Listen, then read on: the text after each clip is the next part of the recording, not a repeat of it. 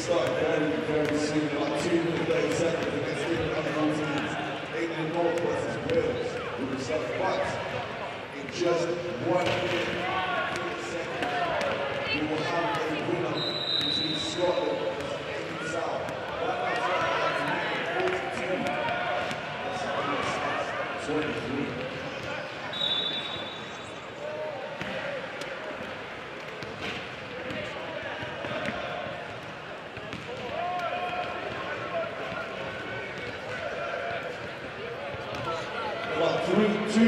45 seconds. The senior game is going to get going. Again, it's going to be England versus Northern Ireland.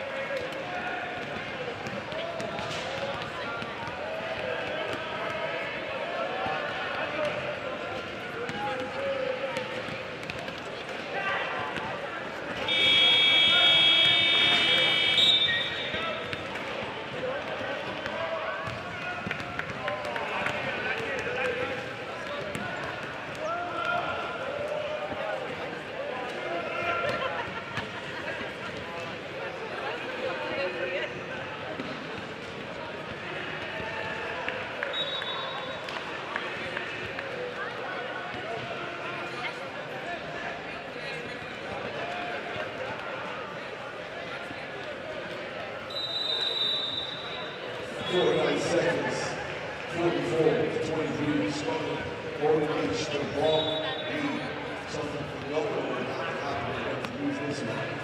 But the under 14s game is going to get going in about 40 seconds. That's going to be England North going up against the Wales. Also, on the senior side, we're going to have England going up against Northern Ireland. Get going in just 1 minute.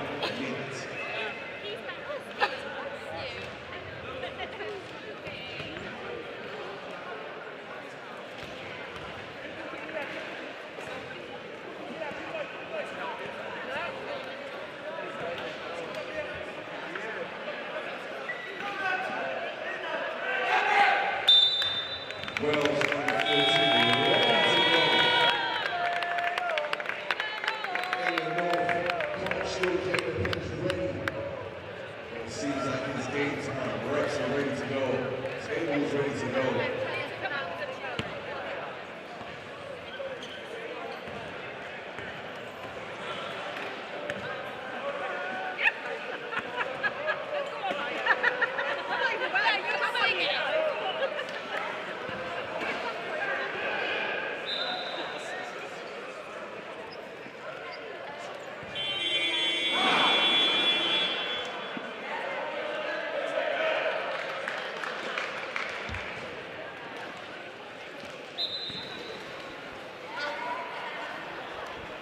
Okay, welcome to day 2 of the senior competition at the Home Nations 2026.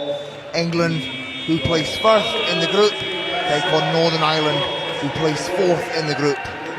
And the winner of this game advances to the final later today. It was England with a dominant win over Northern Ireland yesterday. And on paper it's expected to be very much the same, although Northern Ireland will give it their all. England in the red, Northern Ireland in the green and blue.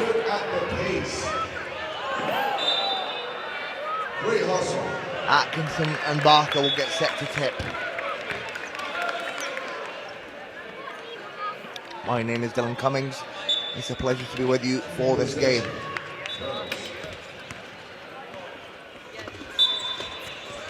And Hardman with the ball. And ball is loose. He scrambled for it. And Poulton hustles for it, finding Branthwaite. Branthwaite's shot is off the mark. And here's Long. Rebounded by Atkinson. I expect the likes of Hardman, Barker and Long to drive the majority of the offense as a behind the back pass from Cade to Lewis. Atkinson picks it up and it's good. First score of the game falls to Northern Ireland.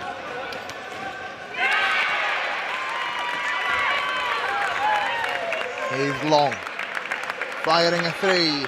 Bang! And that is big time from Long. England off to a hot start.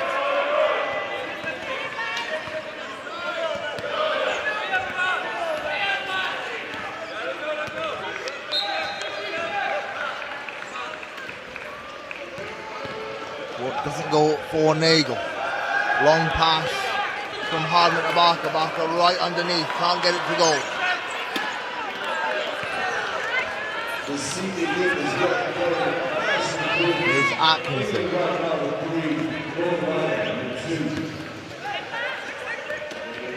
Finding Lewis at the top. And it's too strong.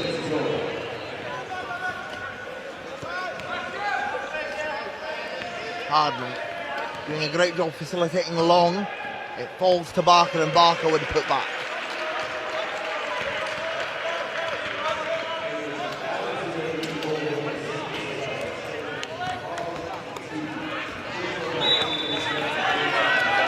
And a backcourt violation. It will be England ball. Bolton or England in the front court.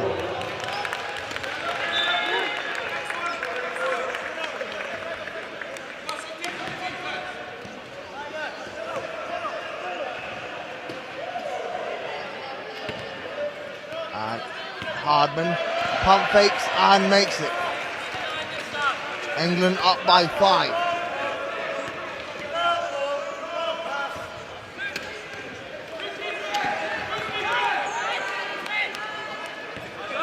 Nagel.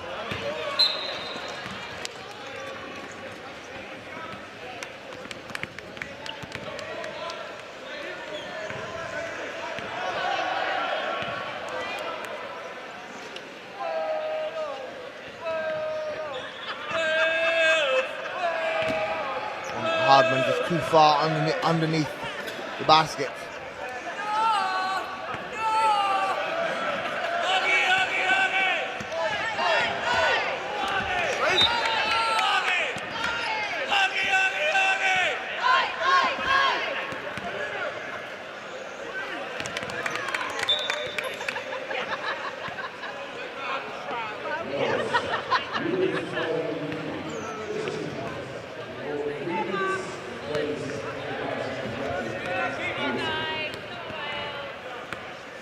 Barker swings over to Long. Holkin at the top. Barker once again. Let's start shortly over on the under 18 side. It's going to be the England Central going up against It will be Northern Ireland possession. It is a 3-point game. Just under 7 minutes to go in the first.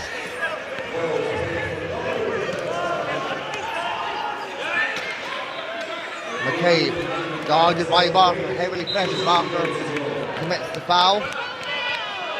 It will be the first team foul on England, first personal on Barker. trying to add to their lead right now. What a great pass. Great shot, too, just couldn't find the bottom of the net.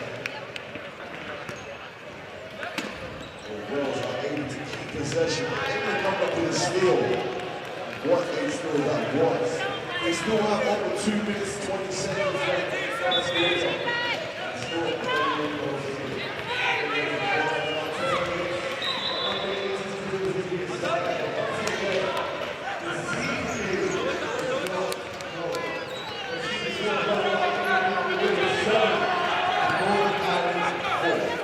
And Long speeds his way through. Clear lane. And one for Long. That was going to go against McCabe. Heading to the free throw line with the chance to make it a 3-point play. That's going to be Northern Ireland's first team foul. Long at the line. Played his basketball in Cologne this season. He's signed for Valladolid next season. And he makes the bonus bucket. England making light work of Northern Ireland right now.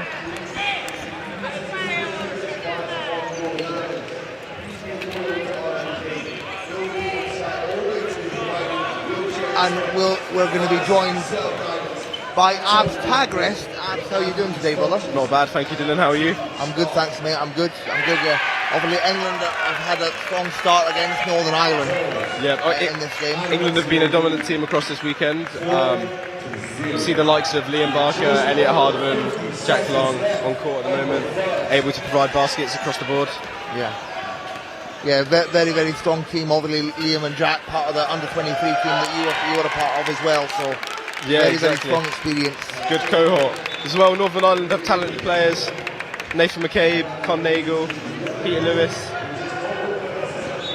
And, as Jack Long just says, patience, as England just look to regroup. They lead by 6, 5.5 to go in the first. And, great talent on display on both sides, as you say, Abs. You know, the strong pathway across all the nations. So. I mean, it's great to see. We have such a great event here, where, especially at the senior level, you have the 4 nations all showing such talent, and it's great to see. And as we have a quick time out, you're a young guy yourself. I believe you're only 22. Indeed. I'm glad I got that right, mate. Obviously, you're a young guy that's gone abroad. You're moving your way up the ranks. So, what mindset do you have as a guy that's doing that? I mean, for me, I'm looking at the guys ahead of me, and I'm just trying to learn as much as possible. I'm trying to, pick up as much as I can to keep on improving my game and get to the point where I want to be. But also like events like this, so I'm helping coach the under-14s England South, which has been a great experience. Great bunch of kids. Nice. Shout out to England under-14s South. But this is a great event, man. Great event. Yeah, it's great that they've expanded the senior category to the. They basically added the home nations onto the junior champs. So that's great to see. It gives a lot of these young kids something to look up to. Exactly. It allows teams like Northern Ireland and Scotland to have a senior program outside of GB, which is huge. Outside the 3x3 as well. Exactly. As Atkinson has the ball for Northern Ireland, he swings to Lewis, and he's immediately pressured by Barker. Solid England defence. Great touch of the ball there by Emily Brampthwaite. Yeah. So it will be England possession as we are halfway through the first. Jack Long likes a 3-pointer. Maybe he'll eye this one up. Not sure. Yeah, he did, at the beginning of the game, as he goes for it again. Nothing but net. Usually it's a commentator's curse, but he actually hit it. And here's Nagel. He's the driving force behind this Northern Ireland team. Nagel goes to the basket. That's what he does. That's what he does, Winston. Yeah. He's so good at just weaving in and out of players. He's showed it at Getafe this season. Just got such pace. And Long once again. This time it goes off the back iron. A bit of a heat check, that one.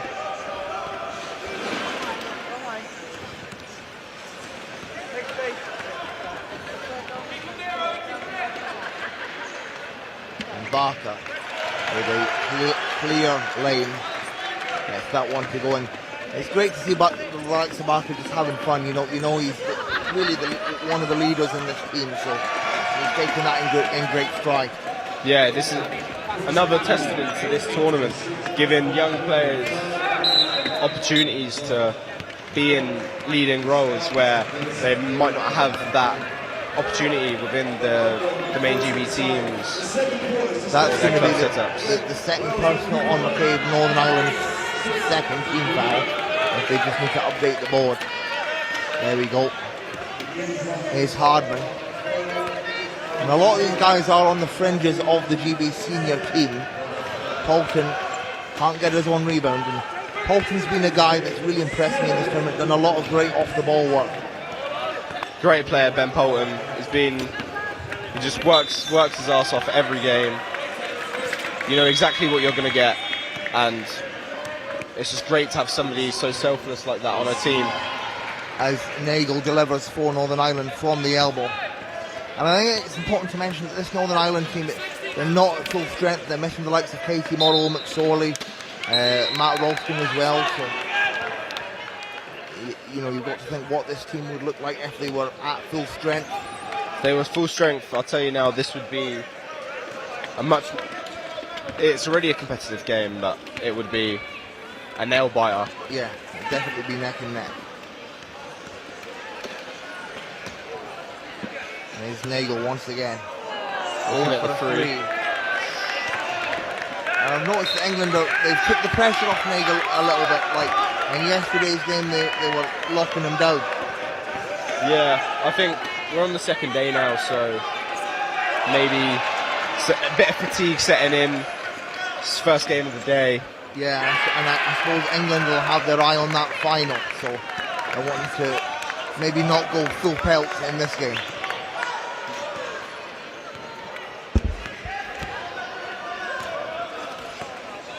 As Lewis, that one's too strong.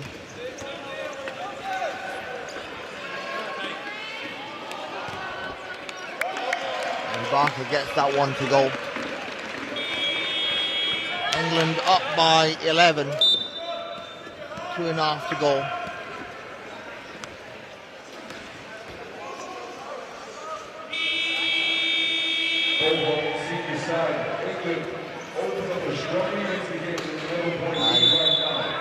And Nagel and Barker collide in a scramble for the ball. Over on the under 14 side, you can see that Wales are struggling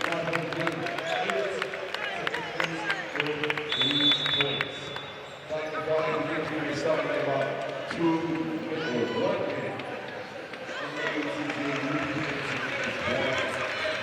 And subs coming in for England, Mike Wilson and George Gray.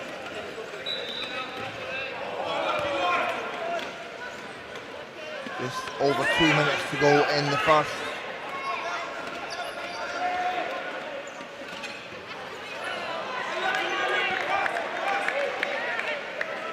As Long knocks it off the glass.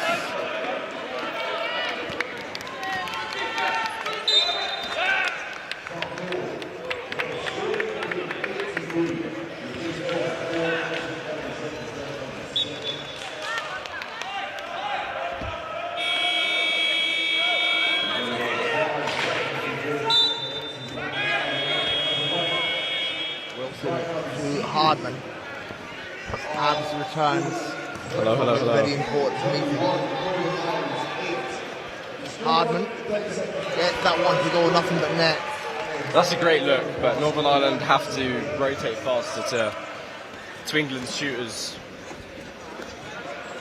Again, England are just firmly in control, and they've gathered a established lead. And they just look to continue that dominance. I expect to see a lot of rotation later in the game. We're now bringing on the likes of Matty Wilson and George Gray. Matty Wilson, a great shooter. George Gray, just a powerful inside presence and defensive player. And George Gray, I mentioned it yesterday, he's definitely a player that's up his physicality this past season. Yeah, he prides himself on just pushing hard and playing physical.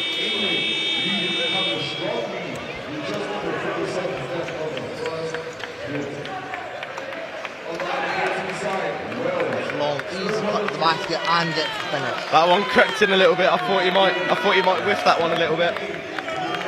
Now, Abs, you know Jack Long very well. You've been a teammate of him for many years. I have. Talk to me about the mindset of Jack Long.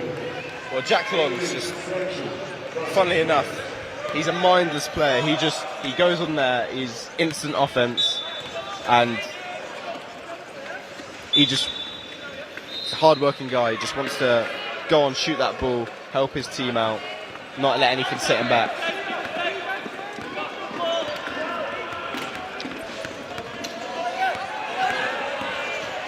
Hardman swings to Long.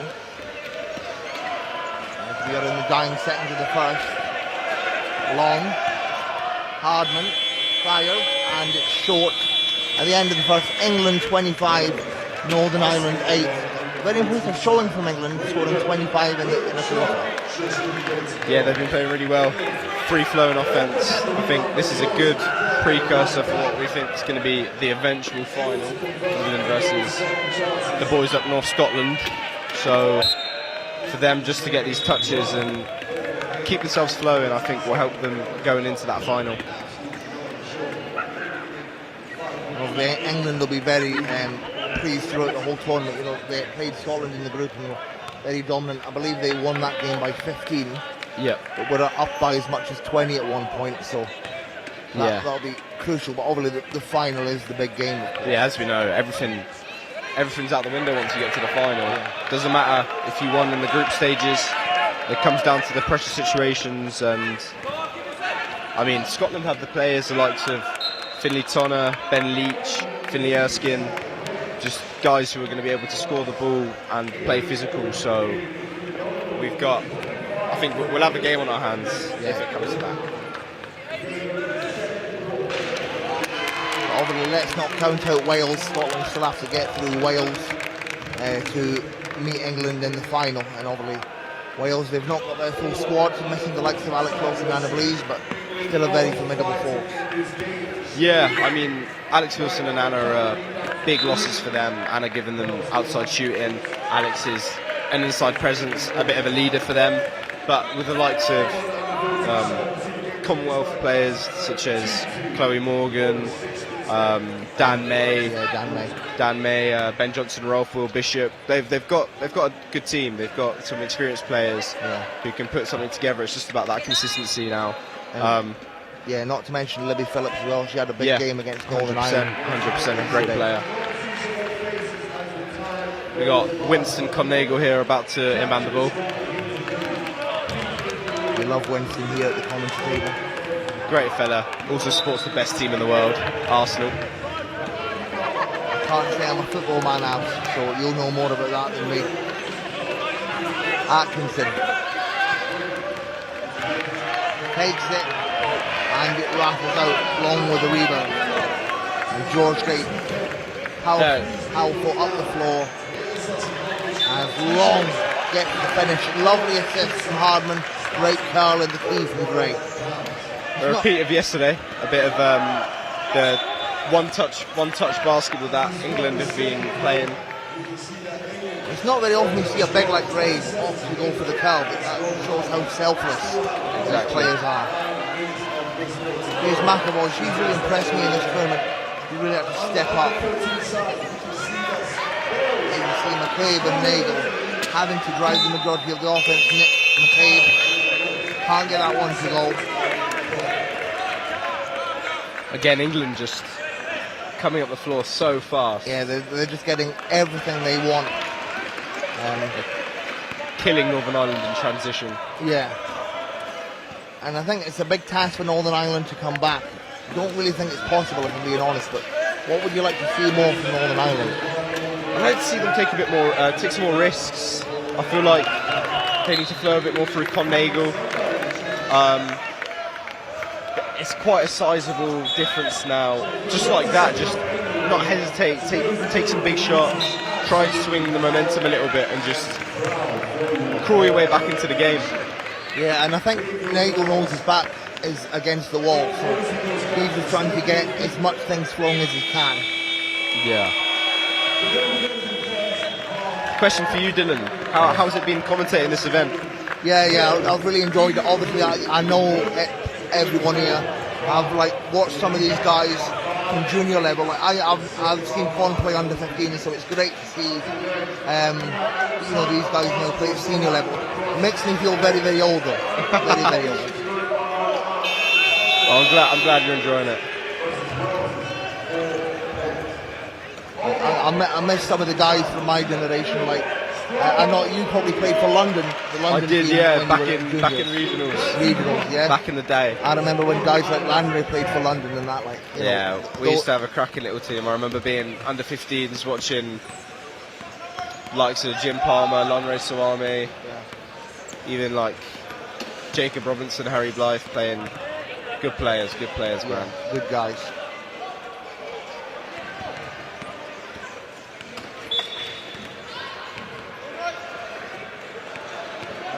you played with Ben at regionals, yeah? I did. Me and Ben were in the same under-15s team. Unfortunately, if I look around, I don't see any other Londoners in the England team, but Ben's representing, so we'll take it. As Long gets it to go.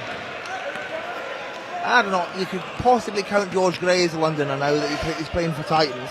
Yeah, he's honorary. Honorary, yeah. Too far down south. Right. McCabe.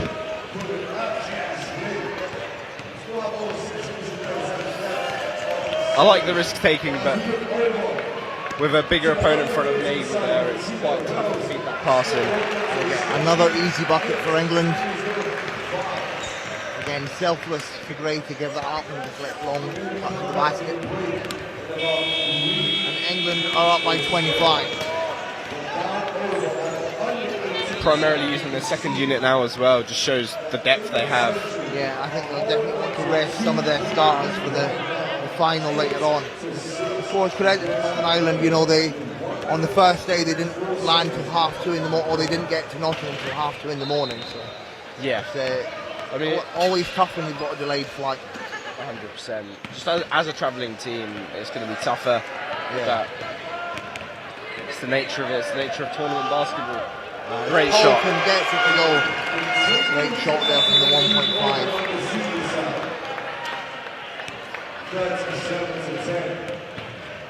I can see Helen Freeman watching on over there. It's great to see Helen involved in coaching the England South under-18s in this tournament. Yeah. Helen, in my opinion, one of the absolute greats in this sport, so it's great to see her involved. One of the top players in the game, one of the top women players in the game. I mean, love Helen. I train with her quite often. She's a great person, and it's great for the under-18s to have somebody like that on their bench, yeah. Somebody like that to learn from. So, it's great.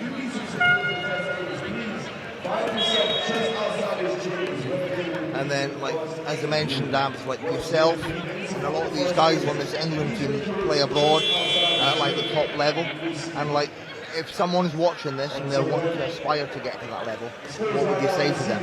I'd say it's just consistent hard work, and ask questions. Everything you do has to be with a purpose. Don't just. It's all well and good going to the court and just shooting 500 shots, but shoot with a purpose. Put a dribble into a shot. Add some conditioning. Everything has to be game style, and I think that's just how you will improve yourself. And have fun, man. You're never going to get where you want to be if you're not able to enjoy the sport, and gain from it. Yeah. I think that was what Phil was saying yesterday. Like, a lot of people put so much pressure on themselves, understandably so. But if you're not enjoying the game, then you're not really going to achieve your goals. Exactly. When it comes to it, this is a sport. At the end of the day, we can all get very high in this sport, and it can take us very far, fortunately. But if you're not having fun, what is the point? Yeah, that's great. He just towers over everyone, can't get that one to go. And Naga comes away with it. It'll be interesting to see if Northern Ireland can get anything in transition here. We're halfway through the second quarter.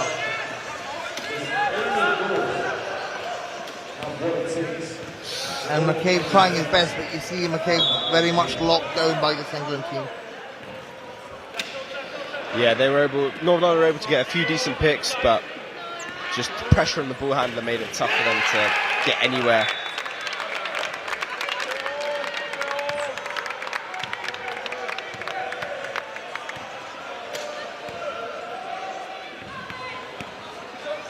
I feel as though Northern Ireland need to move the ball a little bit more, maybe get it into their more consistent threats at the moment. Long fires, and it will not go. Possibly another heat check.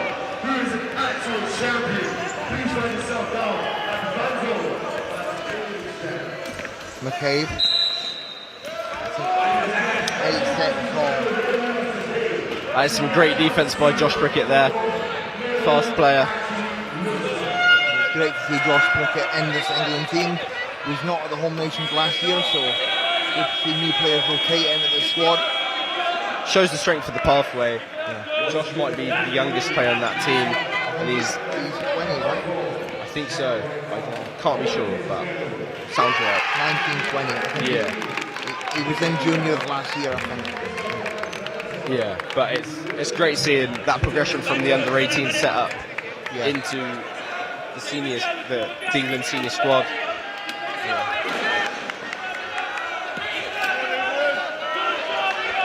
Long. Swings to Matty Wilson. Great Back pass inside back to inside. Long, lovely. That is an unbelievable pass. He's definitely been learning from Kev. 100%. 100%.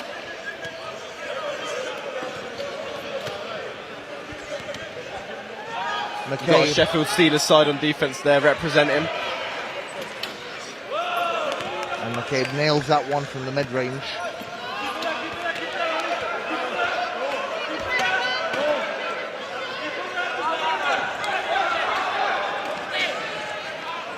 Long. That one will not go. Jack Long seems to have lost his stride a little bit. We good to see how he gains his back and pushes the lead further for England.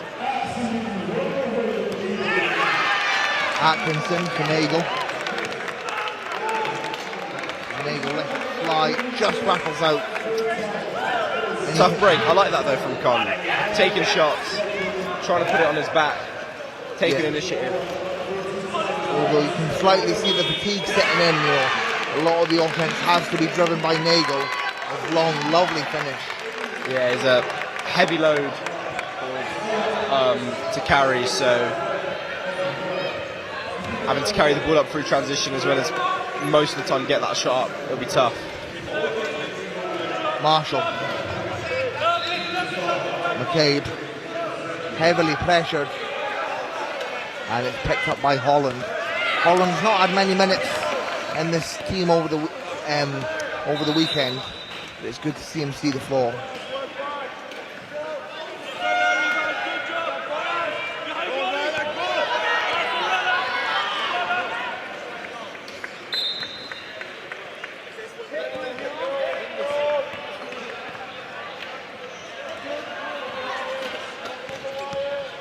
Long. Wilson fires and hits. Just unconscious from Matty Wilson. It's what he does. Matty Wilson is a great shooter. Just able to relieve some pressure from Long there, driving into a stream of defenders.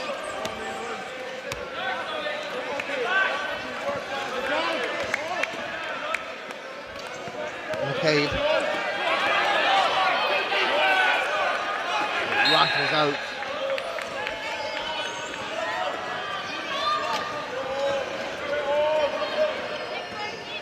Holland, clear lane. Gray collects and the putback. Fortunately, this game's far, far away from Northern Ireland at this point. But again, they can use this in their game to prepare for Wales, get some shots up. Yeah. Shots under tougher pressure situations, and I think Wales will provide for them. So, still some preparation in this game. Yeah, definitely. I have to wonder, like, do they start resting the likes of McCabe and Nagel to save them for the Wales game? Yeah, I think the Northern Irish coach will probably be looking at that. Just they'll have their priorities, and I think this is out of reach. So that was a great transition there from England. And it's not been announced yet, but this is one of George Gray's last appearances in the UK before he heads abroad, so he's worked really hard for that contract. Not going to say where he's going out of respect, but he's worked really hard this season, and I'm really pleased for him. Yeah, George is a hard worker, so it's good to see his hard work coming to fruition, and see him in the European League soon.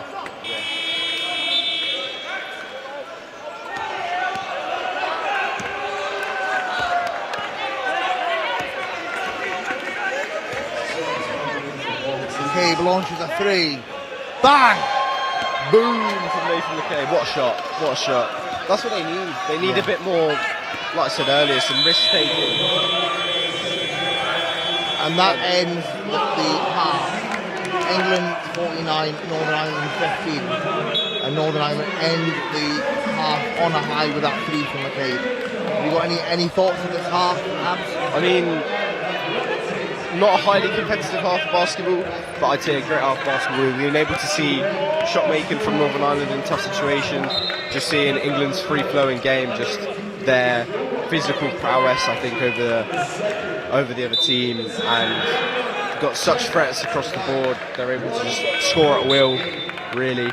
But we'll see. I think we'll see both teams rotate a little bit more.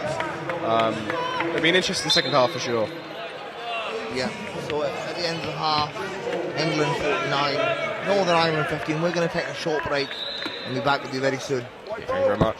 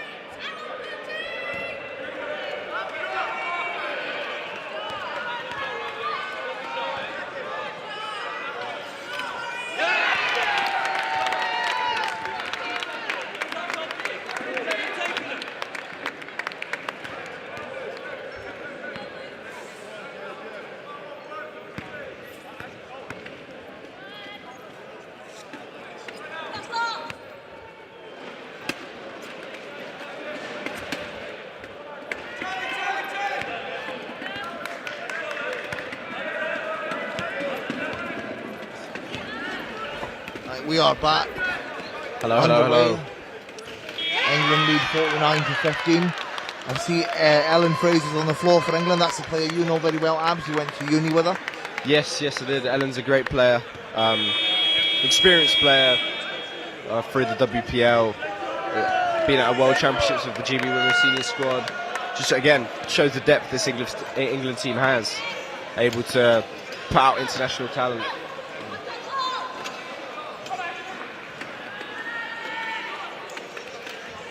Still headlined by Elliot Hardeman and Jack Long. Yeah, Elliot Hardeman, he's shown hell of a commitment this season, travelling from Bristol to Manchester to go training and play games and stuff. So Yeah, I mean, he's one of those guys trying to break into that GB Senior Squad. So he knows what he needs to do. Be around good coaches like Dan Johnson and just work hard. So when you're trying to get to that level, you have to put in the commitment.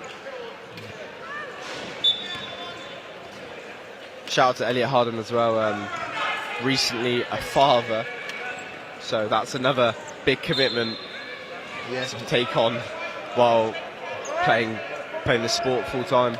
congratulations to Elliot on that, and of course Amber as well, of course. Of course. Can't forget Amber.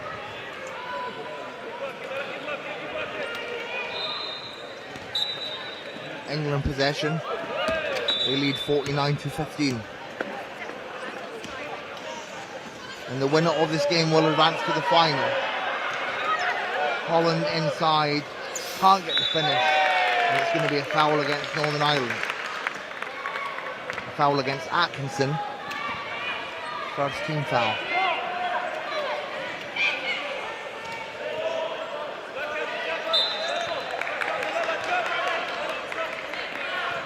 And I just want to point out that it's great to see how open this venue is. You know, you've got the 18s on the other court, the 14s. Everyone can see everyone play, so I think that's a great atmosphere. Oh, it's great. It reminds me, you'll remember them in like the old days with regionals back in Worcester, and you'd have everything open. You can see everybody playing. It just feels like such a tight-knit event. BWB have done a great job with Home Nations this year. Yeah, shout out to British Wheelchair Basketball. And here come England. They look to build on their lead. Long once again. Calm and composed. I'll be honest with you, Abs, I'd like to see Long get some rest as this game goes on. They need to rest for like Long to the final. I'm inclined to agree with you. Up 36, I don't really see much point in running the likes of Jack Long and Elliot Harden any longer, especially when they can be given talented players like Alana Brand some more minutes. Yeah, definitely. Alana's really stepped up in the minutes she's played. She's a great player, Alana. She's one for the future, I think. Yeah, definitely. We'll see her representing GB at some point. Yeah. Here's McAvoy. Speaking of one for the future, that one will not go. And here's Holland. Holland to Hardman.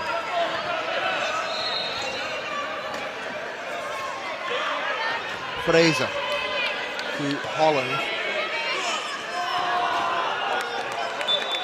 Long. Lots of time and space. Nice screen from Prickett. Prickett, a very fast mobile player for a one. Very fast. He's got good chair skills. You see, he's able to set that single screen, get Jack that uncontested shot, which is exactly what they're looking for. Another fast break. And Long, easy money. On the other hand, with them keeping their guys on, maybe they're looking to keep the touch, keep them warm, Yeah. get them some reps before what could be a tough knockout stage.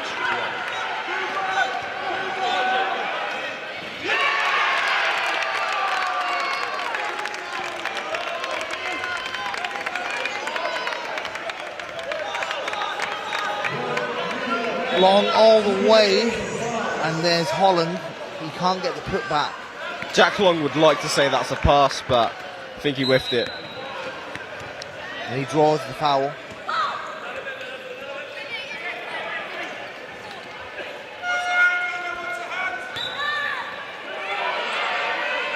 And you played with Jack at Cologne this season, I did. and you've seen his move to Vitalid. What do you make of that move? I think it's a good move for him. I think it's probably undisputed that the Spanish league is probably the premier league in the world. Yeah. So I think it's a step in the right direction, and it's massive for him to be around guys like Simon Brown to help him again push for that GB squad. And of course, shout out to Charlie Mack as well. Would have liked to seen him here in Notts, but I guess it's just one of those things. He's another great player. That Vitalid team will be a good watch. It will be good to see how they come together. And Long confident from the line, and here in comes Barker. So England still running the likes of strong plays, the likes of Barker and Hardman. Yeah, I feel as though this is what's going to happen for the rest of the game. They're going to rotate through their main guys, keep them warm most likely, but not have them run too much at the same time. Yeah, England have definitely slowed down the pace.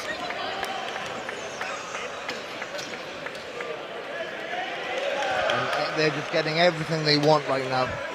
Yeah, Northern Ireland are unable to really match them physically, so they're just England's getting layups here, so it's a tough one. We've got man down. Yeah, 3 steps to play. So you guys are the show. Let's make this look as good as possible. This is the Home Nation Cup that we're talking about. We're coming over to you guys soon as well to get yours done. Come on.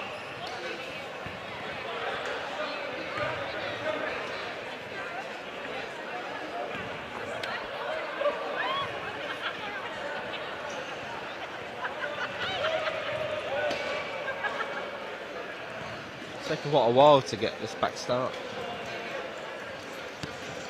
We're off. It's good pressure there from Josh Brickett just to cause a turnover. You'd like to see a better pass there from the inbounder. Yeah, I think Northern Ireland just they've had a tough time of it. Yeah, maybe not quite on the ball. Yeah. Again, early game. Maybe slightly low confidence after their tough day yesterday. And obviously lacking a lot of their big hitters will do that to you. England setting up in a great high line here.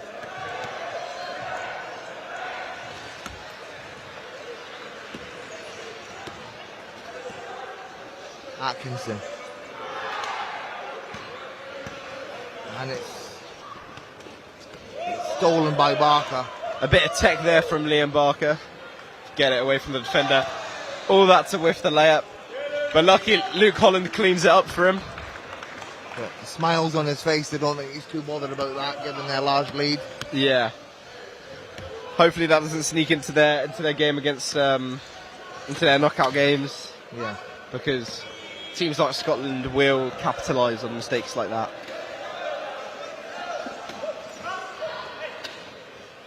Nagel. And the foul's going to go against Hardman.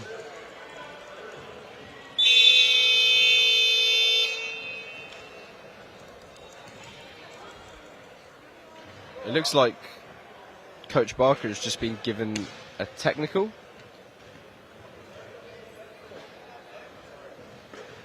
Someone has been teed up here. And I think this is the part where it's a shame we don't have live stats where we can check back. Exactly. I have no idea who's been teed up. I have no idea why that player has been teed up or coach has been teed up. I think a very passionate coaching side from England. You know, you've got the likes Yeah. of Grant Barker, who's been an established coach in the UK for many years, and then the big man Aaron Hurst, someone I had the pleasure of playing against at juniors, Yeah. and he's now playing over pro in Germany. And great to see him give back to the younger generation. I mean, that's Aaron Hurst for you. He's a very passionate guy for the sport. So he's a great guy for these England players to have around. He's a lovely, lovely guy.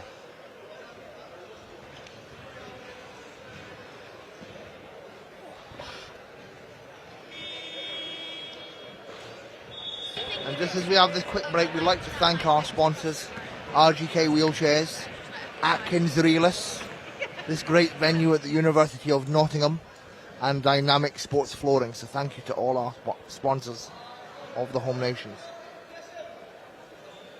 It might have been a table issue, but it looks like they're having a chat with the bench of England. The referees, Simon from Newcastle and Meg.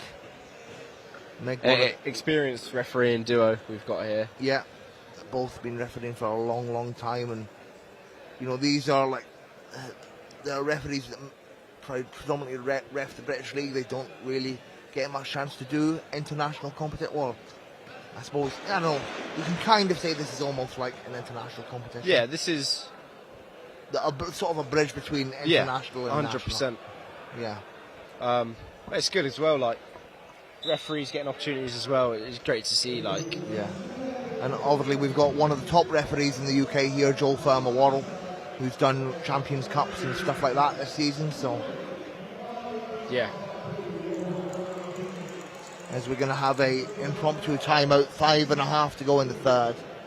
Northern Ireland yet to score in this quarter. It's a little bit of a shame, but they've had a tough time of it all tournament. It's been a tough few days for them. A specifically very tough 5 minutes. You would have liked to see a bit more rotation from England, but on the other hand, I like how they're not taking their foot off the gas. They are keeping headstrong, keeping motivated, and keeping their eyes on their goal, which will ultimately be to win the Home Nations Cup.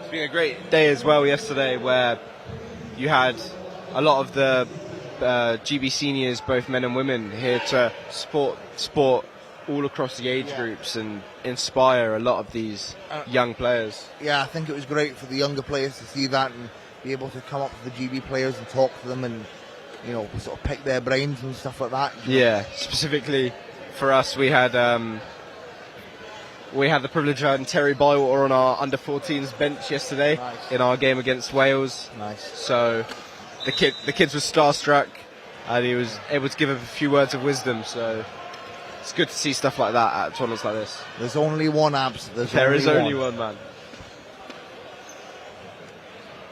And we are about to get back underway. It's going to be Northern Ireland ball. So I don't actually know what the call was. It doesn't seem as though it was a technical, as no technical free throws being taken. Yeah, I think they may have changed their minds. Yeah.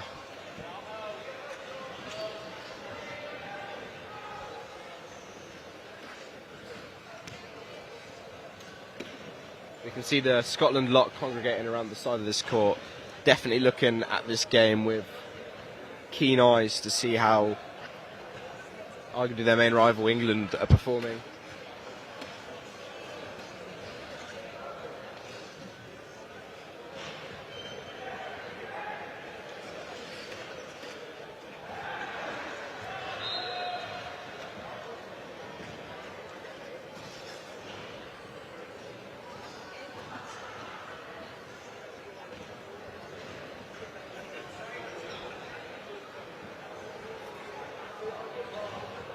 We have another delay in play, but only abs. The Worlds is coming up later this year. Like, what are your thoughts on the Worlds? I think it's going to be a good tournament. Always is. I think GB are taking a really strong squad. Obviously, I'm disappointed not to have made the team, but gave my all, and I think the best team was taken. So I think I think the GB boys have got a really strong chance, as well as the women. I think the women have got a strong team going there, and I think the whole country would like to see 2 GB golds. I think it's highly possible, so we'll be great to see how they perform out in Canada. What are your thoughts outside of GB? Outside of GB, in regards to like European leagues or No, for the world. for the world. Sorry, I think the US, Steve Siriolus, but they're always going to be there. Salazar's had a great season. Salazar had a great season. I think you've still got the likes of Trayvon, Jake Williams. I think they've got some players who haven't been in the European rotation much, like Fabian Romo, who can come in and make big impacts. Yeah, Romo's a great shooter. I think a lot of people, they need to rate him more. Yeah, I think he's an underrated player also. But then you've also got the Australians with their, I don't know, erratic style of basketball, shooting about 50,000 threes a game. I think they can be a good team to play. The Germans, the Spanish. It's going to be a good tournament. Yeah, I'll talk to you more about that when we have another break, but right now let's get back to the game. Great shot by number. Yeah, Duffy gets that one to go. The young 2.5 for Northern Ireland. Their first score of the quarter. And here come England. They'll be happy with that. That was a tough shot under high pressure, buzzer going. And lovely finish there from Holland. Good to see the England bench with a bit of shuffling now. The likes of George Gray, Alana Brand and Becca Pearson coming on. Yeah. Bit of rotation. It'll be good to see those guys get some big minutes for the rest of this game. Yeah, definitely.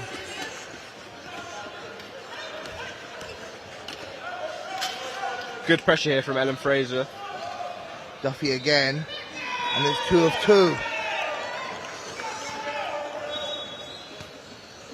I love that from him. Just no hesitation, pulling it up. Hardman looks to respond. Bang!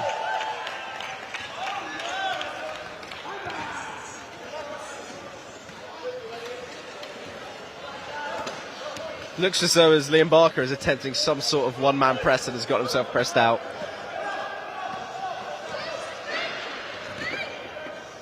And he stacked it.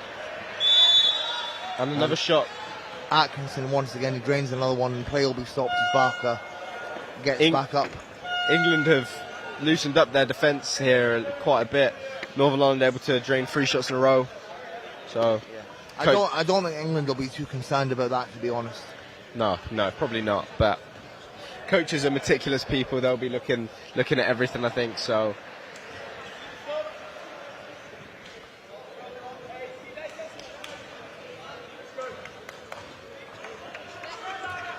George Gray looking like Rajon Rondo with his double arm sleeves.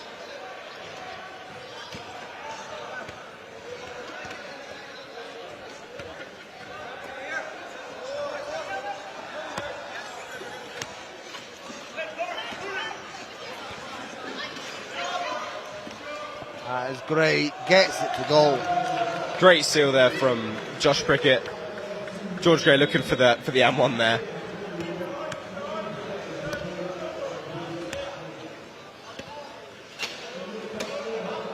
Are we going to be seeing you commentate at the World Championships, Dylan?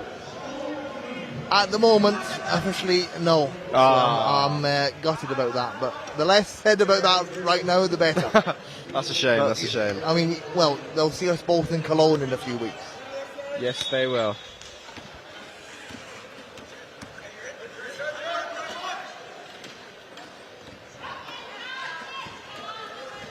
You think maybe Liam Barker would look to shoot that instead, but looking to get their other players some touches. Marshall. And it's intercepted. And Duffy doing his best to chase Barker down, commits the foul.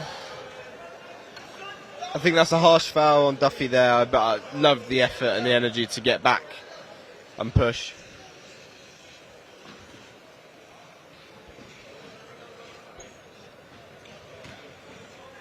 Is that not shooting? Oh, okay, well. Yeah, well, He didn't signal for shooting, but I think it will be a shooting foul. I think one referee is prepared to. Yeah, one referee thought it was 2 shots. The other does not. Let's just we'll see what the call is when they talk it over. 2 shots. Yeah, 2 shots to come. There we go. I think that's what we were expecting. Shout out to Mig, one of the most senior referees there is in the country. I mean, a common face throughout all of our playing careers throughout the UK. Oh, definitely.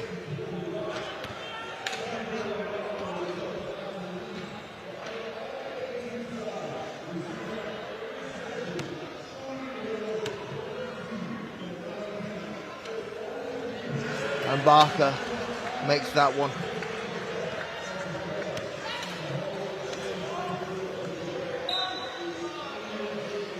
Seems as though Liam Barker has attempted another press, but Josh Prickett has managed to get him back to defence safe and sound. Here's McAvoy. Well, that was a bit close to being a backcourt violation there. Atkinson can't get that one to fall. Atkinson has had a tough shooting day today. And Gray, he can't convert. Just maybe just not quite got his head in the game.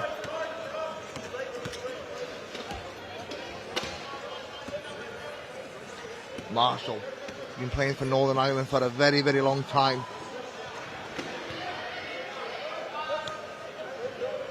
Swings to Duffy. Good to see Brand in the game for England.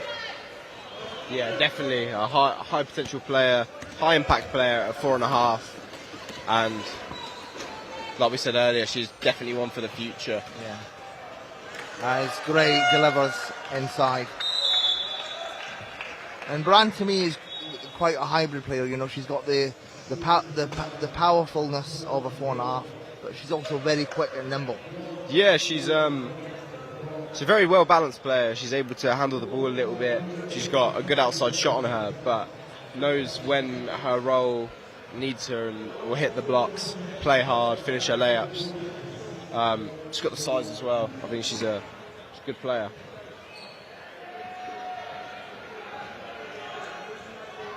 As we see the Scotland boys watching on.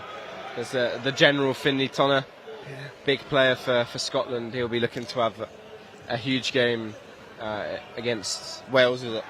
Yeah, Wales, yeah.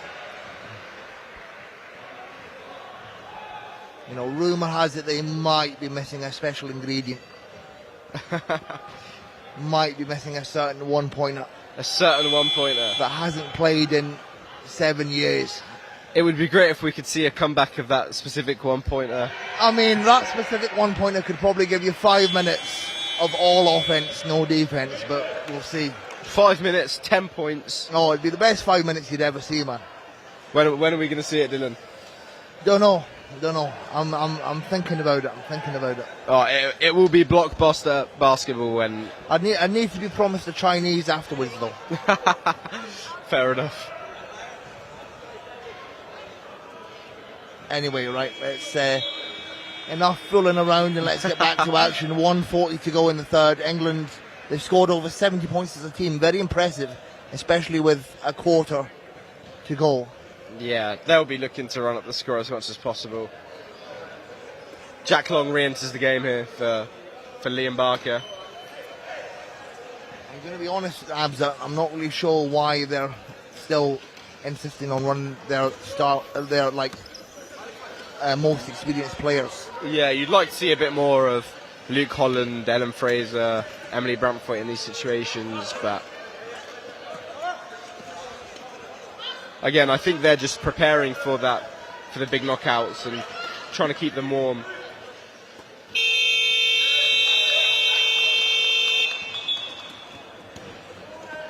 But again, I don't think there would be a drop-off in intensity. Those girls are going to want to come on, push their asses off, and prove that they deserve those minutes. I believe there was a lineup yesterday where I think England ran all of their female players, and they were still very much as intense as ever. Yeah, 100%. Final minute of the third. Be good to see Northern Ireland get another score here to tap off not a bad 5 minutes from them.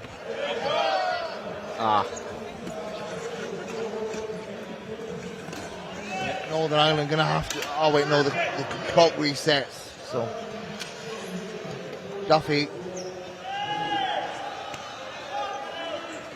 Unlucky there from Duffy. I like, again, the lack of hesitation. Lovely, smooth finish from Long. Great pass up the floor from Spinny layup there from Jack Long. Maybe too spinny, too flashy. Like to see him just put it off the backboard and call it in.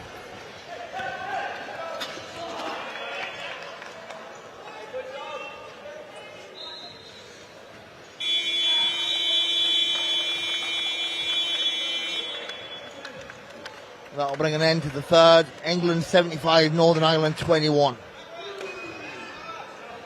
That was an improvement from Northern Ireland, you'd say, in that last 5 minutes. They're able to rack up 3 or 4 baskets.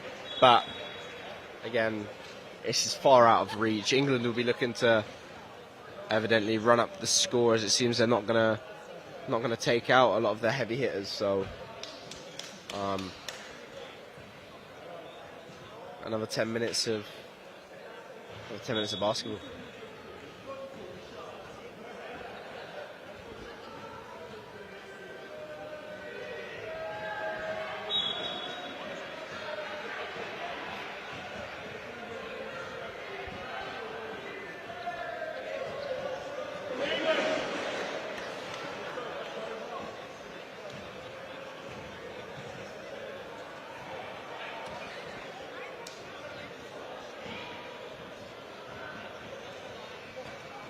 Northern Ireland are resting Con Nagel and Peter Lewis and Nathan McCabe.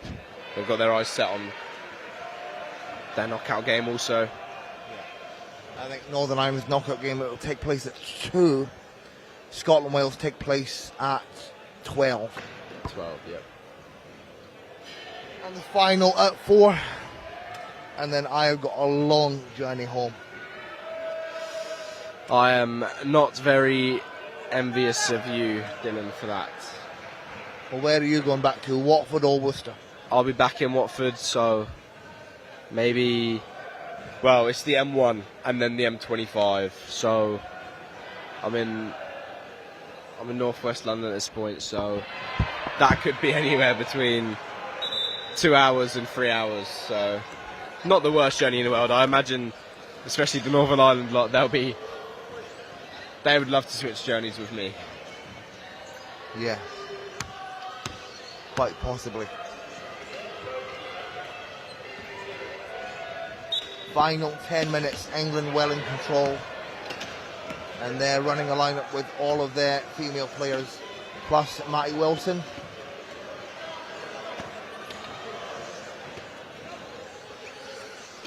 This is something I would have liked to see maybe a little bit earlier from England. Definitely.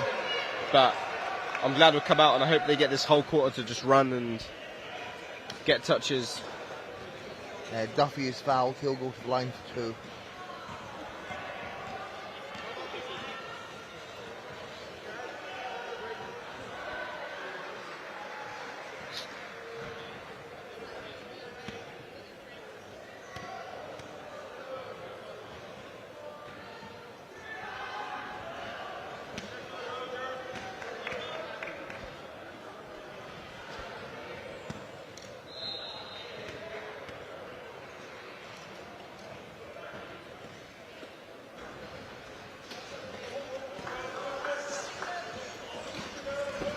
And here's Brand. I expect her to drive the majority of the offense in this lineup. And Brand finds Branthwaite. That's a Branthwaite at great the top. find. Great composure from Branthwaite there, just to not rush the shot.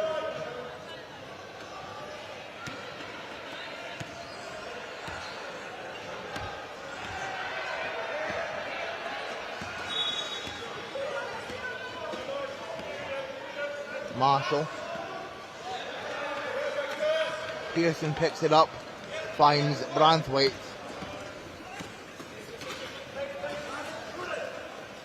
Branthwaite finding Brand, and Brand cuts to the basket. That is a great finish. pass there from Branthwaite, and Brand cool and composed, finishing that every time.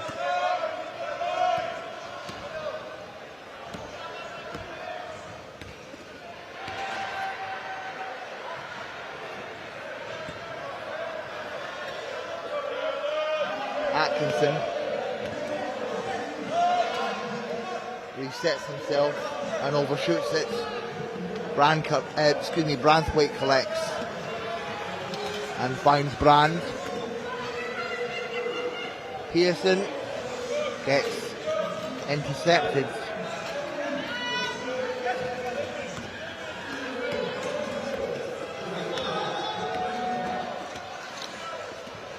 Marshall.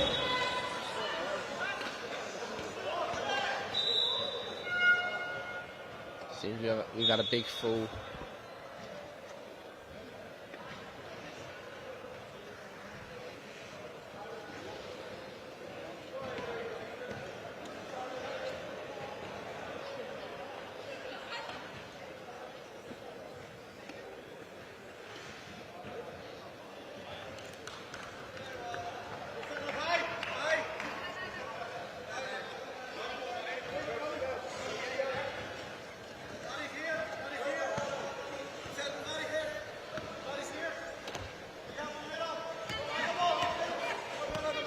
Wilson to Brand.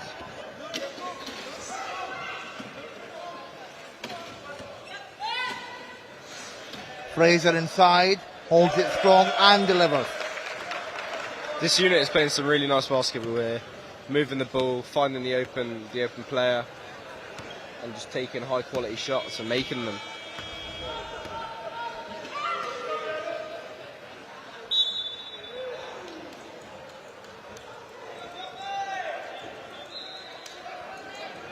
And the foul's going to go against Atkinson.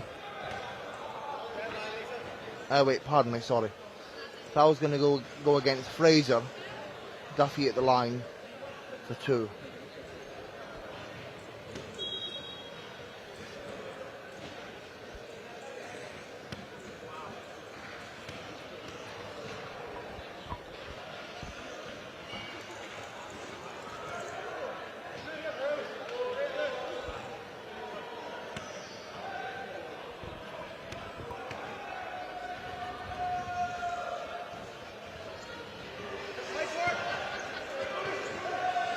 Gets his own rebound there.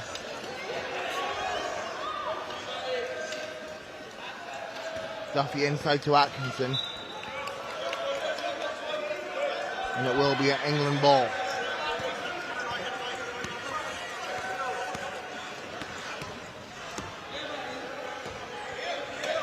Wilson from range. Back iron. Wilson does have that range. It's unfortunate there not to drain that. Duffy holds it strong, nothing but net.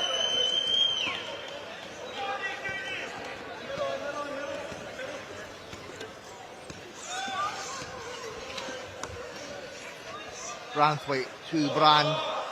Brand, easy work inside. Another good pass there, another good take, simple finish. This England unit is playing well and giving Coach Barker a reason to play them in the knockouts.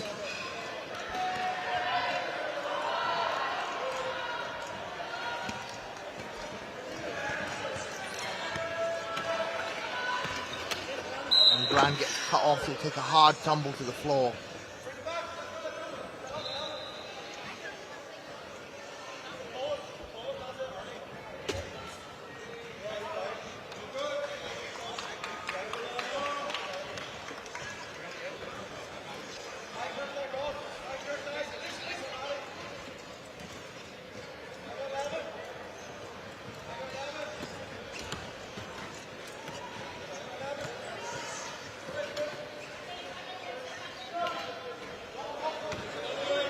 Good look there for Fraser. And Duffy tries to drive and gets cut off by Fraser. It's going to be an offensive foul on Duffy. England ball.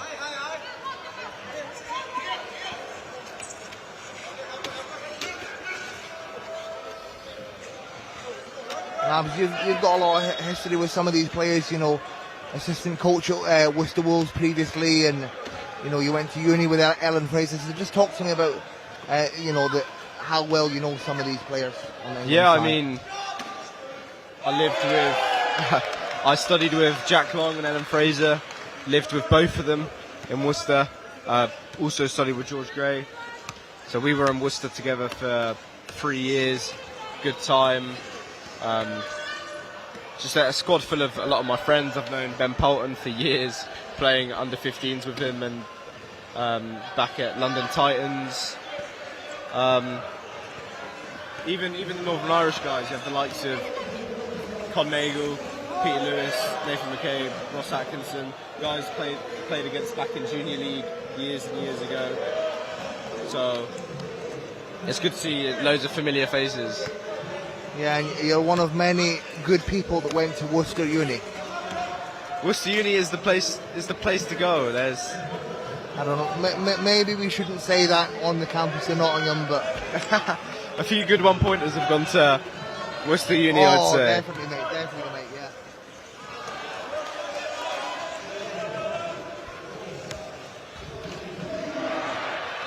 Four and a half to go in this game. England 85, Northern Ireland 23.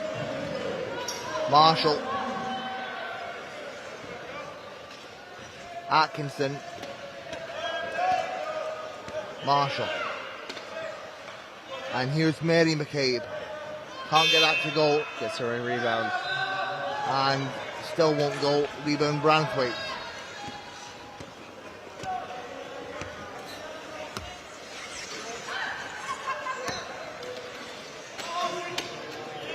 Brand holds it strong, gets an easy finish. Great to see Brand growing confidence over the years. Yeah, she's come to this game really nicely. Finished all of her shots, been good defensively. Again, a great seal there from Matty Wilson also, getting her that look.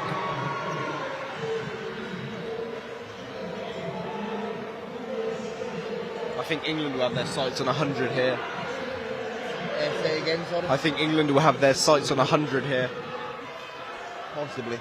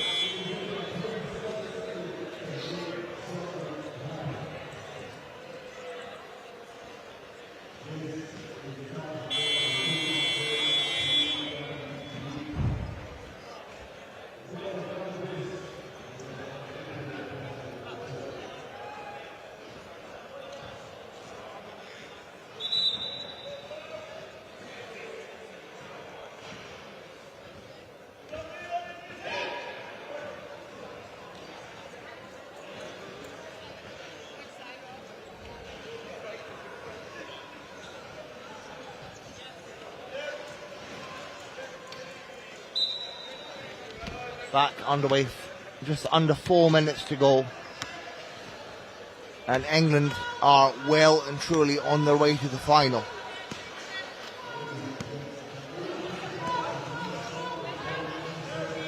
Yeah, this is going to fill them with even more confidence. So we'll see where they carry on from here.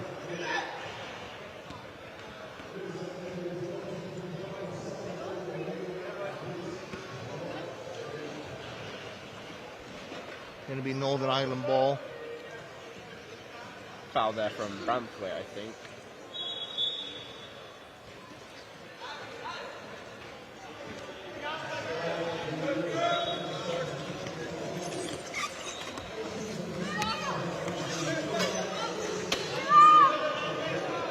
Fraser Lovely strong finish from Fraser. Good finish there.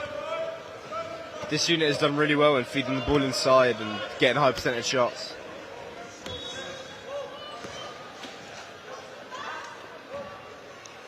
Atkinson gets the reply. He's had a tough game today, scoring wise, but it's good to see him drain one.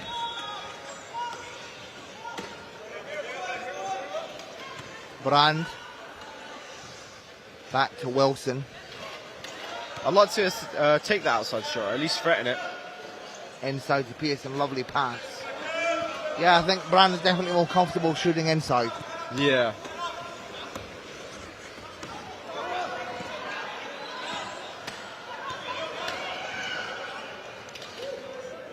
Mary McCabe. That's short. Lucky there, in with the Giants.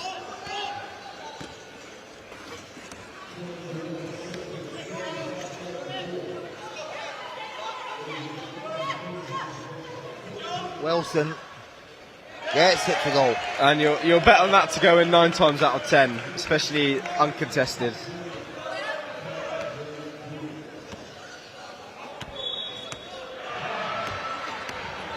Final 2 minutes.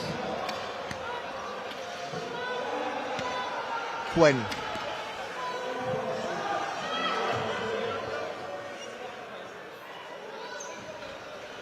Short for Duffy. And here's Wilson.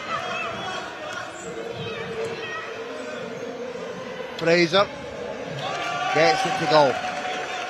Utilising the transition well. Another good pass inside. Simple basketball.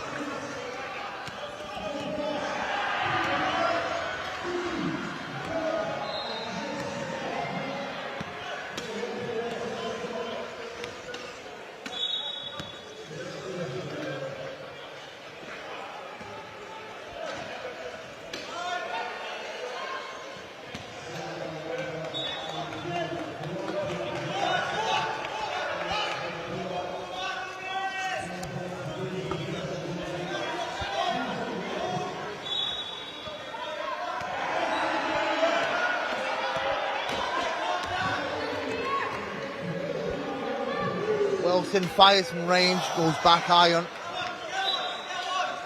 And we are in the final minute of this game. Abs, can you give us any closing thoughts? I think it's been a routine win for England here. Northern Ireland have never really got into the game, and then they've rested their main cohort. Been good to see this unit run out for this whole quarter for England, able to get some guys a few minutes. But they'll have their eyes set on making that final and winning this Home Nations Cup. Obviously, we've got Scotland coming up next, and they'll be the ones to try stop them. But it's been a fun watch. Yeah, Brand with a clear lane. I don't think they're going to quite hit 100 here, but they'll be happy with 95.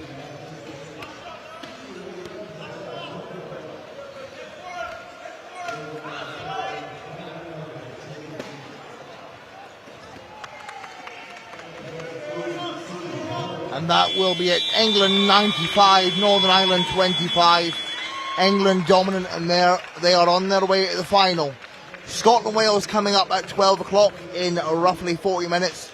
That will be brought to you by Joe Beswick and James Hazel. I'll be back with you at 2 o'clock, possibly by someone else. I will have to go and figure that out. But Abs, thank you very much for joining me. Thanks for having me, Dylan. A very enjoyable experience. Yeah, it's been great to work with you, and I'll probably work with you again in Cologne. So hopefully. We'll see you soon, mate. See you Cheers. soon. Take care.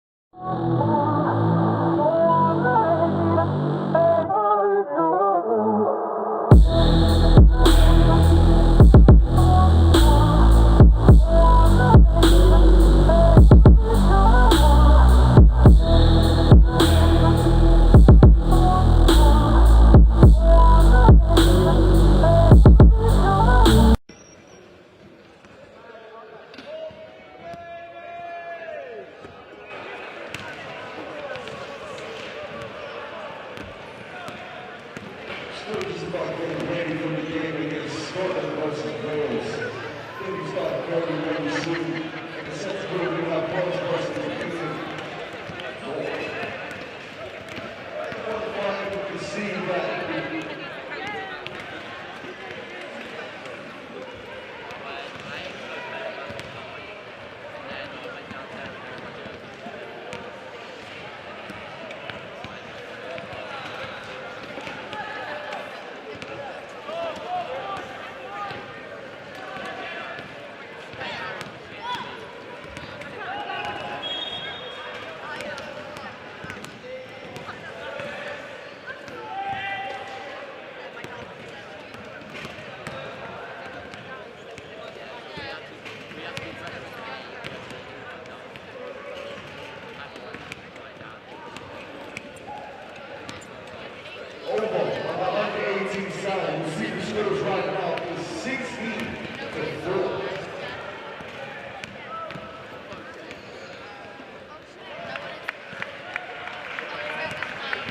Still have 1 over 6 minutes and 50 seconds left in this game.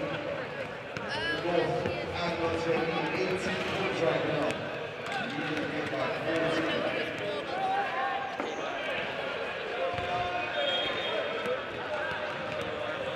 Ladies and gentlemen, I know that there are some new fans in the crowd running in the So, let me give a quick shout out once again. If you're here to support and would like to capture this moment here today, there is a photograph site by the name of Save Soul Photography. Do an absolute phenomenal job. You don't have to be an athlete to get your pictures taken. You can also be a fan, spectator, our part of the team, they want to take individual and team shots that are really good job here today. They have team shots, individual studio shots, printed out just 25,000 this weekend. So make sure you take advantage of the good deal. In addition to that, if you like some memorabilia to remember this weekend, please make your way over to our blue stand at the Basketball Wheelchair Event Desk at the Phantom. T-shirts. These are available in adult size and kid size for just £12. You might need to hurry up. There's not too many kid sizes left. Again, there's not too many kid sizes left.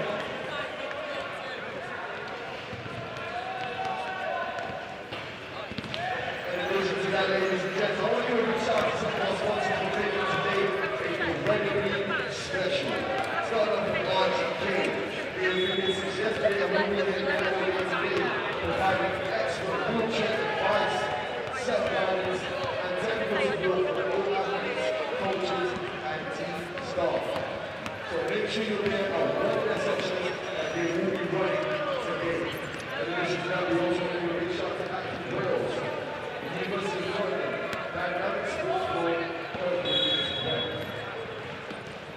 Ladies and gentlemen, if you don't have any band here and you would like to take part in showing off your nation's pride, please make your way down to the reception. There will be some Facebook sessions going on where you'll be able to get the national team's logo on. Again, free of charge, make your way down to the reception if you would like to get some face painting done, ladies and gents. Don't go too far because again, next day on the senior game, the senior game is going to be going on in about 3 minutes. Ladies and gentlemen, I know there's a lot of us here who are absolute fans of British wheelchair basketball. So, when you have the chance, please scan the QR code that you can see on the Twitter banners all around. This will give you the opportunity to be honest and share your view on what the values of British wheelchair basketball should be and what it does stand for. Share your reflection on how important it is to believe in each other as one man, what we can do at the club level. Once again, ladies and gentlemen, this is your chance to be heard. So make it count. In addition to that, I know that some of us are please have a look at our new school resources.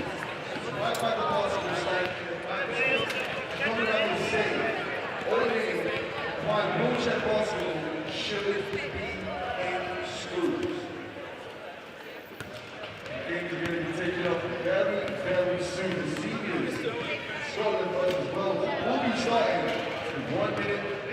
seconds.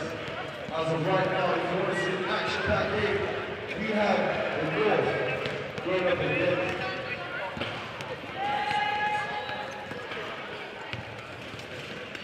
Yeah, we have the North on the 18th side going up against the South.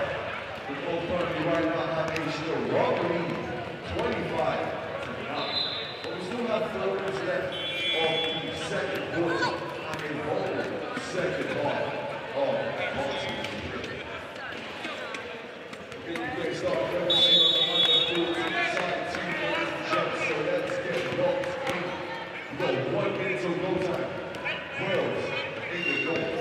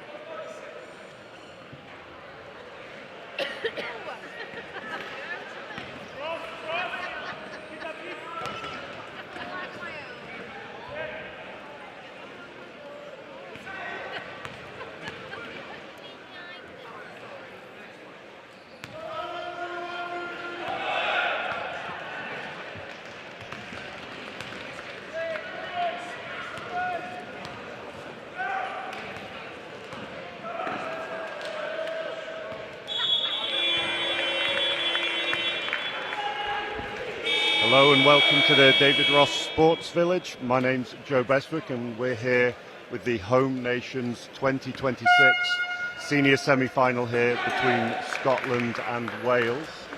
I'm joined by Sean Chigumba, star of Aces Wheelchair Basketball Club, student here at the University of Nottingham. Hello everyone. So this is second versus third here in the semi-final after we just saw a convincing win for the England seniors over Northern Ireland. Starters just coming out on court. Ben Leach looks like he's going to be taking the tip here for Scotland. Man who's played several seasons professionally across Europe now. Sean, what are your initial thoughts with these starting lineups? Who do you think we need to look out for? I think it'll be good. I think like Ben obviously he's played a bit in France, and he's good at getting under the basket, getting under the three, finishing under pressure. So that'll be good to see what he could do today. I think also we got Shane as well. Shane's a three-pointer. He's quite good at getting into his positions, getting to the block, finishing under the basket again. So I think that'll make it look level. We've also got Will Bishop, who's also a three. He's quite mobile, quite good at dribbling, getting everywhere he needs to be. It'll be good to see what happens out there today. Absolutely, a lot of experience here on the floor. Dan May representing Wales, fresh off the back of the Commonwealth Games, along with Livy Phillips and Will Bishop. Scotland win the tip. As expected, it's straight into the power side between Leach and Humphreys. McLaughlin from the middle, shot doesn't drop. That's his favourite shot though. That's one. It's a good look for Daniel McLaughlin.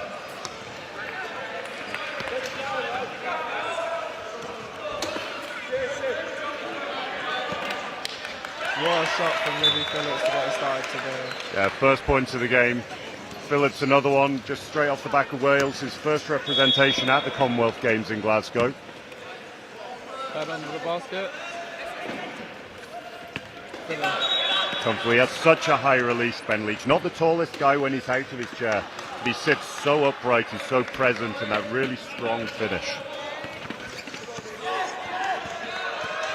Back pick from Wales. They've got McLaughlin out of the game at the moment, looking to get a 5-on-4 advantage. Scotland doing a great job just collapsing the key there, not giving up anything easy. Tough finish for Bishop there, crowded out a little bit. Tonner comes away with the ball.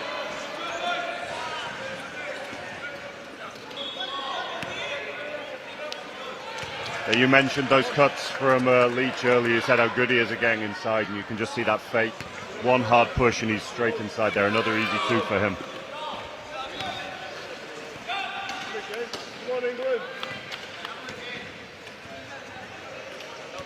We saw a lot of this in Glasgow. Dan May behind the screen working the pick and roll, finishes that really nicely. 4-all. Tight start to the game after 2 minutes.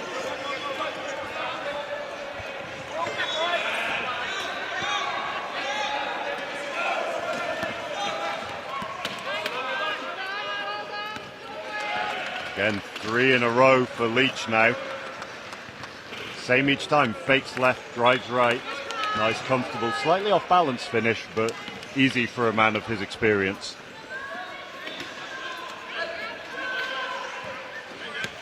We've talked a little about the Scotland team, but Sean, where do you see the threats for this Wales team? I think definitely Dan May's a big one. He's a 1-5. He's good at shooting behind the screen, getting into position again, and just letting it fire. You know? That's what he does. He gets behind the screen. He can also shoot the 3 as well. So we'll get to what he does today.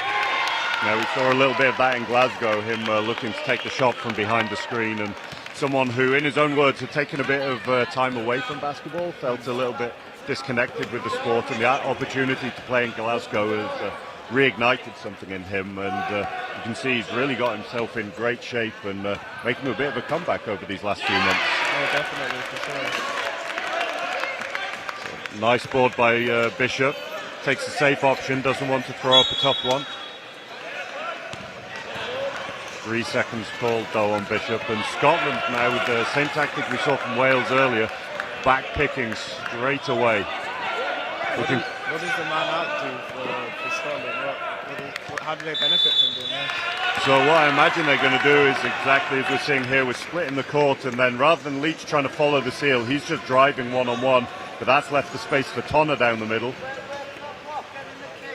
The same position we've seen Leach in a couple of times already, and Wales at the moment is struggling to stop Scotland getting inside.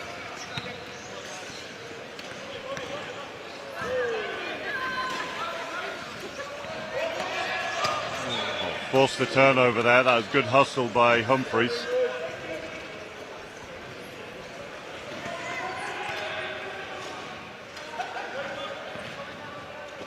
Nice extra passes.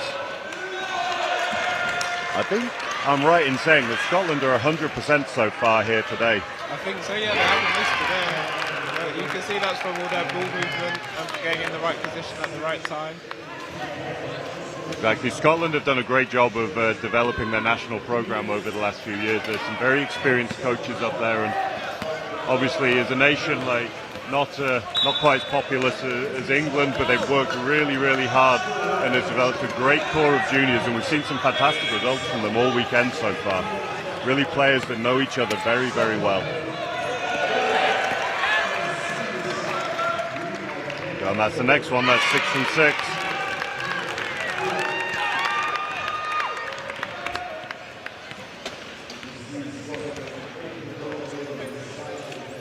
As Sean mentioned, here's Dan May back behind the screen again.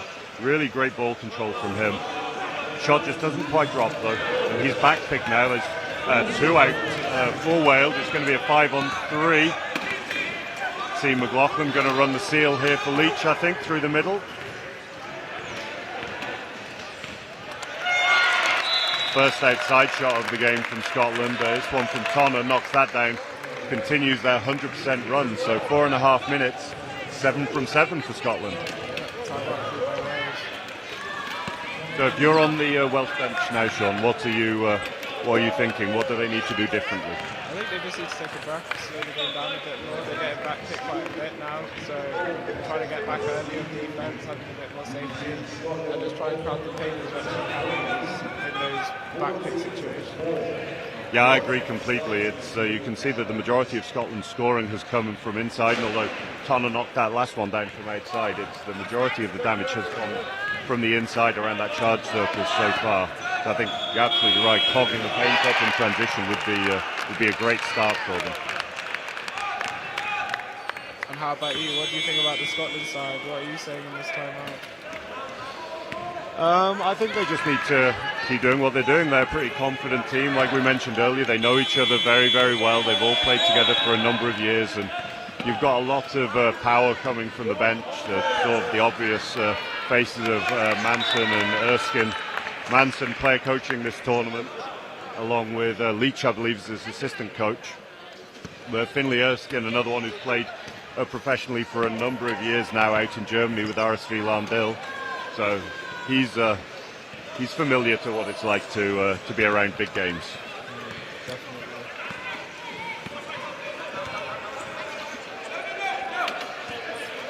So back underway here. You can see that pressure from Scotland. Great shot. Beautiful shot by Bishop off the glass. And that'll help Wales' confidence a lot. If they're able to get a few of those outside shots to drop, that'll just force Scotland to extend a little bit more and hopefully give them then some inside looks. Tough finish by McLaughlin there. 1.5 point player, but very, very composed under the basket. I think that's a good chance to talk about classifications and how that works in wheelchair basketball. So. Yeah, absolutely. So Daniel McLaughlin, not a traditional 1.5 point player. You'd find more traditionally it would be someone like Dan May, who's spinal cord injury, limited core function. Daniel's actually ambulant, so he's someone who, when he's out of his basketball chair, spends the majority of his time walking. But through his cerebral palsy, he has limited arm function as well as leg function, meaning that he's a 1.5 point player as well. He's someone who's very, very experienced, so a competent shooter, particularly as we said earlier from the middle, but someone who works very hard for the team as well to create those easy looks for his teammates. First miss of the game. That one a little flat from Leach. It's the risk with his form. It serves him so well when he's inside. You're having such good reach, being very, very upright, but it does mean sometimes it's a little flat from the outside.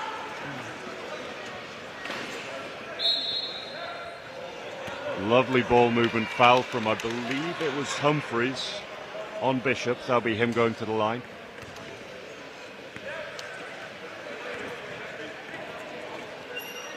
Wheelchair basketball, same as the running game. If you're fouled in the act of shooting and missed a shot, that's 2 free throws. Had Bishop made the shot, he would have got 1 bonus free throw. You can see some subs coming on for Scotland now. We've got Finn Erskine coming on. Paul Sloan. And also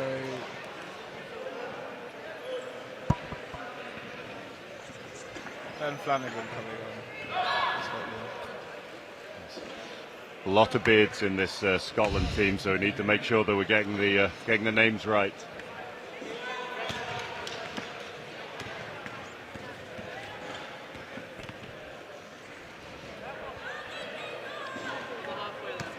Changes for Wales as well after that first missed free throw. Ben Johnson, Rolfe coming into the game, another one who's just been competing out in Glasgow. So Sean, you were in Glasgow at the Commonwealth Games. Do you want to tell us a little bit about that experience? Yes, I was a part of the Team England Futures programme that basically like competing Team England, and we go there to experience the game, see what it's all about, and watch like different sports and how they bring all together in the sport environment, what the practice is like parts of the art, and how we can present that when we hopefully get the opportunity to That sounds a fantastic opportunity, and you can really see the difference in some of those athletes who have got that tournament experience here. Players like May, like Bishop, who have been there and done it to one extent or another on the international stage, and they're really taking charge for their teams.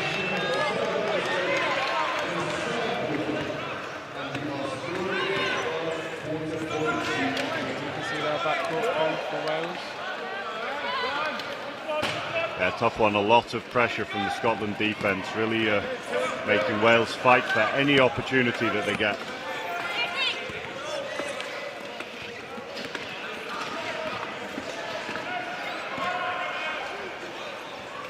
First one just a little short from Erskine. Another one who shoots very, very high above his head, even when he's shooting that middle distance shot. And We've seen it with the GB under-23 program. He's someone who can be a very, very dangerous scorer when he's got his eye in, and so fast, really long arms, pushes very well in his chair. As you can see, a bit of a press coming from Scotland now. Yeah, it's a very fast unit they have on the floor now. A little bit less size, so 3 littler players on the court, which means in exactly that kind of situation they can struggle a bit more when they go inside, particularly as it's for Scotland, their bigs are the ones who are playing on the outside the majority of the time. Always a tough balance when you're taller players, you're stronger outside shooters. It means you've got really explosive, quick players who are looking to roll to the basket. But that does mean that when you're playing against a team like Wales right now with 4 bigs on the court, that you can be a little bit outsized when you roll there.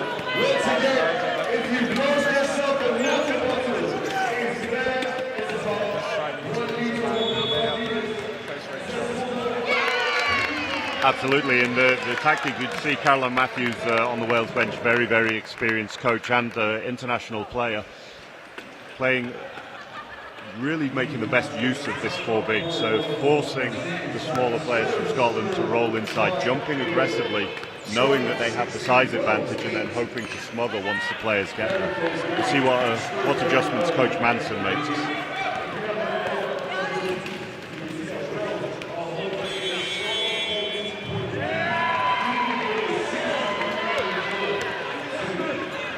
While we take this time out, how does it feel for you, Sean, as students here at the university, seeing wheelchair basketball here, an event like this where the entire building is just wheelchair basketball? I think it's amazing. It's a massive opportunity for the university to be a part of something like this, where we've got loads of different nations just competing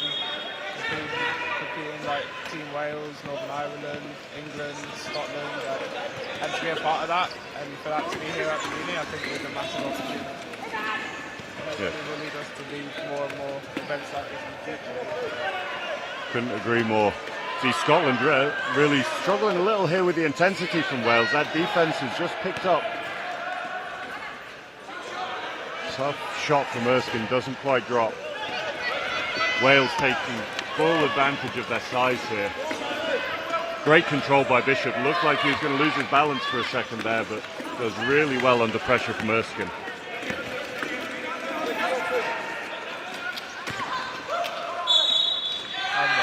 Tough finish, nice and one.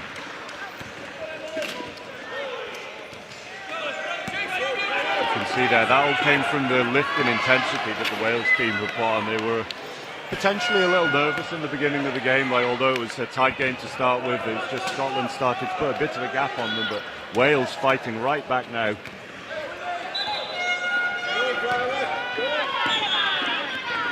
Subs coming in from Scotland.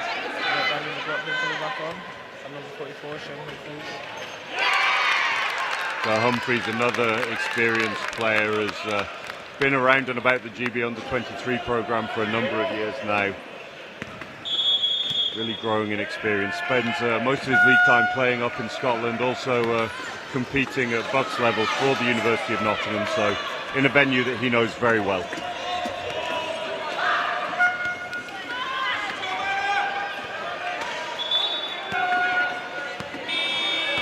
Humphreys had the opportunity to follow the seal there, chose to go and set the pick for Erskine instead, and Scotland taking advantage from the mismatch with Tonner there, shooting very well to start this game.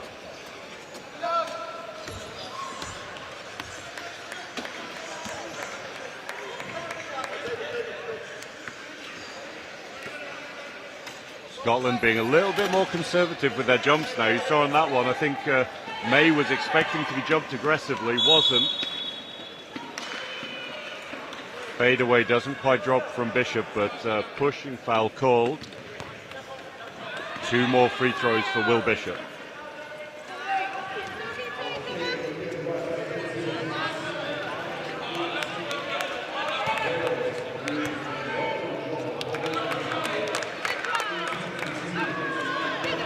First one's a little short by Bishop, just resetting himself in the chair.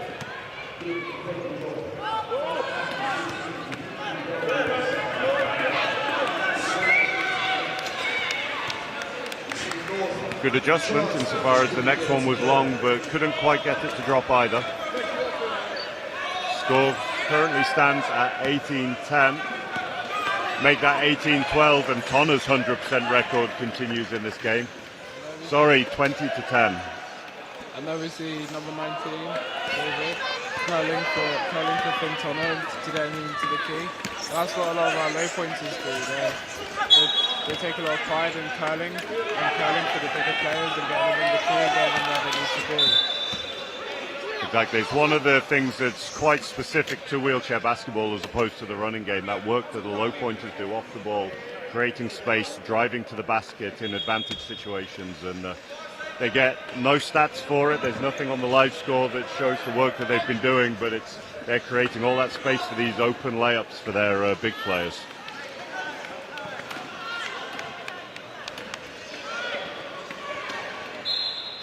Hustling hard for his own rebound there. Erskine doesn't quite get it. We'll see what's called.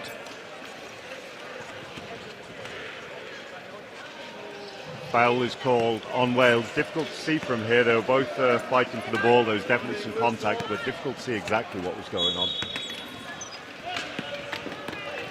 7 seconds left in the game. Erskine's taking his time, swings the ball.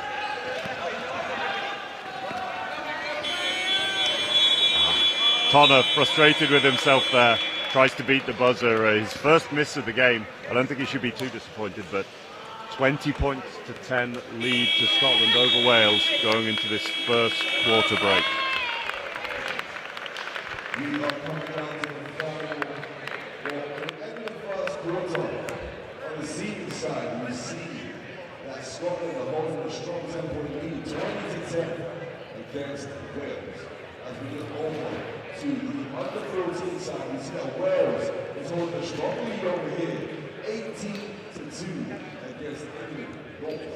As we look down to the under-18 side, we see that the scores are still 32-16.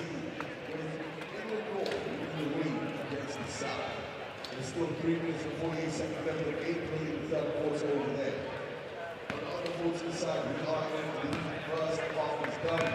Half-time right now, we will get back to the game very short. As for the seniors, we are about 1 minute left before we get back from the end of the first quarter and get a second quarter going.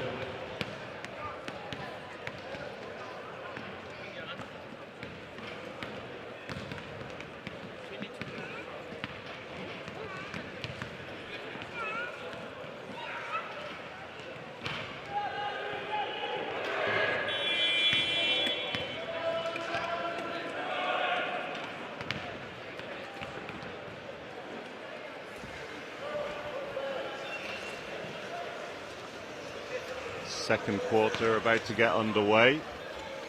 We have a 20-10 lead for Scotland here over Wales. And just hear the booming voice of Will Bishop there. Needs an outlet for this inbound. Willing recipient in Dan May. And there's the adjustment from Scotland early in this game. They were jumping May quite aggressively, worried about his shot from behind the pick and roll. Decided to take that off for a few minutes, just test him a little, and that one doesn't drop. Humphreys had to get that shot up very quickly there, under a bit of pressure. Had a nice touch on it, but couldn't quite get it to drop.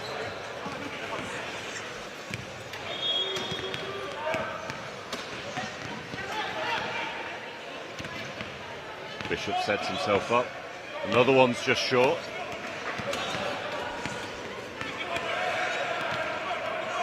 Back pick again from Scotland. We know exactly what they're working on here, but Bishop is pressuring up just to limit the ball handling options out of the back pick. Tonna's wide open. McLaughlin sees him, shoots it, knocks it down. Confident from the young man. There are a couple of words between the teammates there, all very good-natured. Tonna telling him, it's a good job that you made that. I was wide open.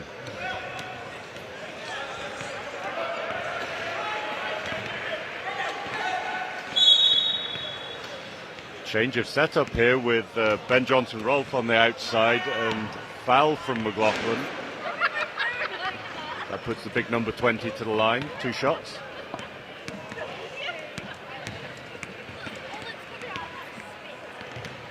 Obviously, there's a long time to go in the game here, Sean, but what do you feel that Wales need to do as we see Coach Matthews on the bench just drawing something up with her team? What, from your perspective, do they need to change to close this gap? I think Dan just needs to be confident in the shot. We've seen him do that time and time again, where he's gone from outside behind the screen and he's made all the shots.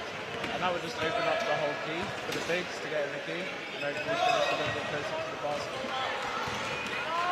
Nice shot off the glass there from Oliver Griffiths-Salter. First time we've seen him look to shoot from outside.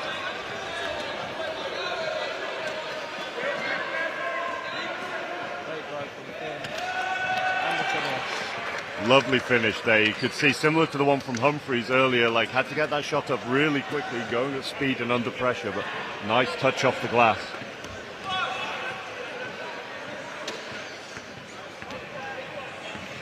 Salter on the screen this time for May.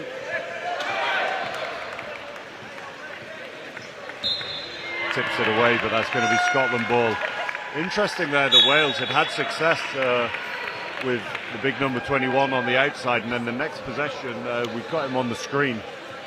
Not sure if that was intentional, that they were just wanting to mix things up a little bit, or if that was just the position he ended up in. So I know one of the things we look to try and do at the clubs that I've worked with in the different teams is if you've got somebody who's making shots, let's try and get them another one.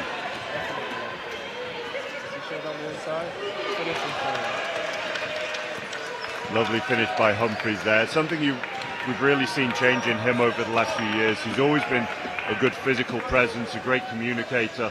It's the consistency of his finishing has really grown over time, though. Unbelievable vision by Bishop there. Drove to the basket, realised he was smothered, rolling off court, and May had spaced himself really nicely at the baseline. Very composed finish.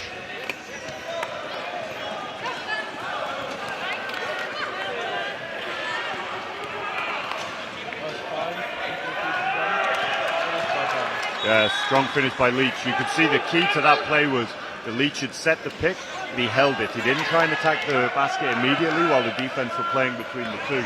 He allowed Tonner time to space out, and as soon as he had spaced out, the defender had to come to him with how well he's been shooting. And it was an easy layup then for Leach.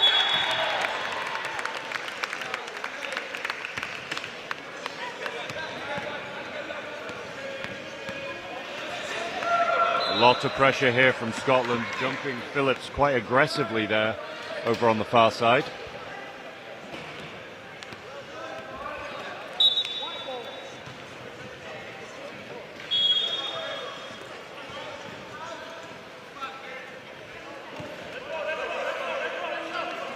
Shot clock running down as Phillips takes that one, just short.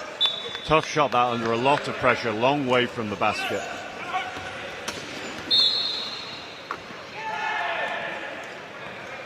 Offensive foul called there. I don't think Tonner agrees with the call. He's just taking a moment on the floor there. He's about to get back picked as well, I think. Helped back up. Wales do give up the back pick in the end.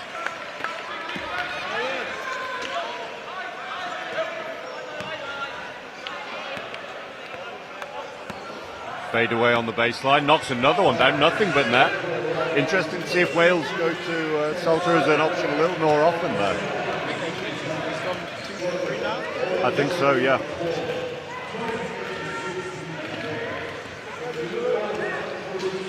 One thing that's really noticeable is the difference, as we just see a 3-second call there, in the how vocal the two teams are. The Scotland squad very, very loud on the defense, constantly talking. Humphreys a bit of a vocal leader on the floor. The Wales team in that situation noticeably quieter.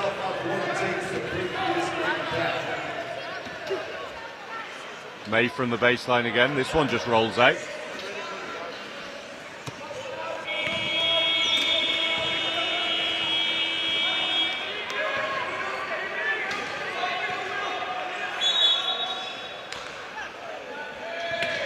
Another offensive foul called. Difficult to see who that one was on from here. Tonner was the man behind the screen. I don't think it could have been him. Hard to see, but first foul either way. The third team foul though for Scotland, so 3-0 in fouls so far here in the second quarter. It'll be interesting to see if that has a factor as the quarter goes on.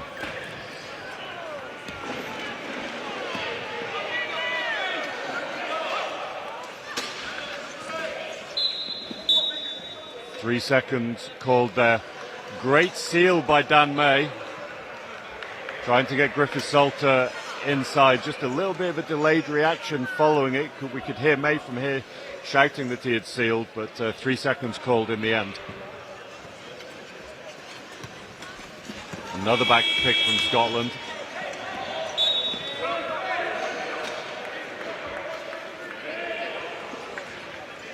Ball to the face from Humphreys there. It was a tough find. The pass from Leach was a little flat, so it meant there was a touch on it. Humphreys still got it, but a little bit off balance once he caught it. Those finishes are tough, Sean.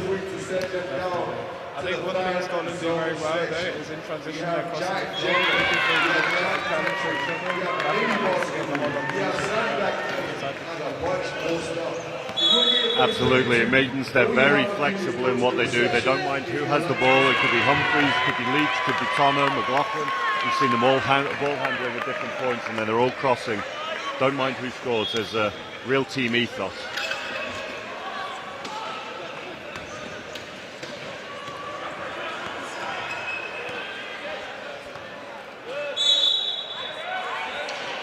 Unsportsmanlike foul called there. I don't think that was intentional. I think Bishop was just a little out of control there, but it was tag teamed a little bit. Leach's small push by Phillips meant that he was fading away. The referee just telling Bishop that he was out of control.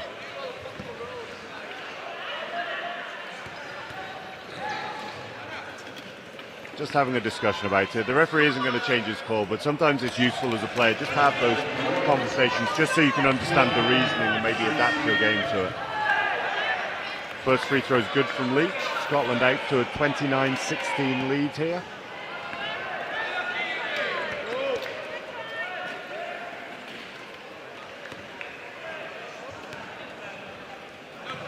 Second one a little flat, just rolls out. But it'll be Scotland possession, as that was an unsportsmanlike foul.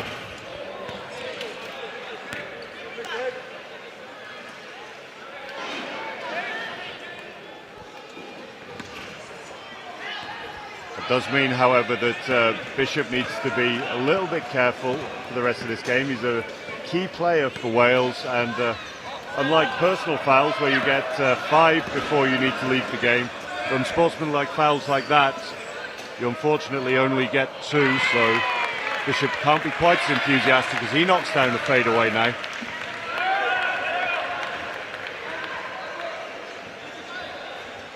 Wales have made some great adjustments this quarter, Sean. It was a 10-point lead for them at the end of the first. That's only extended by 1, 11-point lead currently here in the second. I think we can see a big difference in Wales' energy. They're definitely a lot more aggressive, a lot more vocal. And you can hear it. And that's affecting Scotland a little bit. It is. You can see all those shots where they were 100% for a long time in the first quarter. The vast majority of them, except for maybe one, I believe, from Tonner, were all inside shots. They're really forcing Scotland to try and score more from outside now. They're very capable of doing that, but it's definitely giving them lower percentage looks than they would otherwise have had.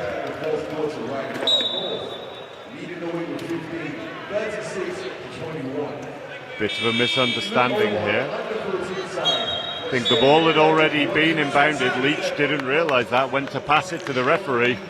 Referee just let the ball go out of bounds. Wales ball. Bit of a cheap one there from the experienced Scotland assistant coach.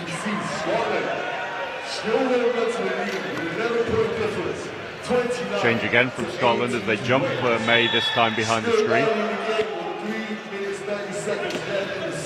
Big rebound from Humphreys, and Scotland are off to the races again. Bishop needs to be careful though.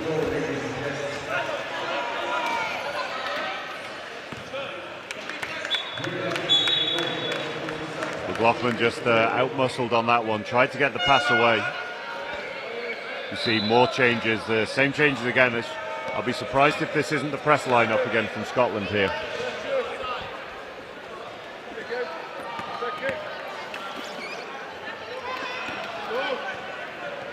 How effective do you feel this press can be here, Sean, from Scotland? Do you think it's something that could maybe get under the Wales team's skin? I think so. Earlier on, we saw that when Scotland pressed, they were getting under the key a lot more, and they were able to get those closer shots that they wanted to get. So we'll see how Wales adjust to this. Nice pick and roll between Tonner and Humphreys. Shot doesn't drop, but the triple switch wasn't quite there in time, meaning that Humphreys could pick up the offensive board.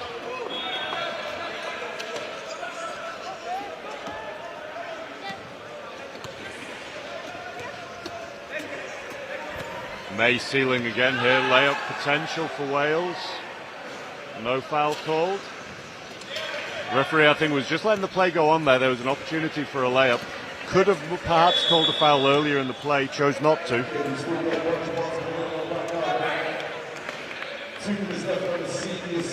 You see the reach of Erskine there. So long when he extends in his chair. Another finish from Tonner. Very, very nice. Great offensive game from him so far.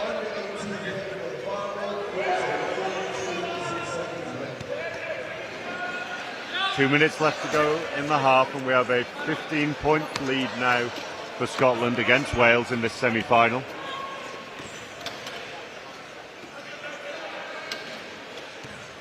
No mismatch there for Griffiths-Salter. Takes it anyway over Tonner. Doesn't quite get it to drop.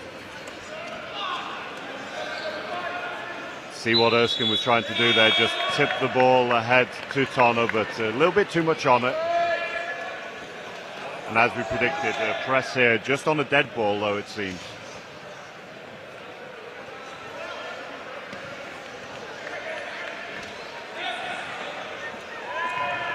Wales going post to post. Have got the ball safe, but it has disorganised their offence. That's a lovely pass and finish, though. Great composure by Bishop. You can notice how Wales have adapted to the press. They've now got one big over, ready to catch the ball and receive the ball, and that's allowing the others to move a bit more off the ball, and resulting in layups for people like Will Bishop. Absolutely. It makes the offense a little bit more chaotic at times, but it means that if you do get an open look, if you communicate and move the ball well, you can get nice open looks. As we see Erskine knock one down on the inside. It's getting a bit back and forth this game now. Both teams knocking down some easy layups.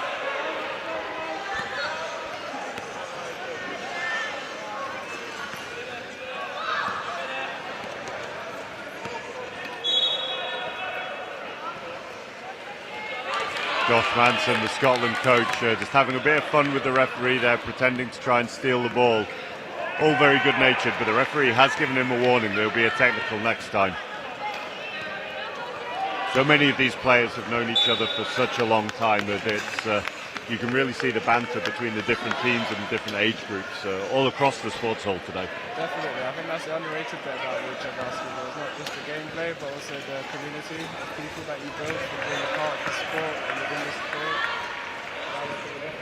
Well past into Erskine for the finish. Wonderful, loads of pressure there from Dan May on Tonner, but he absolutely launched that pass, and you could just see Finn Erskine extending in his chair, such long arms. Really great composure to bring that down.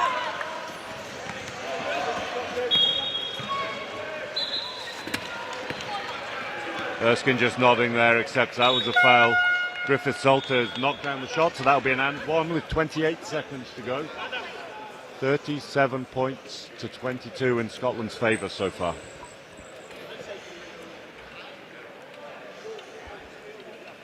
Griffiths-Salter, I'd say, probably Wales' most consistent outside threat or offensive threat in general so far. Definitely. Today. Definitely, I'd have to agree. Shot doesn't quite drop. That might be a bit of the commentator's curse. Absolutely. Done him an injustice there. Great control by Erskine, and you can see once he's got that ball up above his head, there's nobody in this Wales team who can reach him. 10 seconds. Tonner gambles, doesn't quite get it. Bishop's driving.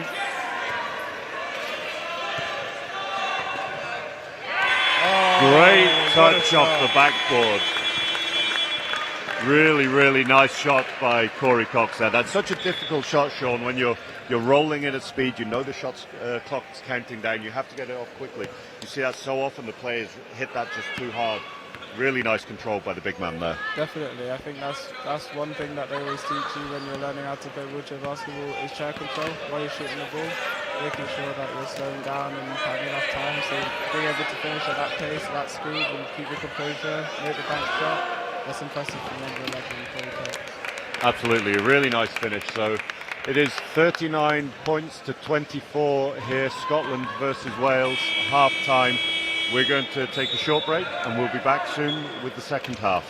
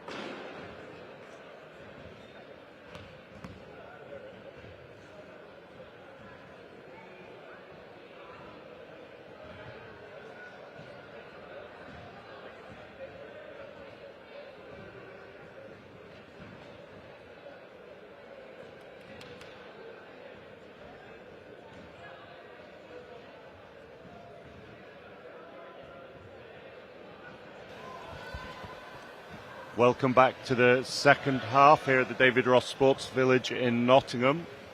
We have a semi-final of the seniors here at the Home Nations 2026, and in Scotland have a 15-point lead, 39-24 over Wales. So I'm joined by Sean Chigumba here. Sean, what do you think we're going to need to see different in the second half for this game, for that gap to close a little bit? I think what Wales were doing towards the end of the game was really good, where they were just like slowing the game down for themselves and like playing the man-out advantage and just taking the right shots from outside. But I think now they just need to increase that intensity a bit more, keep going at it, and just try and turn that defense into offense a bit more in transition. Because you've got players like Will, players like Ollie, and some other quick players out there that can push the pace and get under the basket. So I think that would be good to see from Wales. Yeah, I couldn't agree more. That composure that they showed, particularly at the end of the second quarter there, was very, very good. Didn't rush any of their offenses really, and were knocking them down very consistently.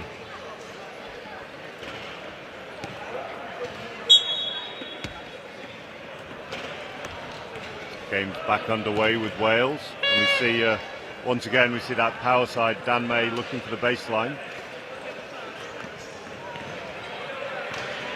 Loose pass by Bishop just forced Phillips to readjust a little bit. Nice hands though by Bishop, drives through the gap. Even better finish. Great composure there. He was going rogue a little bit there, Will Bishop, then driving himself into a bit of a black hole. Did it incredibly well to draw the defense though. Like you say, a beautiful pass. Definitely. Anyone that knows Will definitely knows he loves the chaos and pushing the post. Yeah, there are some players who really need structure and to slow things down. Will is not one of those guys. He loves, as you say, the chaos of the game.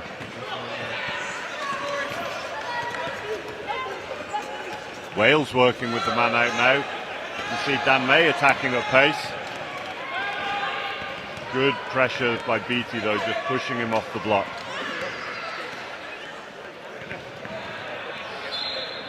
Shot doesn't quite drop. If there'd just been a little more communication from Wales there, Phillips might have seen that ball coming. As it was, she was trying to get out to the key. Ball just rolling off her back out of bounds.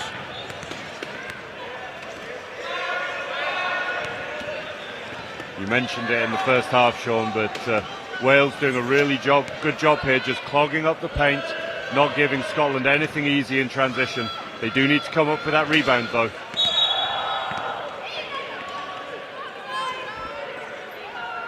Little bit enthusiastic from Corey Cox, just trying to get down and reach for the ball there, and chair foul. That'll be Scotland ball. You could see exactly as you mentioned in the first half, that tactic of every time Scotland have a man out, just taking it away by clogging up the paint. Great pressure from Bishop. I think Leach wanted the foul, didn't get it.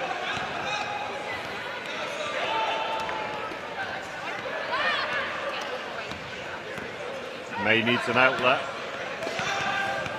Nice pass into Bishop. Good touch. You see the arc he had on that shot there. Shot was a little hard, but because he had such good height on it, it just allowed the ball the opportunity to drop in. So it's one of the things that you see it in the running game, of course, where you players have this arc on their shot, but sitting lower in the wheelchair game, it's even more important that whatever your shooting technique, you're able to generate consistent height in that shot. Definitely. The shot mechanics are quite similar, making sure you've got enough grip in your wrist and enough power going into the ball. Obviously, we don't have the use of our legs, obviously, so making sure that we're nice and stable in the chair and the chair's squared up to the basket makes a massive difference. Very much so. As we see, that one just goes short from Phillips there. Takes it very confidently behind the screen. Didn't quite have the power, though. The Wales chipping away here. It's down to an 11-point lead now.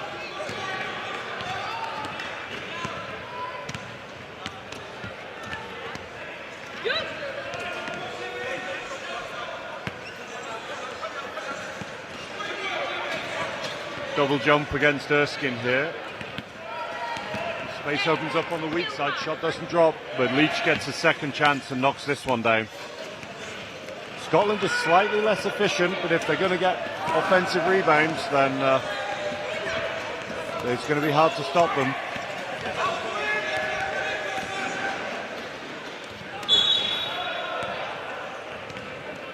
Great seal, and then Tonner following the seal, driving baseline. Good foul by Corey Cox. Knew that if Tonner had got hold of that ball, there's a chance of that being an easy 2 points. So just fouling nice and fairly, and it's a tactical part of the game, fouling at the right time.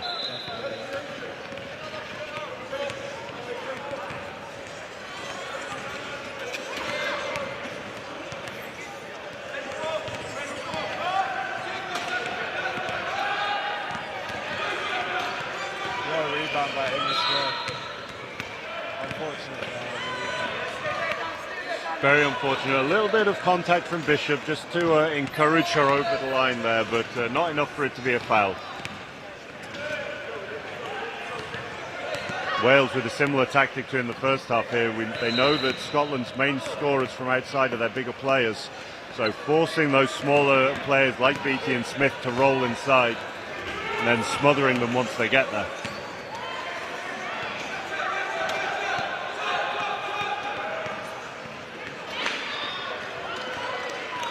Shot a little under pressure from Beattie, a little wild, but Erskine following up, a nice easy 2 points for him.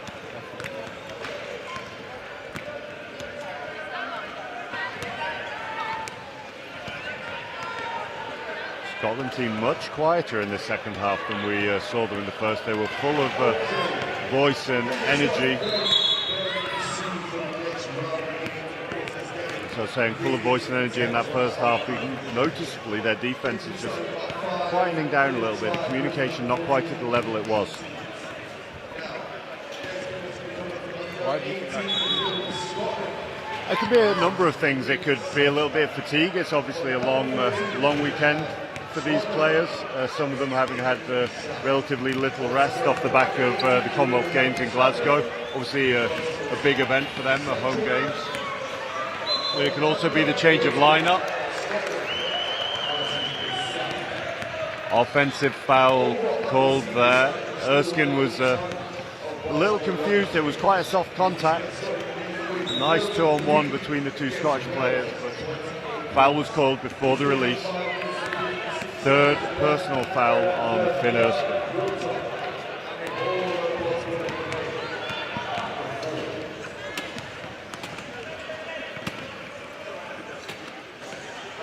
Interesting balance again from Wales here. They're two sort of main perimeter shooters, Griffith Salter and May on the same side. Shot doesn't quite drop there though, under a lot of pressure.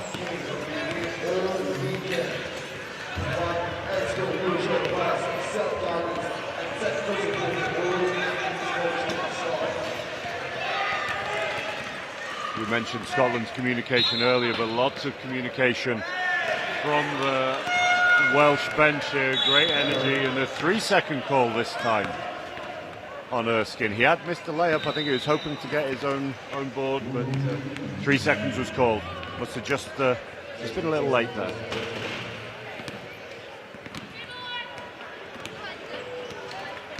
Gap is back up to 15 points now with just a little over 5 minutes to go in the half. The gap keeps growing to 15, but Scotland at the minute haven't managed to put Wales away. Every time they get that gap, Wales just keep fighting back. Great push from Dan May to get back over to deny the advantage. What a fight. What a finish, and one for them. Really nice. Ball just dropped over the top for Leach, and really, really soft hands off the glass, drawing the foul as well. Doesn't always need to be a big contact for it to be a foul, and you saw the example there. It's just enough to change the lane of Leach's drive. Opportunity for Scotland to extend their lead. They currently have a 17-point lead, 45-28, with 5 minutes to go here in the third quarter. So for our viewers watching here, can you tell us about contact and how what fouls are being called and how that all works here in wheelchair basketball? Absolutely, and there is an element of subjectivity there with the contacts. We've seen some big contacts where nothing's been called, where both players have been driving, but it's technically a non-contact or sort of semi-contact sport. If you have that good clean chair position where you're ahead of the player and you stop them, that contact's absolutely fine. If this contact from behind in particular is something that referees look for in the wheelchair game because that's so dangerous, or contact on shooters as well, and the example there with Leach was really nice. He was rolling to the basket, he was ahead of the defender. That contact was behind his axle, turned his chair. And because of his classification, he's a 4.5-point player with good core control. He was able to stabilize himself through that contact, still have a really composed shot.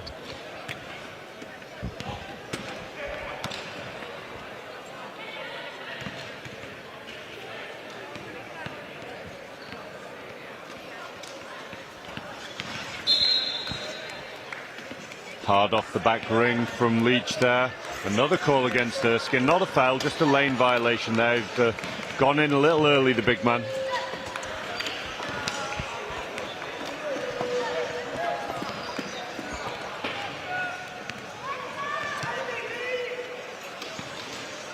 Scotland with a little bit of pressure here.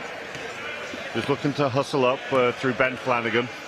Putting pressure on whoever's on the ball, he's just looking to pressure them. That tactic's not designed to necessarily stop Wales from scoring completely, but it's designed to take time off the clock and force them into more rush decisions later in the offense.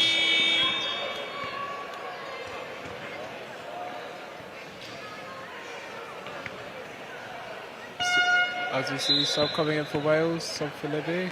Ben coming on, number 20. Yeah, this is a rotation that Coach Matthews has used a lot in the game, just changing. So Libby Phillips a little bit more manoeuvrable, maybe a little bit more of an outside threat. But Ben Johnson, Rolford, a huge player, sits really high in his chair, 3.5-point player. So just a slight tactical tweak from the coaching team of Wales. Yeah, we just saw Will Bishop sink his outside shot. That's something he's been working on a lot recently, so it's good to see he's finishing his dinner outside.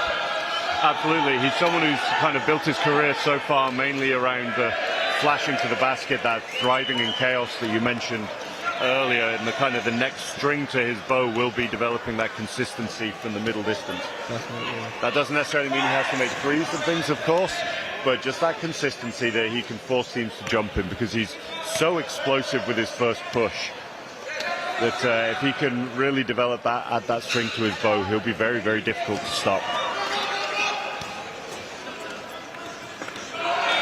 Great pass from Ben into Ben.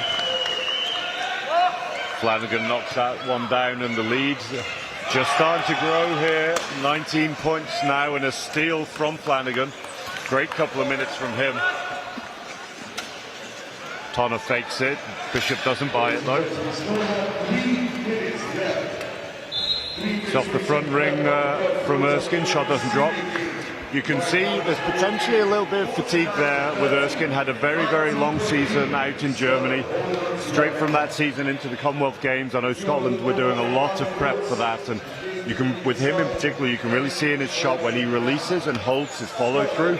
He really gets good distance on his shot. When his arm drops quickly after the release, it's a little bit of a giveaway that he's getting a bit fatigued. Really nice soft touch off the glass there by the big Welsh number 20. Very nice control. Erskine had the opportunity for maybe the quick pass inside to Leach. Had a comfortable mismatch as well, though, looked to take it, but didn't quite drop, and Leach back pick now.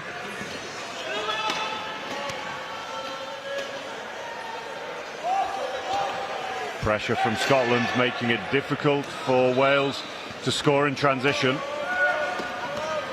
Tonner thought about the long pass, decided against it. Timing off a little bit between Leach there. Two big men from Scotland not quite on the same page. One was going in, the other was coming out. If they'd have had a little bit more patience, maybe attacked at the same time, that could have been a really clean 2-on-1. I noticed that didn't get called an offensive foul. How come? Like I said earlier, these things are sometimes subjective. It's hard to know. It looked like Erskine had good control. I was potentially expecting the 3-second call there. Just from our angle, it didn't look like Leach had completely left the key, but the referees must have a clearer view of it than we do. Griffith Salter under a lot of pressure, the big three from Scotland there, making sure he couldn't get an easy shot off, smothering him inside. He'll go to the line for two.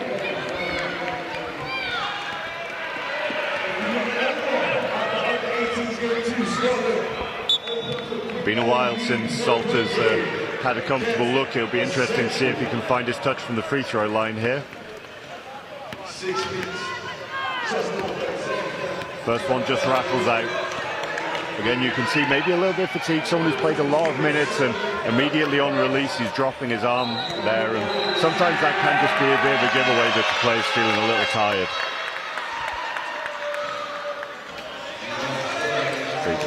Love it when you're given a perfect follow-up example as a commentator, and that one he holds his follow-through, it rattles in rather than rattling out.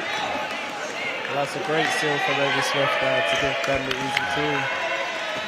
Absolutely, we mentioned it earlier in the game, sometimes the low point of this work that you do goes unnoticed by some people, but that shot wouldn't have been possible without great timing and great communication from Smith.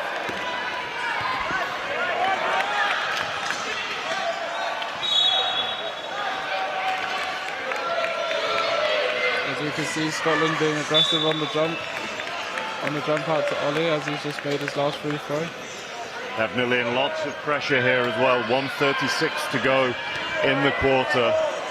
Wales backpicked, two players backpicked at the moment, so Scotland can just be patient. Two layup opportunities coming here for Leach or for Erskine. It's Erskine that they find. Shot doesn't drop again from him. That's a great read by Wales. Erskine's been struggling a little offensively this quarter, so they hesitated towards him, put the full pressure on Leach, and decided to test Erskine, and shot just doesn't quite drop.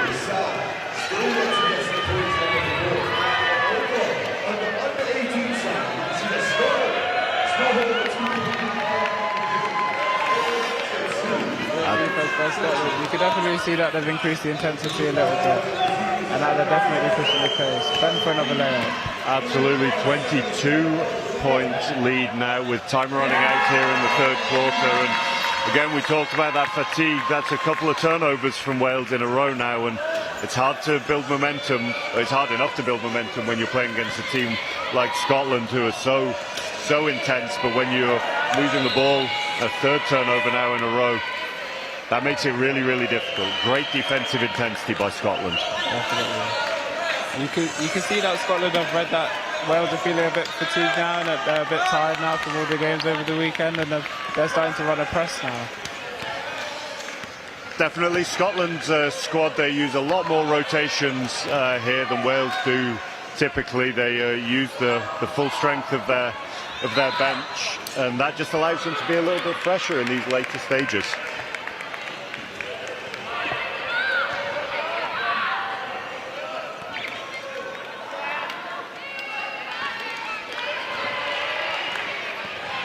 Dan May, under all sorts of pressure, manages to draw the foul with 0.7 seconds here.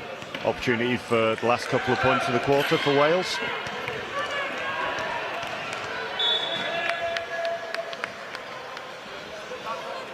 First one's just short. Again, that follow through. I hate to repeat myself, but you can see the player just not quite holding his shot there.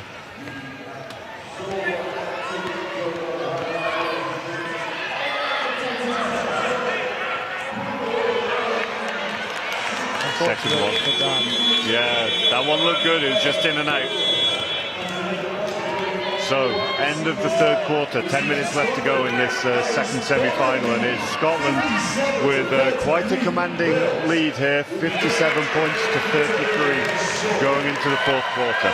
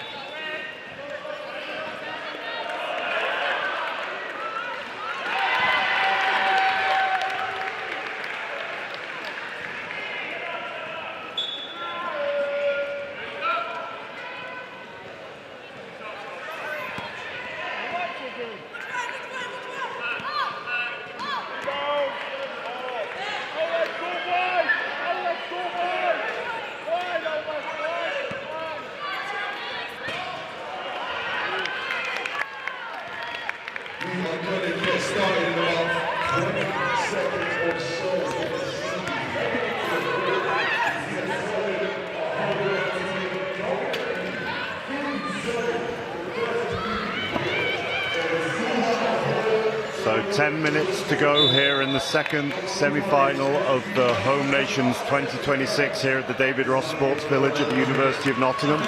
It's Scotland versus Wales. Scotland currently with a 24-point lead, hoping to make a spot in the final, playing against the England senior squad. We've seen a bit of a different lineup here from Wales. They've got a bit of a younger team out there. They have not a lineup that we've seen so far, but just in that quarter break we could see Griffith Salter icing his hand. Well, maybe a little bit of a knock there, and 24 points is a lot. It's a difficult one to come back from, so it could be that they're just looking to rest some players potentially for their next game. That being said, those that are on the court are going to be working hard and giving it their all. Prendergast with his first minutes, first shot of the game, that one just short.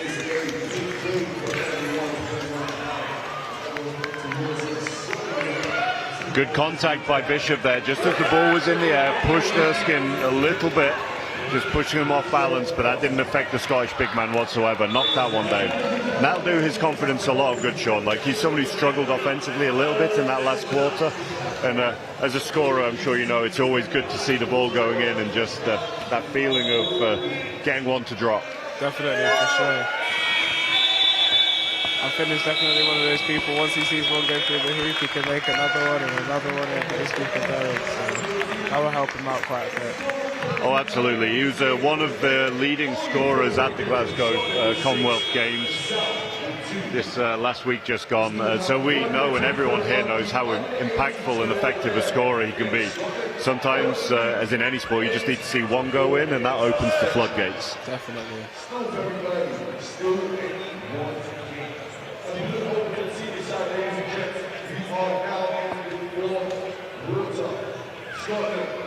From Scotland, we're seeing a bit more of a mid lineup, a mid classification lineup.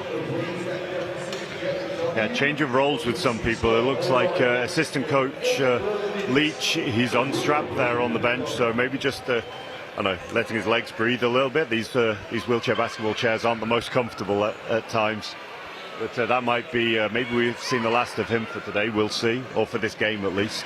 Definitely, but the chair makes so much of a difference. Like the way the chair's set up for the athlete and how it's all custom built. Like, you notice how like everyone's at a different height, different width.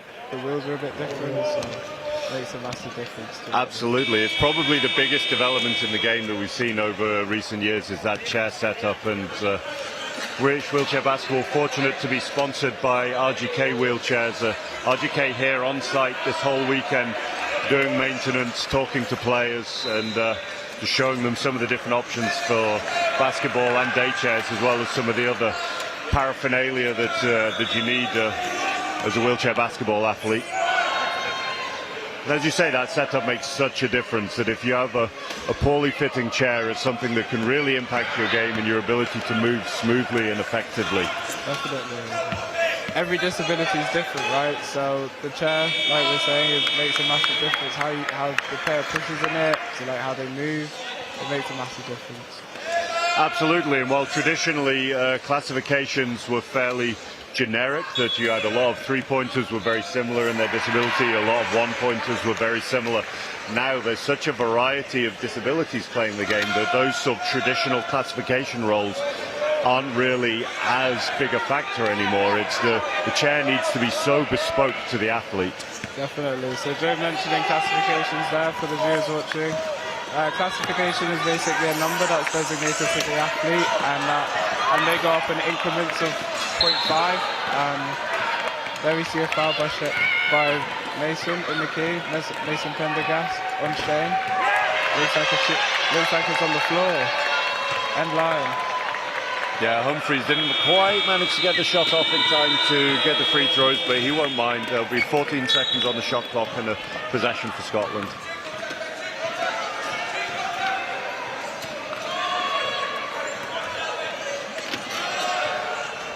First three of the game, Skin takes it, doesn't quite get it to drop. You can see he's feeling more confident now. Press from Scotland as well. Wales Where- doing well to avoid the 8 seconds there. Very, very close, making use of all 8 of those seconds there. So as I was saying before about classifications, they go up in increments of 0.5, and it's a number that's designated to the athlete depending on their impairment and how that affects them in the chair and how they move in the chair. Exactly. One of the common misconceptions is that it's about the disability itself. It's not necessarily the disability that decides the classification. It's how that disability impacts the player when they're in the wheelchair. We talked about Daniel McLaughlin earlier, for example, a 1.5 point player who's able to walk, but due to his cerebral palsy, it's also his arms that impacted. And you compare him to Dan May, also a 1.5 point player, and where Dan, for example, has much stronger core control in his chair, but his arms are impaired as well.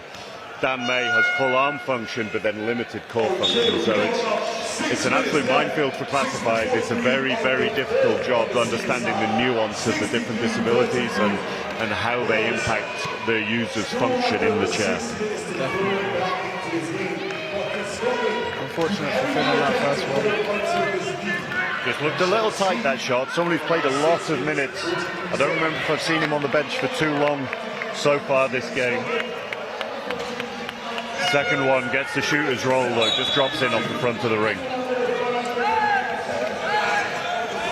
We're talking a bit about fatigue here, and as you can see, like, it's been a long game for the athletes, but what are some of the strategies you used, Joe, when you were playing to help with that fatigue and just help make sure you can last the full game?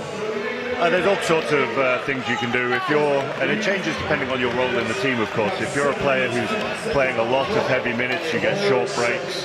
That's partly having an understanding with your coach about when they maybe can take a bit of a timeout so you can get a breather.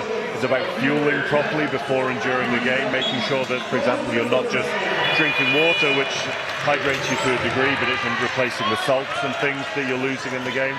But it's also about recovering after the game, particularly on tournaments like this where you have multiple games in a day and you're having to maybe come back from a physically and emotionally draining game, then to go straight back on court a couple of hours later.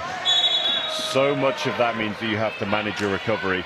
It could be stretching, it could be using massage guns, getting out of your chair, and it's not just your upper body that's fatigued, of course. Even someone like myself, a higher point player, you're strapped in so tightly into your chair, your hips and your knees and everything get tired as well, just because you're so tightly in that chair that you need to get out and stretch and make sure that you move in between the games. Definitely. Recovery is a big part of it. There's a lot of emphasis now on recovering and making sure that you're taking a break as well as training enough, and just finding that balance, to be honest. Absolutely, and it's some of the education that we do with our GB Junior programs now is making sure that they start to develop that understanding of how to manage yourself, how to manage your energy levels in between training sessions, in between camps, so that when they get to events like this, the players already have that experience, and it's not a case of learning on the job for them. I think one thing that goes underrated is the level of understanding the athletes have for their disabilities and how that affects them while they're playing, and how that impacts recovery actually, and how that makes a massive difference to everything that you're learning on the way through. Absolutely, that self-awareness, that understanding that not all disabilities present the same, not all disabilities impact people the same way, so there's definitely a lot of advice and a lot of science out there, but these athletes also know their own bodies, and it's one of the biggest learnings definitely is having an understanding of how things impact you as an individual and not just your generic disability. Definitely. Game getting a little scrappy here. We saw earlier a 3-on-1 for Wales as they weren't quite able to convert. Then turnover, Scotland go the other way. They're not quite able to convert either. Yeah, we mentioned fatigue, and I think that might be starting to set in for one or two of these players. And that's not just a physical thing, of course, like fatigue is mental as well. We mentioned before, players have had long seasons for their clubs, both nationally and internationally. They've had international selection camps, they've had international events like Glasgow, they're now here at another major event. Those things can be, they take their toll, particularly in the fourth quarter of a game. Definitely. We see a couple subs here for Scotland. Josh Manson coming on, we haven't seen much of him yet. Number 28. Yeah, Coach Manson with a fresh haircut there. Not quite knocking this down one. Someone who's had long hair for as long as I remember him. All of a sudden he's coming in here with the short back and sides. I almost didn't recognise him. Yeah, I remember the man bun era.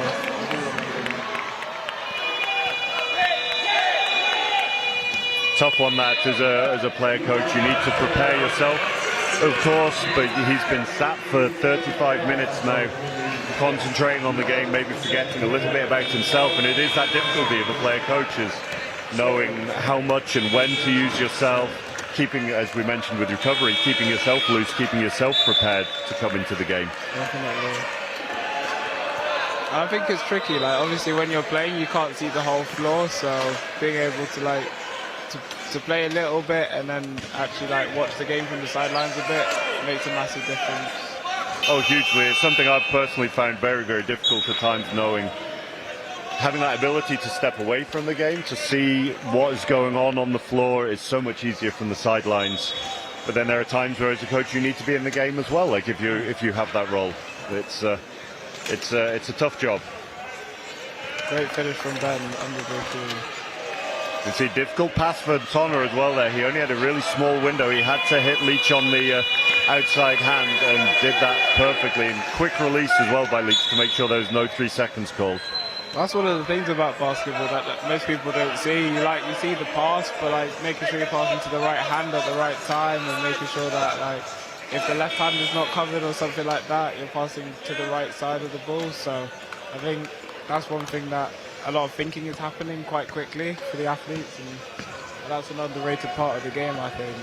Absolutely. People often think it's about passing to your teammate. Well, passing to your teammate is of course part of it, but it's you're needing to make sure that you pass away from the defender, and that's a little different in the wheelchair game. Obviously in the running game you have such a big cylinder where you're able to jump, to create space. You have lateral movements as well, being able to sidestep to create space. In the wheelchair, no lateral movements, and while players can tilt, of course, or some of the players can tilt, that doesn't mean that you have that same space, the same catching cylinder that you would if you were on your feet. So definitely a hard skill. You mentioned cylinder there, Joe. Can you explain a bit more about that and how that works? Yeah, absolutely. So the cylinder is the area going vertically up from the sort of, I don't know, the cylinder, I guess, of the player, so all around their chair. So if you're shooting, for example, and there's contact within your cylinder, that means that it's likely to be called as a foul, the player leaning into your space. Whereas also if you lean outside of your cylinder and you're making contact with people, then that's not, though there may be a contact, that's not necessarily going to be called as a foul if you're leaving your cylinder to create a shot. Unfortunately there from Finland on the outside shot.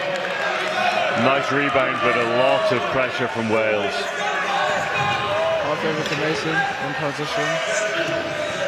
Good pressure by Manson though, knows that they're in a bit of danger there if Prendergast can move that ball easily.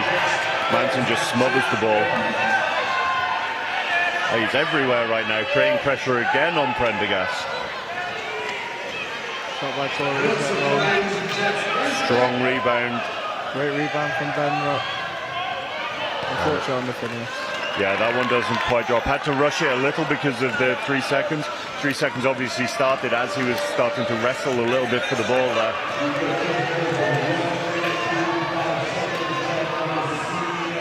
Another nice off-balance finish from Leach there. We talked about it earlier. Because he has such good core control in his chair, the 4.5-point player, despite the fact that there's contact on his chair, he's being pushed, he's being turned, he still keeps his shoulders square to the basket. And that's where you can see his classification and his function in the chair really come into play. So you see a smart foul there, slowing the play down, and fast break. Such a fine balance as well there. That's one of those that could potentially be called as an unsportsmanlike foul. Foul drawn because they knew there was going to be a fast break and wanting to delay that. Luckily the contact was such that it wasn't too much, and I think that was a great decision by the referee. So you said they're unsportsmanlike foul. How's that different from a regular foul? So an unsportsmanlike foul is one that's potentially more aggressive, where a player is out of control, or where it's what's deemed a deliberate foul. So you can see, for example, there's about to be an open layup and you make no attempt to play the ball, you're just safe. For example, hacking on the arm of the offensive player or aggressively hitting their chair. Those are the situations that are likely to get called as an unsportsmanlike foul. There are also calls like lifting, so if a player is to lift out of their seat, for example, that can also be called as an unsportsmanlike foul. Definitely. We've just seen a travel there called. So in wheelchair basketball, the rules for a travel is basically 2 pushes, 1 bounce. So Yep, it's very, very similar to the running game there. The majority of the rules in wheelchair basketball very similar to the running game. We don't have the carry rule, of course, in wheelchair basketball, but that 2 pushes, there's some nuance to that as well, because that doesn't necessarily mean, as some people think, just 2 pushes, each with 2 hands. That could be a staggered movement, where it's sort of 1 with the right, 1 with the left. It could be 1 push forward, 1 backwards. It's essentially the contacts with the wheel that count, rather than the technique of your push. definitely. I think we were talking earlier about chair setup, and one of the things is when you've got lower classification players who sit a bit more closer to the floor, they use their elbows to stop their chair rather than using their hands, as that's a bit easier to stop them and keep their cool and control, so that also counts as a push as well. It does. It's one that's very, very difficult for referees to see, though. So it's one of those. The referees have a very tough job with some of these things, because there are so many things going on at once with the addition of the wheelchair to the game compared to the running game, that there are infinitely more things that the referees need to look for. Definitely. I know I definitely couldn't be a ref. Oh, absolutely not. It's one of the hardest jobs out there, I think. So 10 seconds to go here in the game. 74 points to 39. Scotland leading at the moment. Interesting to see if Wales take this last shot or if they dribble it out. Prendergast does, and that the clock runs down there. 74 points to Scotland, 39 to Wales. Scotland will be in the final of the seniors here at the Home Nations 2026, where they're going to take on England. Wales to the bronze medal match against Northern Ireland. Any last thoughts on that game there, Sean? No, I think it was a great showing from both teams. They both showed what they can do. Scotland with their press, playing in transition, and Wales with their outside shooting, getting into the right positions, and I think it was a great showing for all the players today. Couldn't agree more. Thank you very much. We will be back later with the gold medal game, but between now and then there will be, as we mentioned, the bronze medal match between Wales and Northern Ireland. Thank you very much. Thank you.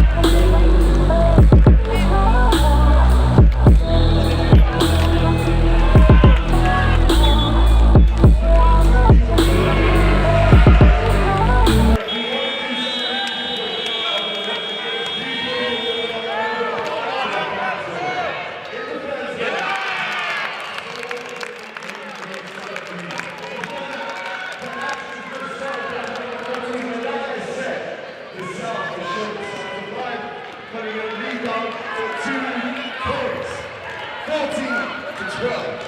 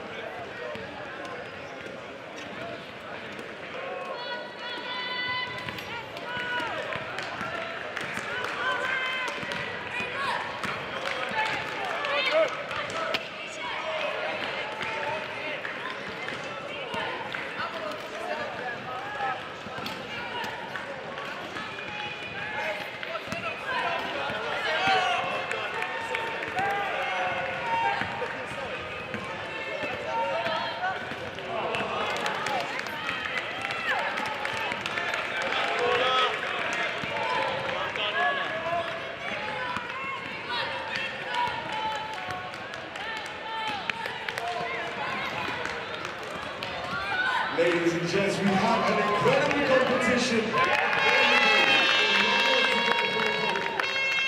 you have to do is come to the fan zone and build the highest Tetris block. Once you've done that, take a picture. If you're a young one, you need to use some parental supervision devices. Make sure the hashtag push wheelchair possible.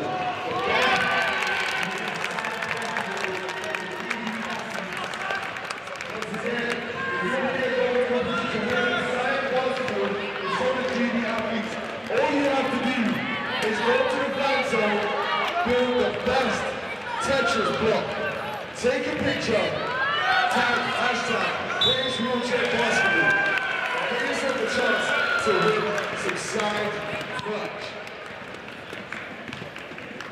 Back to the game, we can see that Scotland are doing their absolute best to hold on to this lead, but the South are right at their heels. 16-14. 5 minutes, 10 seconds left on the game. If you look back over that key, under 80s game, you get holding up 2 minutes. And you see Scotland on the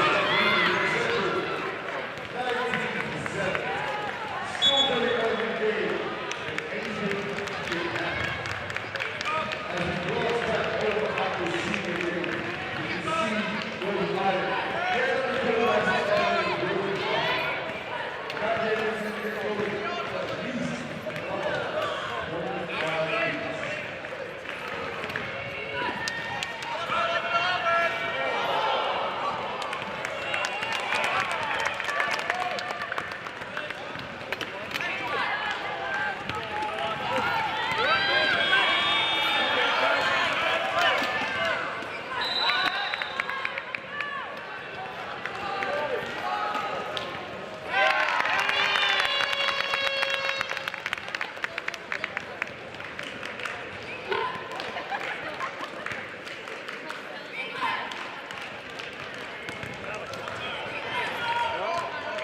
Once again, if you didn't hear me before, the Angels wants to sign whether it be the GP squad and the competition system.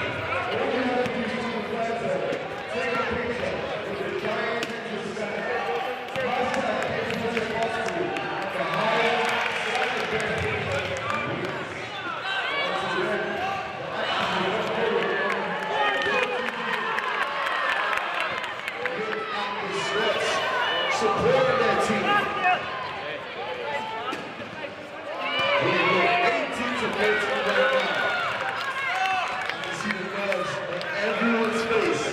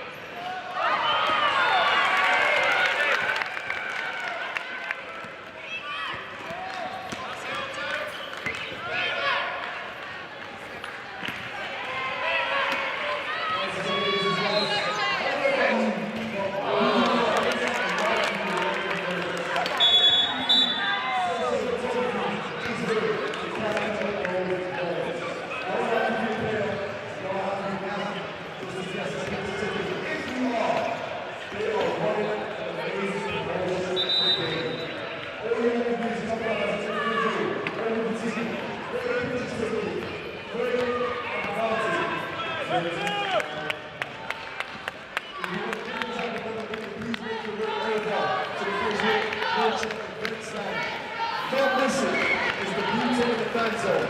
Number 1. We only have one kid's t-shirt left.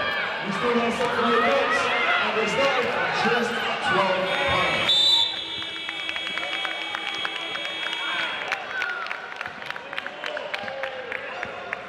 Ladies and gents, we don't have that much t-shirts left. So if you want to get a chance to have your home nation's t-shirt, please make your way to the stand before it all sells out.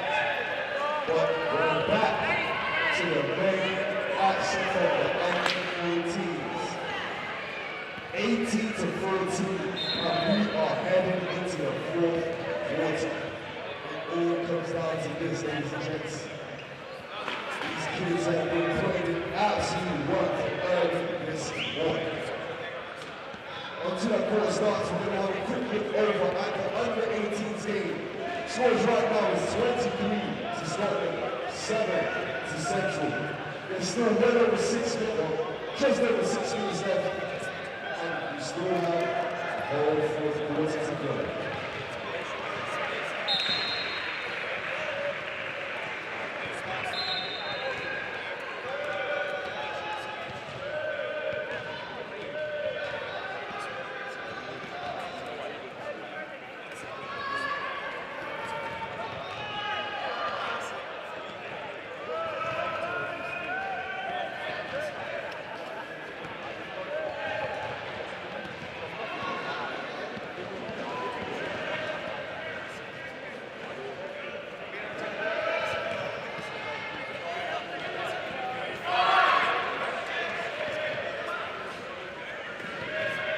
Scotland look like they're ready to go. I've seen some of these players have been starting all day. They're ready for this moment. Born for this moment. Are you ready? Let's go. Scotland. South. Still just about anyone's game.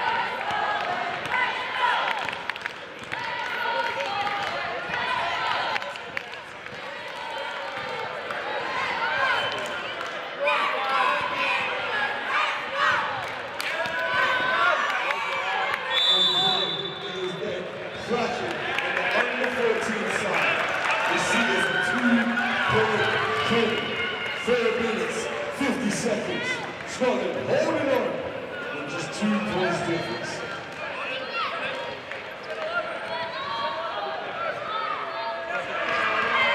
You can hear the charts coming from the benches. See these kids, what is going on?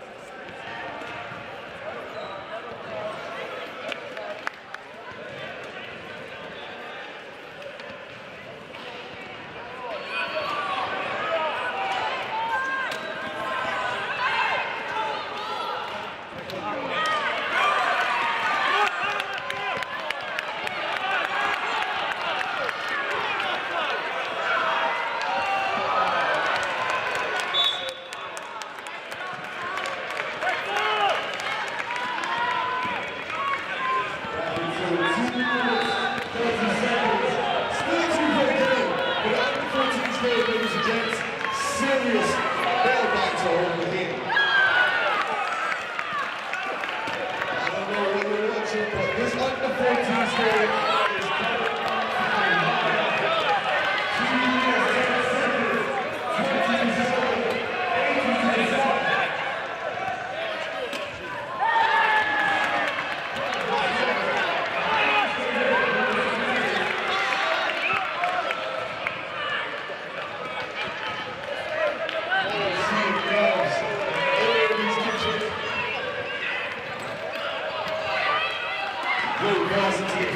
if there's something that Scotland does well, is finding themselves in the key.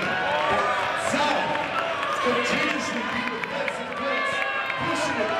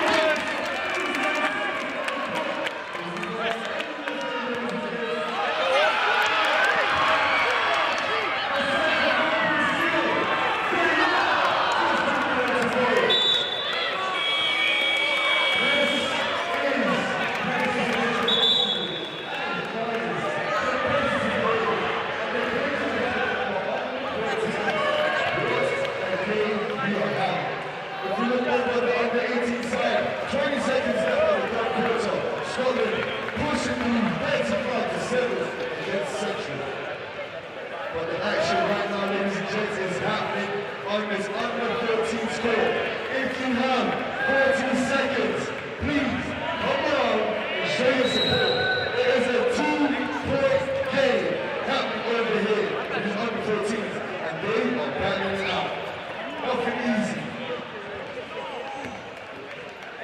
excited for this one over here. We've got about 20 seconds left before the action gets started once again. If you haven't been watching this game from the start, Scotland started out very strong, but the 12-point lead are really putting the time. And as we can see, the South have been absolutely phenomenal, bringing it all the way back to just a 2-point lead with 41 seconds. These young ones are ready. I can hear the energy coming from the South because they want this. But the Scots are on taking victory home. We shall see in the next 41 seconds.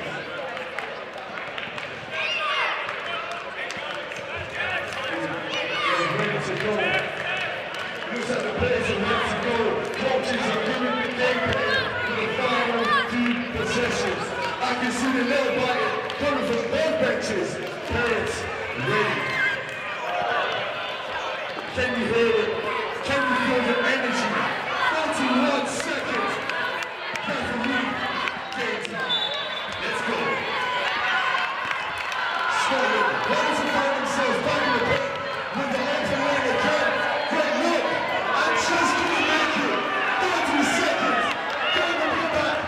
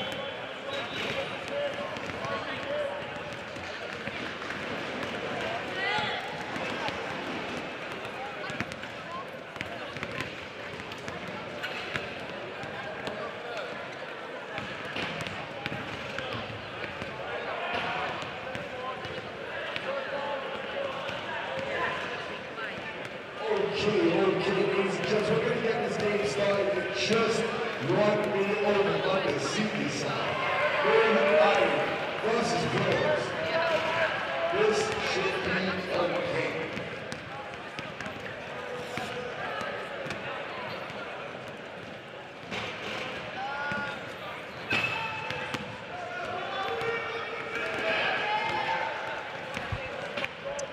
Hello and welcome to the Home Nations 2026. This is the bronze medal game between Wales and Northern Ireland, a Celtic clash. Dylan Cummings on play-by-play commentary, joined by a legend of the game, Mr. Joe Beswick. How are you, sir? I'm all right. That sounds like a euphemism for old there, Dylan. Thank you for that. I'm just trying to be polite, mate. I'm sure you're going to be a lot more polite than Mr. Dan Johnson. I mean, he set the bar, definitely. Like, it was a lot of fun listening to you and Dan, so he's definitely set the standard. And we should get underway any minute now. Northern Ireland have had a tough go of it. They're looking for their first win of the tournament. They got into Nottingham quite late on Saturday morning, actually at 2:30 in the morning, after a delayed flight. And Wales with just one win over Northern Ireland. That was yesterday in the group. Yeah, you'll see that game yesterday, obviously a very, very tight one between the two teams, relatively low scoring, but tough turnaround for Wales here as well. You speak about that tiredness from Ireland, but Wales literally just finished their semi-final and having to pick themselves straight back up now for this. And that's been a routine lately. I think all teams have played back-to-back. England done it yesterday morning. So Northern Ireland done it yesterday as well, so it's a very quick turnaround. It is, and that's one of the challenges, but one of the joys of tournament play as well, particularly events like this. It's different at a major when you're one game a day and one practice a day, but events like this, that ability, or Champions Cup under the old format, that ability to play a really intense game, give yourself an hour, reset, and have to come straight back at it. Here's Nagel. He'll drive a lot of the offence for Northern Ireland alongside McCabe as he sent that one. McCabe, the big man, once again delivering. Yeah, always been a very, very dangerous scorer. Has great touch from outside, good three-point range as well. And here come Wales. Johnson Roll recently competed at the Commonwealth Games. Something we mentioned earlier, there's a lot of players in this Welsh team who have just come straight off the back of Glasgow. Wales' first appearance at Commonwealth Games, and then straight into this tournament here. It was actually the first basketball appearance for Wales at a Commonwealth Games, be it wheelchair or otherwise.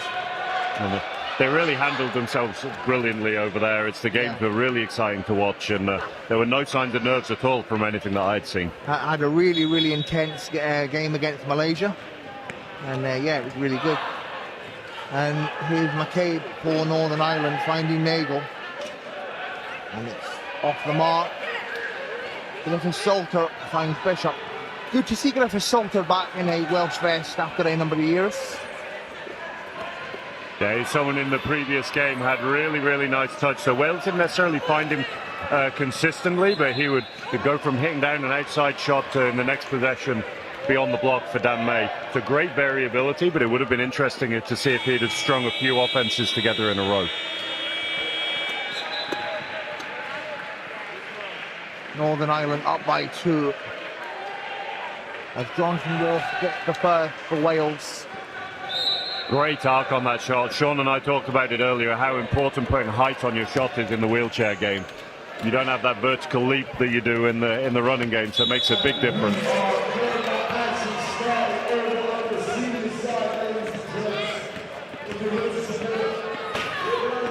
Foul goes against Cox, and Nagel will go to the line. Plays his basketball out in Spain for Getafe. Been out there a number of years now, right, Dylan? Yeah. Well, been abroad for a number of years, Yeah.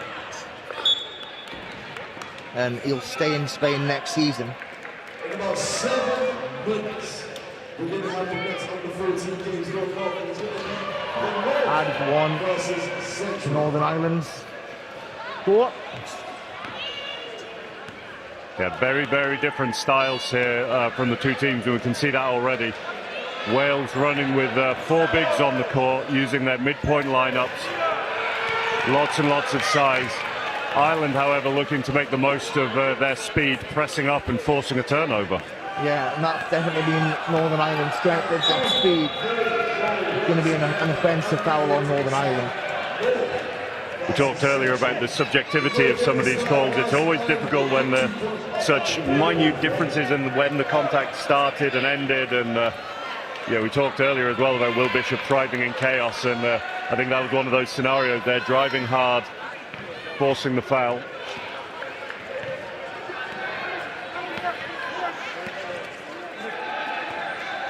There's a Salter up to Johnson Roll. Hawks. Here's May breaking free, and he can't get it to go. It'll stay with Wales. Great intensity from Will Bishop there. Dan May just didn't quite get the shot to drop, but Bishop following up there, getting the tip, knocking the ball onto a Northern Irish hand. Hawks. Griffith Salter. 3 second call. Am I right in thinking Bishop's coming to Nottingham?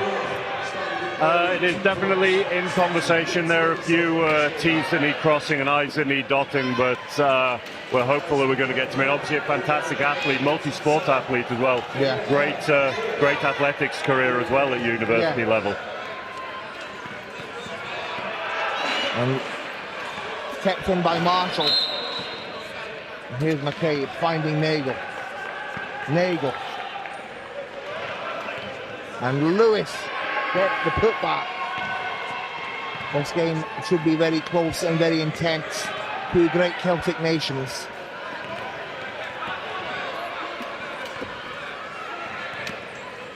Yeah, you mentioned Bishop's connection to Nottingham, and it's one of those things. There's a number of athletes really familiar with the venue here now. There's been all kinds of GB men's, seniors, men's camps, women's camps, junior program, DICE. Commonwealth qualifiers. Absolutely, yeah. The Home Nations Commonwealth qualifiers were held here. It's becoming a venue that a lot of these players are familiar with, and that's something that makes a big difference as an athlete, if you're familiar with the space that you're playing in.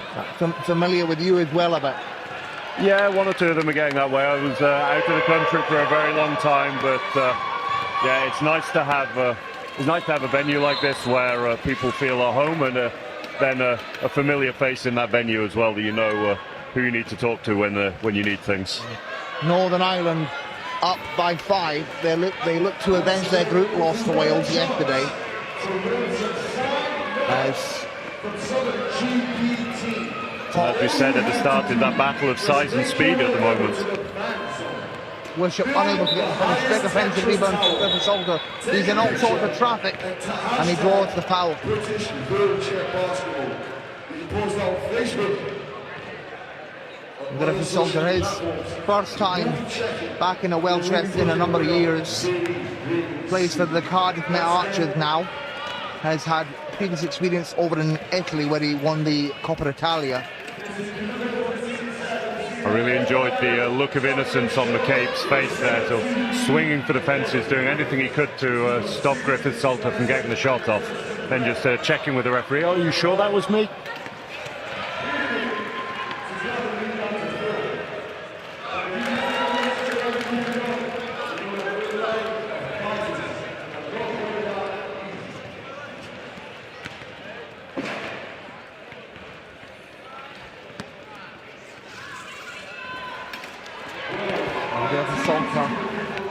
Lovely arc on that shot again. They mentioned it earlier about needing height on your shots, good touch.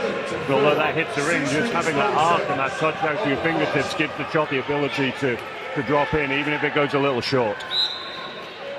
And Griffith Salter makes it a 3-point game. Northern Ireland look to respond. Third time. No basket. No basket.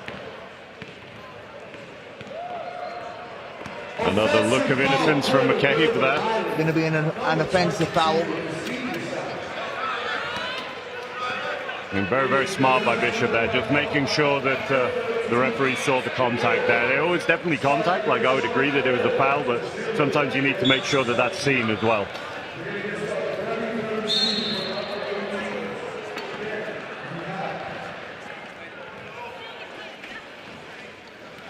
Another quick foul. That's 3 quick fouls there from Northern Ireland. They're in a little bit of foul trouble already here early in the game.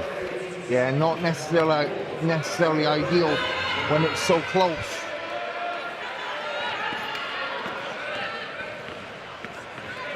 McCabe, big rebound, finds Nagel, and Nagel quick in transition.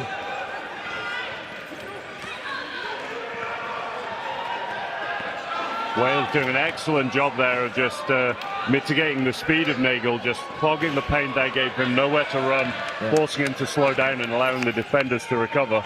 And that's something Nagel has struggled with all tournament. You know, other teams know he's the main threat, so he's often got a target on his back. Lovely touch there as well. I thought they might have just lost the pick and roll there. Bishop left a little early, but beautiful touch by Cox off the backboard.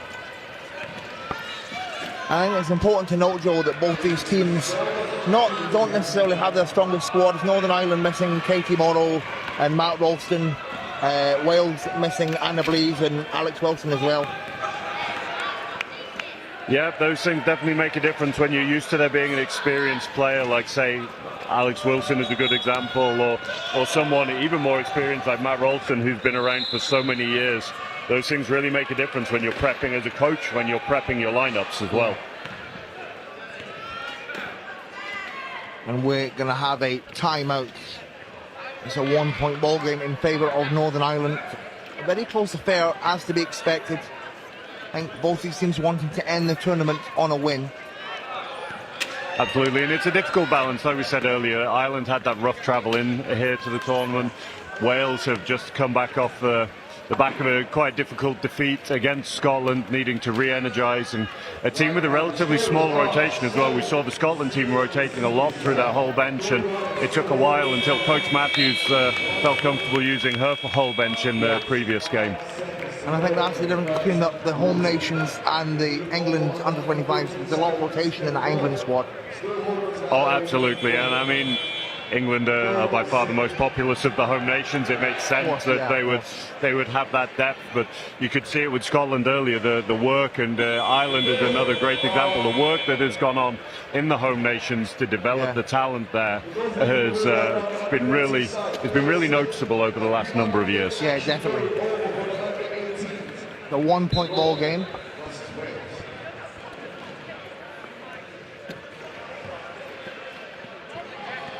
May finds Bishop. Griffin Salter. It's going to be a shot clock violation for Wales. A little bit disappointing from a Wales perspective there. Their bench, again, we noted it in the last game, how great the communication has been coming from the Wales bench. They were right next to the offence there, and nobody on court or off court had noticed that the shot clock was running down. And I think that's fatigue setting in. Absolutely, fatigue in these kinds of situations isn't just a physical thing, it's absolutely mental as well. Pops swings to Griffin Salter, and he's immediately met by Nagel. Solid pressure being applied by Northern Ireland. Griffin Salter goes all the way and gets the finish.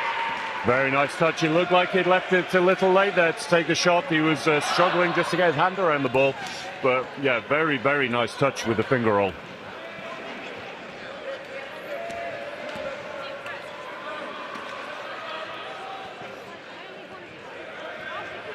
Lewis firing short. Here's Cox. I've been very impressed with Cox. He's a great youngster for this Welsh side. Plays over in Swansea, and a little bit too much on that scoop. And Johnson goal, can't get it to goal. Quickly up the floor for Northern Ireland. Another great transition, and Nagel gets it to goal. Now that'll hurt Wales. You could just see there's an interesting hand signal between the two referees there. They were indicating that they believed that McCabe had flopped to try and draw the foul. It'll be interesting to see if they come back and give him a warning about that. Flopping is then when you're, I know the equivalent in football of, say, diving, where you're trying to convince a referee that there was a foul, but Wales needed to knock down that layup. And Griffin Salter couldn't get that one to go. I'm pretty sure you've never been guilty of flopping, Joe. No, I don't know what you're talking about, Dylan. I haven't got a clue. I think it's one of those things in any sport that the rules are there for a reason. You play up to and within as best as possible the limits of those rules, and that depends. These are all subjective sports, you know. So if you need to make sure that you do the best to get the outcomes that you want from the referee. As predicted, we just saw the referee giving the very experienced Northern Ireland bench a warning about that flopping. Worth mentioning both coaches, I'd say. They're both very, very experienced on both sides of the court. Yeah, Paul McKillop and Caroline Matthews have been involved with the programme for years on end, and I'm sure you know both of them very, very well. Absolutely. So Caroline Matthews was part of the GB setup when I first came into the men's senior programme. Paul McKillop was a teammate of mine through junior programmes for a number of years, and Danny Cooper as well on the Northern Ireland bench. When I was playing in Hanover, actually came out to visit to look about how we ran as a professional unit over there, just to see what learnings they could take back to Ireland. It's good for Salter can't get that one to go. That's great that Cooper, came and done that, because he really helped set up a solid Northern Ireland programme. As Duffy couldn't get that one to go, gets his own little rebound and gets a good putback. Solid work from the youngster there. Duffy, been really impressed with him. Yeah, it's a very, very nice finish at the second attempt. But I think what you mentioned earlier is about that wheelchair basketball community. It's so important that we aren't a sport with the size and the reach of, say, football or rugby, that we need to support each other to help develop these programs for the betterment of the sport as a whole. And someone like Danny Cooper coming over to Germany, taking the time to experience the sport and to see what it looks like at a professional level. I've got no doubt, and you'd need to speak to Danny more about it, but I've got no doubt has been beneficial to the programme over in Northern Ireland. 100%. A 3-second call there, and it will be Northern Ireland possession. Difficult one. Corey Cox under a lot of pressure there. Not quite on the limit of it being called a foul, but under a lot of pressure. Couldn't get the shot off. And Nagel easily finished there inside. And Northern Ireland up by 5. Definitely with a fire under them, looking to avenge their loss. Now we saw Wales had a couple of opportunities a few minutes ago to extend their lead. Neither of the shots dropped, and Northern Ireland really capitalising. Here's Cox, muted the glass. You love to see that. Yeah, we saw it in the game earlier. The big man there has very, very nice touch off the backboard when he's travelling at speed, and it's one of the hardest skills in the game, to be at speed and still to control the shot off the backboard.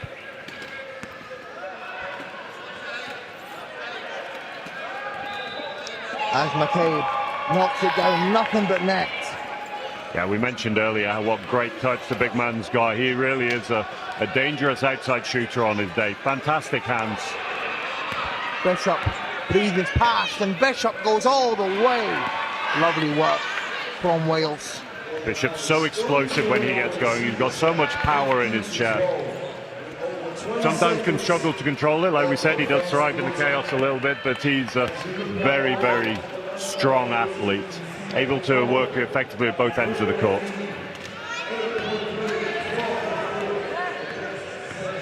As Lewis fires it. Another great offensive rebound from Marshall, and Nagel beats the buzzer. Third time to foul. That'll be a bit of a dagger for Wales there. They had 2 or 3 opportunities to pick up the rebound, and the ball just bouncing loose in that extra 2 points right at the end there for Northern Ireland.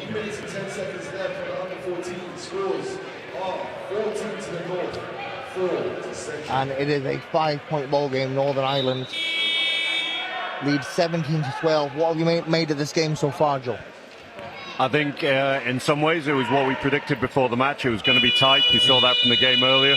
Both teams having different challenges coming into this game. Wales, the short turnaround, the emotional loss to Scotland earlier, the physical demands of that. Northern Ireland with the physical demands of getting here in the first place, it seems.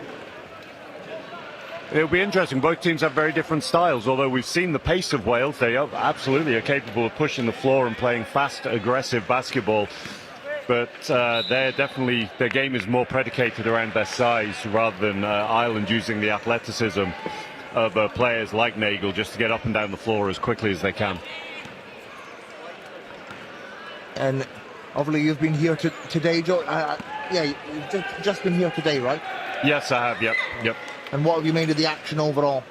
It's been fantastic. I mean, this is such a lovely venue to host it in. Is one of the first things after I said my hellos when I arrived was I went straight upstairs to the balcony. And it just gives you such a beautiful view over this huge facility with 3 courts of wheelchair basketball going on simultaneously, and it's something that I think as a community is really great to see when you've got the under-14s in the same room as the under-18s, as these senior squads here, a lot of them quite young athletes themselves, but also a number of the GB men's and women's senior squads knocking around as well, because they obviously have a camp in Nottingham at the moment. Yeah.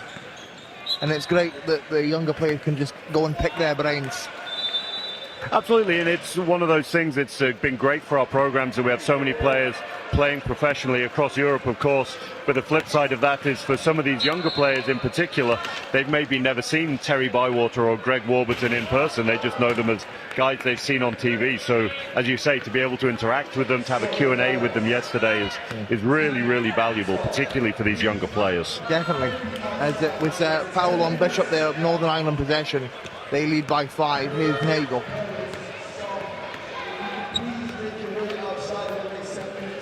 Just slightly off the mark. And there's going to be a stoppage in play. Hard to see what's called here. Yeah, we don't have a monitor in front of us like we usually do, so we're just basing it off what we see in front of us. Smiles all round, but couldn't tell you what the call was. What it has done, though, is given Wales the opportunity just to break out of this Northern Irish press a little bit. And it's immediately intercepted. It's working well for Northern Ireland right now, as McCabe can't quite get the finish, and Northern Ireland need to capitalise on chances like that. And that's where we talked a lot earlier in the day about classification, and that's where you can see the stability of McCabe there. Just that little bit of contact, but it really knocked him off balance, making for a very, very difficult shot. And Duffy Salter can't get it to go. And Cox powers through, gets the finish. Unconventional finish, I'd say, from Cox there, but as you say, used his power, really fought through the gap to make sure he got hold of that rebound.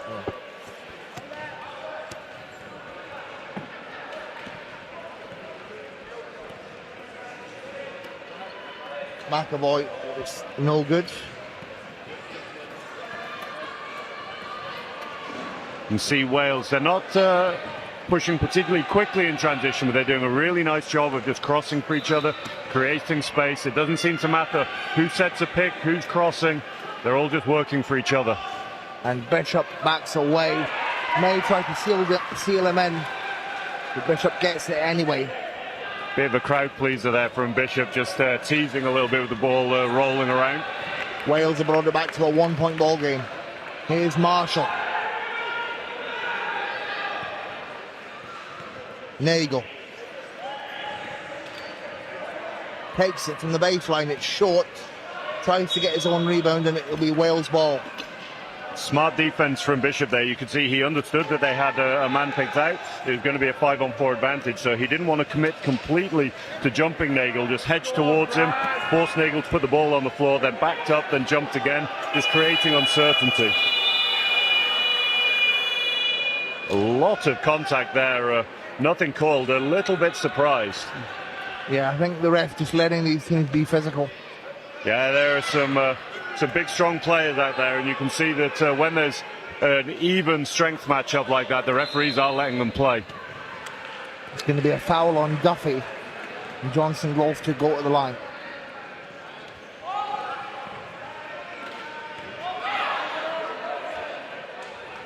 That contact, sometimes the player can be really hard to read. Do you know that in one situation this contact's going to be called, and in then another situation maybe the same contact isn't called? Now, from a player's perspective, sometimes that can be a little frustrating, but you need to take some of the nuances into account about, well, if you're hitting someone that's of equal size, there's obviously less impact to the player than if you're hitting someone much smaller than yourself. Like a low pointer. Absolutely, yeah. First one's good from Johnson Rolfe, and that ties up the game.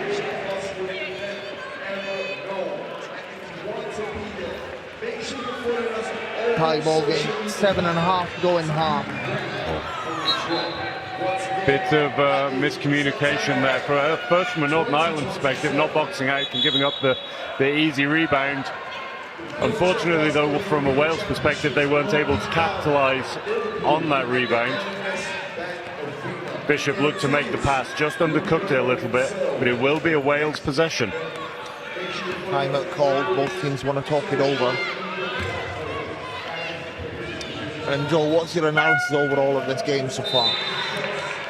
Very much as we predicted. I think it's the clash of styles a little bit, the speed of Northern Ireland, the size of Wales. That being said, Wales are absolutely managing that athletic difference beautifully at the moment. They're really crossing well for each other, showing you always need to be going at 100 miles an hour. Sometimes you just need to be in control, you need to cross, you need to create space for your teammates.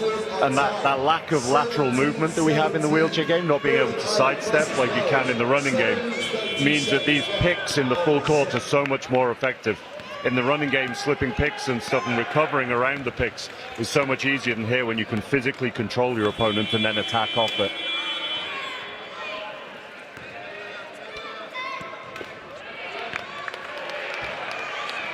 I think that was a nicely timed timeout from both teams' perspectives as well. You could just see there were a couple of situations where decisions weren't quite as crisp as you would have hoped as a coach, so it's just an opportunity for them both to take a breath, come back into the game with a renewed focus.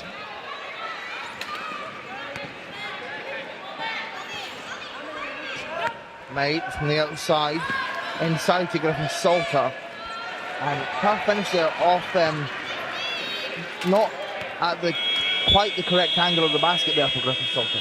No, I was interested to see if he was going to use his left hand there. It's always something we try and work on with young players, getting them to use both hands around the basket when they're in these difficult situations, but his body control and his touch was good enough that he didn't need to.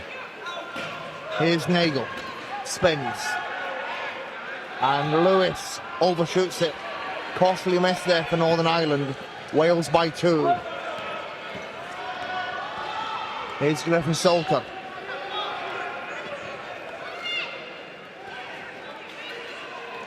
Bishop, and we get his own rebound. Second chance is no good. I'd like to see the ball in Bishop's hands when it's coming up the floor. Yeah, I think it could have been that Griffin Salter didn't quite trust himself to make that pass there. I think there was an opportunity. Bishop had broken the court down, he'd created the space, and I agree. I think moving the ball to him a little earlier would have helped have a more balanced offense. As Lewis, short. That being said, when Bishop gets to the other end there, it's something we've spoken to him a little bit around at GB Under-23 sessions. When he follows through with his shot, he really needs to hold that follow-through, allow him as much opportunity for the shot to be soft as possible, and it felt like he was rushing a little there and just snatched at it a little bit.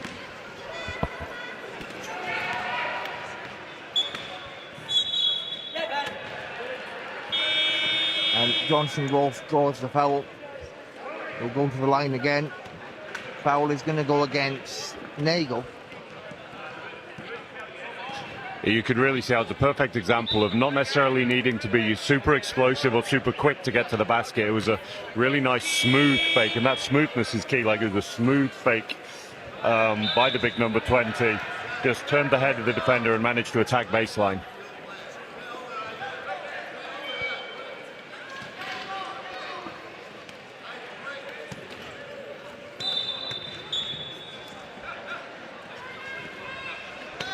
Wales up by 3, 6 minutes to go in the half. Yeah, you could see from a Northern Ireland perspective, much more control on the box out there, not giving any opportunities for Wales to get an offensive rebound again from the free throw. Lewis to McCabe. McCabe a 3. And it goes off the back iron. From the angle I had here, it looked like that was going to drop in back off the ring, but not quite. I thought the same, Joe. Here's Johnson Rowe. Picked up by McCabe. Bishop.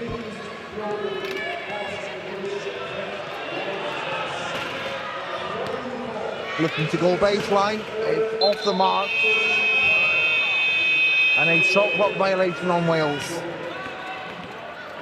That's where you could just see the chair skills from Nagel made it very, very difficult for Bishop to get any sort of position, forcing him into a difficult shot. And we said it in the previous game that the press isn't necessarily there to try and steal the ball. The press from Ireland did exactly its job there. It just created uncertainty and a lack of balance in the Welsh offence that meant that they didn't have time to rotate the ball.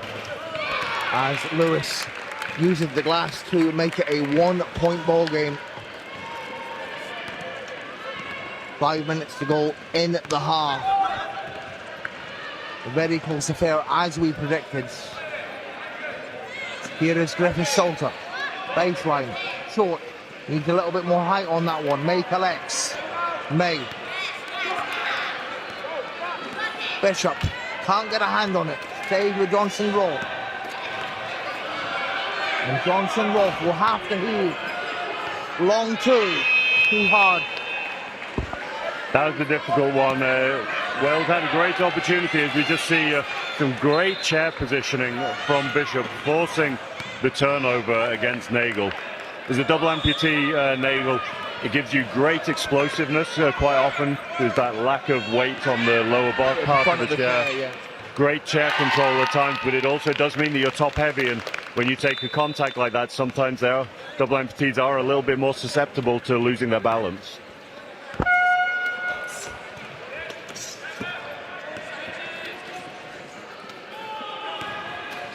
Bishop pressured by McCabe.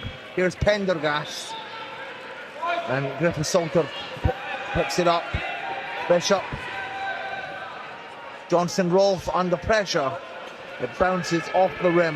Hands front and back there. That was a very, very difficult shot. Bishop saw him a little late, I think. I don't know about you. McCabe inside to Nagel. Back to McCabe. And McCabe draws a foul.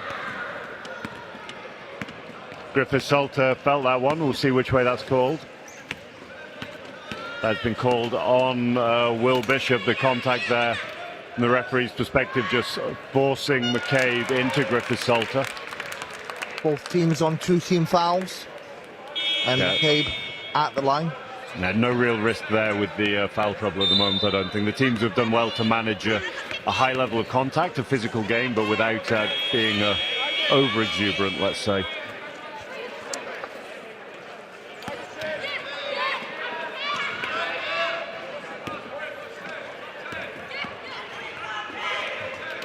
And McCabe has been a standout player for Northern Ireland since under 15 level. He's one of the funniest men in wheelchair basketball. He makes the first. One of the strongest guys I've ever coached as well. Physically, he's so difficult to stop. He's just so powerful. That ties up the game. And he puts Northern Ireland in the lead. 3:49 remaining. As we predicted, a very, very back and forth game here. No one really establishing a significant lead at any point. Pendergast finds Griffith Salter. Off the mark. Bishop collect. Johnson Rolfe inside. Lovely. Lovely finish there. Really, really soft touch. We've seen that a couple of times from him, that touch off the backboard. It's almost like a really short floater that he's putting up there. It's not really a strong follow through, just releasing it ever so gently out the hand. Yeah, and I think one thing that's an advantage for the Celtic nations is that most of the players play for the same club. Northern Ireland with the NI Academy, and most of the Welsh guys play at Cardiff. Whereas with the England side, they do have to integrate a lot more of the team. Absolutely, that's something that can really benefit these teams, that they know each other so well and have done over such a number of years. Bishop over to Johnson Rolfe. You see that soft touch again, but it feel like he could have done with just being slightly more composed there. I think he had a little bit more time on the shot clock than he expected. As Lewis gets it to go, nice composure from Lewis. Sometimes he often shoot shots and they're often too hard off the glass, but that was a great composure. That was very, very nice control, and it's one of those things sometimes when you're a little nervous, it's a big game, medal match of course, you can be a little tighter, and sometimes you just need to see one go in just to allow you to relax as a scorer. Interesting decision from the Welsh bench to bring Prendergast into the game this early. The previous game, we only really saw him in the last couple of minutes, and he's come in very early for Dan May in this one. What do you think the thought process is around that? I just think they're looking to give May some rest, but it looks like he's prepared to sub back in. But Prendergast is a younger player for this side. I've seen him play for Rill, but the more experience he gets at this level, the better. Absolutely, I couldn't have worded it better myself, and it felt like a little bit from May's perspective, he wasn't necessarily getting the look early in this game that he had been doing in previous matches, so maybe the slight tweak in styles between Prendergast and May was something that the coaching team thought would be beneficial.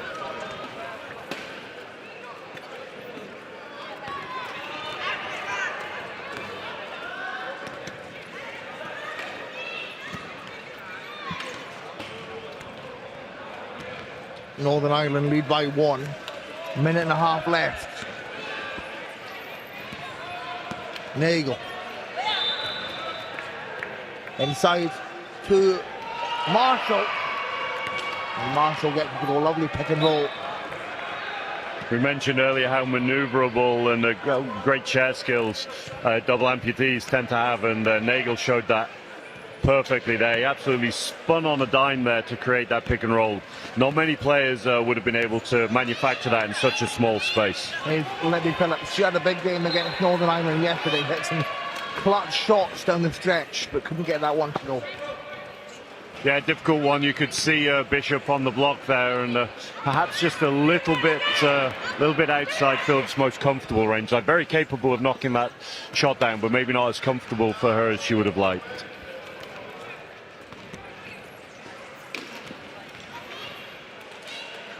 Both teams noticeably quieter, I have to say, here in the end of the second quarter. I think both of them looking forward to a quick breather at half-time.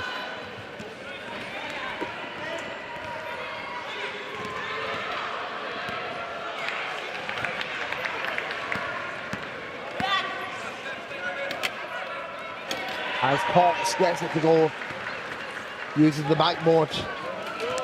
Really deceptive ball handling there from Cox. He's got this quite unconventional, like, alternating push style that makes it feel like he isn't going particularly quickly, but really has great control when he's got in flow.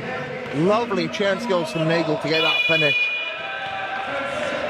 And can Wales get a final offense of the half?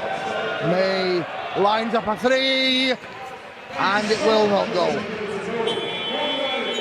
At the end of the half, it's a 3-point ball game. Northern Ireland 27, Wales 24. One possession game. Yeah, Dan May just high-fiving his coach, Caroline Matthews there. You can see that's a look that he is confident taking and that his team are confident in him to take as well. Very, very capable from that sort of range, but a predictably tight game here. Definitely, Joe. And while you're here, I figured it'd be nice for the audience to hear about your story, your career. Obviously, you've played for 2 national teams at Paralympic level. You're played pro for many years, and now you're back here in the UK, giving back to the younger generation, not only at Jags but GB under 23 level as well. So, what is, if any younger athletes are watching this, what does it take to get to like the level you were sort of at when you were a pro athlete? I think, from my perspective, there's many different ways to do things, and there are different people who've had different journeys to have the careers that they've had. From my perspective, the thing that always gave me the most confidence and that sort of allowed me to achieve was the work that I put in outside of the games. Like, I wasn't the most sort of naturally gifted of players. When you think we had a generation where you've got like the Abdi Jammers, the Gaz Chowdhuries, the Terry Bywaters coming through, who made the games look so easy. For me to compete against those kinds of players who have had the careers that they've had, it was the work that I put in behind the scenes, the sessions on my own, the team sessions, the hours in the gym, just to try and make the most of what I had. And that really gave me confidence that I could look back, if I was having a bad quarter or a bad game, I could look back and say, I know I'm capable of doing this because I've seen it for hours and hours, for weeks and weeks on the training court. So for me, it's that. I don't really like the term grind, but that work that you do in the background and that cumulative effect over years can't be underestimated. I think a lot of players, they may struggle being shy, being quite timid. Whereas yourself, you're a very humble guy, but you're also not afraid to play aggressively and be sort of that main scorer, that main threat in a team. And we're talking back to the time at Hanover, you really brought that club up to compete with the likes of Landale and Turinga Bulls and that kind of stuff. So what does it take to have that mindset to play so aggressively and be so confident in yourself? That's very kind. I don't think it was something that came very naturally to me. Like, I'm not naturally loud. I'm not naturally someone who's very, very present, sort of within a group. That's not my thing at all. But for me, it was the same as I had to work on. I don't know, my left-hand passing, I had to work on my speed or anything else. I learned as my career went on that I had to learn to be a presence on the court as well. That is one of those things that, obviously, there are teams where I had larger roles, teams where I had smaller roles. It depended on the stage that these different clubs were at. But Hanover is a great example. I wasn't someone who came into that club as sort of a record, as a natural leader. That was off the back of a career at Landale, where there's some seasons it was 40 minutes, some seasons it was 5 minutes. But learning to play a role and play a character can be around how you present yourself as well. It's about being vocal, being aggressive, and that meant, from my perspective, that even if I was having a bad game, if offensively, for example, that by my presence and by being loud, I could draw defensive attention anyway. So maybe it felt to the opposition like I was having a better game than maybe I was being jumped, when maybe if I was the coach, I wouldn't have jumped myself in those situations. And that managed to free up space for my teammates, which then obviously made my life easier as well, to give me a little bit more room in return. And now, if you look at your career now, you're involved with Nottingham, you're involved with Jags. In 2025, you brought Jags their first Premier title. So just talk to me about your career now, both at Nottingham and at Jags. It's been a lot of fun. It wasn't what I would have predicted a few years ago, I have to be honest. Like, it was only relatively late in my career that I sort of considered coaching. Like, my intention initially was, when I retire, I'm going to go and find something completely new and completely different. Yeah. But there were some opportunities that came up, as you mentioned, sort of Jags, getting the opportunity to work with Mark and Addy as part of the GB Under-23 setup, and the job here in Nottingham, and these were some great opportunities. And I think sometimes you need to get a little older to get that feeling that you want to work with younger players. I enjoyed it as an older player as well, like not necessarily the formal coaching roles, but kind of a little bit of mentoring, a little bit of just working with some players one-on-one in training sessions, just to help develop their game. And is later on in life where I sort of took a pride in seeing those players grow and develop and shine. And that's something that I've tried to bring to Nottingham. So primarily as my job, obviously this is my 9 to 5 here at the university, and seeing that program go from strength to strength. So back-to-back Bucks titles, 3 titles for the program in the last 5 years. The first one under Martin Austin, obviously, before I joined the program, and with the GB setup, that re-establishment of the under-23 program, and Jags. It's great that they've got a base here. Absolutely, I think it's key. Like, the last thing you want to be is like this nomad sport where you're floating from venue to venue. You're never really sure where you're going to be. And I think that stability, that security, is something that can't be underestimated. And hopefully it'll continue for years to come. And then Jaguars obviously was where I started. I was sort of an 11-year-old in a little guard's wheelchair because I was too small to play as a forward. My feet didn't reach the foot plates or anything else. And before there were straps, before there were anti-tips, anything like that. And the intention initially was just to go back there and get a bit of fitness and try and stave off that retirement weight as much as possible, and that developed into the role that I have now. And it's a challenging role, playing and coaching, absolutely, and working with people I sort of consider friends as well as teammates, and trying to balance all of those things. But it's a really rewarding role as well. And how do you feel as a player nowadays? I mainly feel old. No, it's a lot of fun. I love playing still. It's the balance of sort of Prem and Div 1 last year was something that I didn't initially envisage doing, but it was actually really nice to be able to give myself the boost of playing some significant minutes in one team, but also gave me the excuse to play slightly less minutes in another team where I could really concentrate on my coaching. And I still love playing. Like, I get a buzz whether that's playing at Jags, whether that's playing one-on-one here. Like, we had some great athletes who aren't necessarily part of this university program, the likes of, I know, Lucy Robinson, Lewis Edwards, Jade Atkin, who train here as part of our environment, despite not being students, and the ability to take a few minutes here and there to pit myself against some of the best athletes in the world at the moment, I believe, is nice as an old man to get that chance still.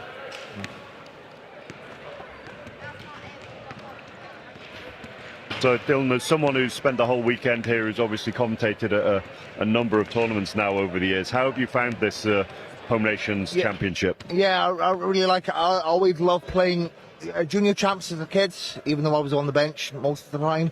But I think it's great that they've integrated the senior competition into this.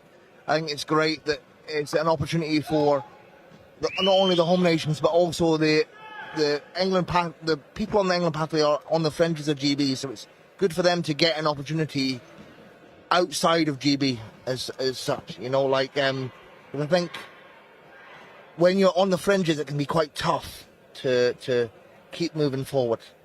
Very much so, and I mean that's kind of one of the challenges that comes with the level of success that GB have had over the last number of years. That nobody's giving up their jerseys freely. So once traditionally you've aged out of that under-23 group, but there isn't quite space in a senior program yet. That for a lot of players has been quite a hard transition. So I couldn't agree more that it's a fantastic opportunity for players to stay involved when they're almost between programs a little bit. And I think it's great to see so many young players go abroad. I mean, I know some people out there criticise that and say it's too early or they have whatever their opinions are, but I think it's great to see so many young British people from wherever they're from to, go and play in those pro leagues. It is. I think it's a double-edged sword. There are dangers to that, not just sort of, physical dangers. Obviously, clubs are quote-unquote professional, but there's varying levels of professionalism across the continent, and that can be a challenge as well. You want to, as a program, you want your players to have these experiences, but you want to make sure they're looked after both mentally and physically as well. As we are back underway, 3-point ball game in favour of Northern Ireland, and Duffy gets it to go. Nice finish.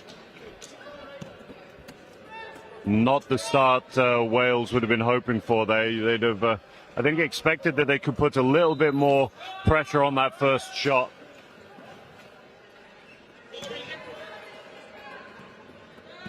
Interesting lineup changes here from Wales as well. I think this is the first time that I've seen Bishop and Johnson-Rolfe both on the bench.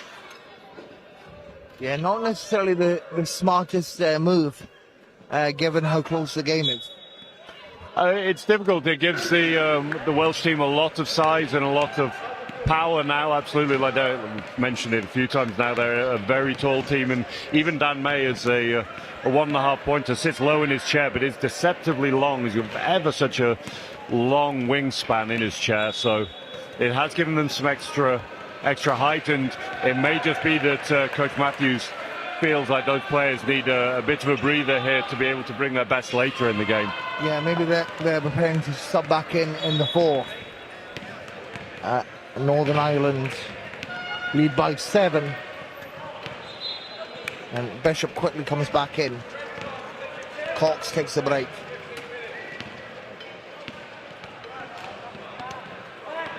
Yeah, very quick changes there. Just less than a minute into the game, but a couple of quick and relatively comfortable scores against there. It was probably a smart move from Wales to make some changes. And so much of what Wales do is predicated by the ball being in Bishop's hands as well, that when you lose that focus as a ball handler, even if he's not scoring huge volumes of points, it changes the responsibilities of everybody else on the court as well. There you go.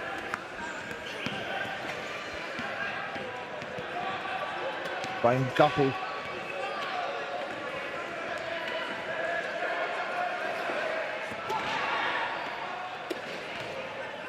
Oh, McKay behind the back, lovely. He's been doing that all tournament. Another score for Northern Ireland. They're up by 9. Yeah, McCabe does love a highlight play. Any opportunity he gets to do something jazzy, he's going to take it. Mose, you love it when it works, but infuriating when it doesn't as a coach. Who needs LeBron when you've got Nathan McCabe?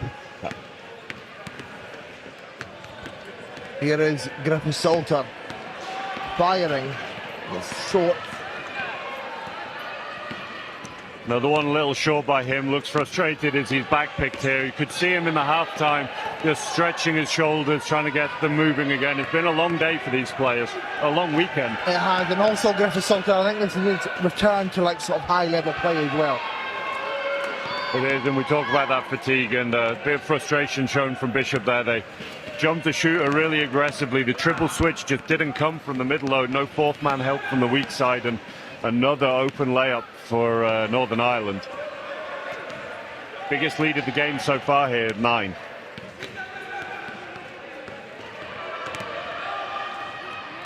And good to go for Walker. Took that mismatch very, very confidently there.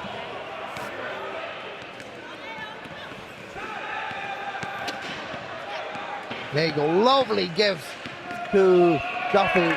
Expert pick and roll. This pick and roll on the left-hand side with Nagel is absolutely killing Wales at the moment.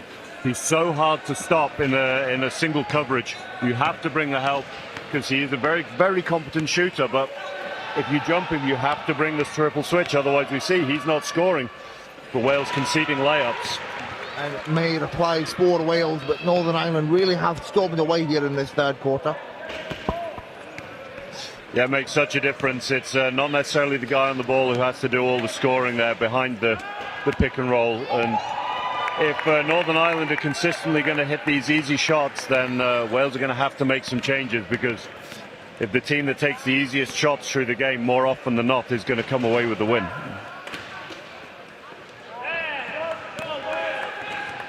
May sets up on the outside again, rolls to the baseline. Again, not getting enough height on that shot. You talked about the importance of height on the shot earlier, Joe. Yep, very much so, and it's it can be a fatigue thing, it can be a chair control thing sometimes, particularly for a lower point player. So you're trying to get your shot up, you want to control your chair so you have your hands quickly back down on your wheels, but that can affect your release on the shot as well. And McCabe draws a foul. He'll go to the line again. McCabe from Castlewellan in County Down.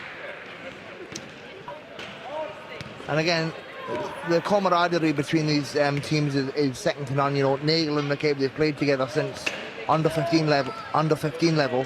Same can be said for Lewis. So they know each other very, very, very well.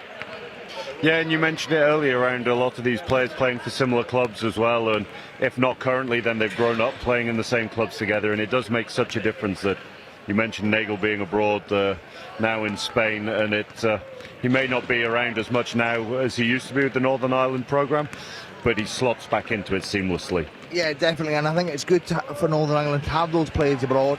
You know, Nagel, McSorley, you know, Ralston has played abroad stints. You know, it's good to have that level of experience, and it's, you know, it must be a very proud feeling for such a small country like Northern Ireland.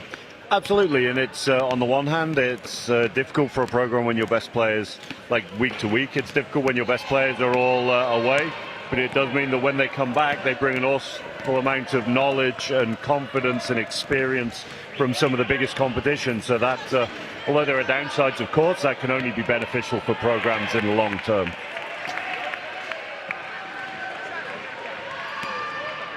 Caught for Johnson Rolfe. Nagel. Another one he just seemed to snatch at a little bit there. He had a lot of space and he could have really held that follow through, taken his time. Just tightening up a little bit, Wales.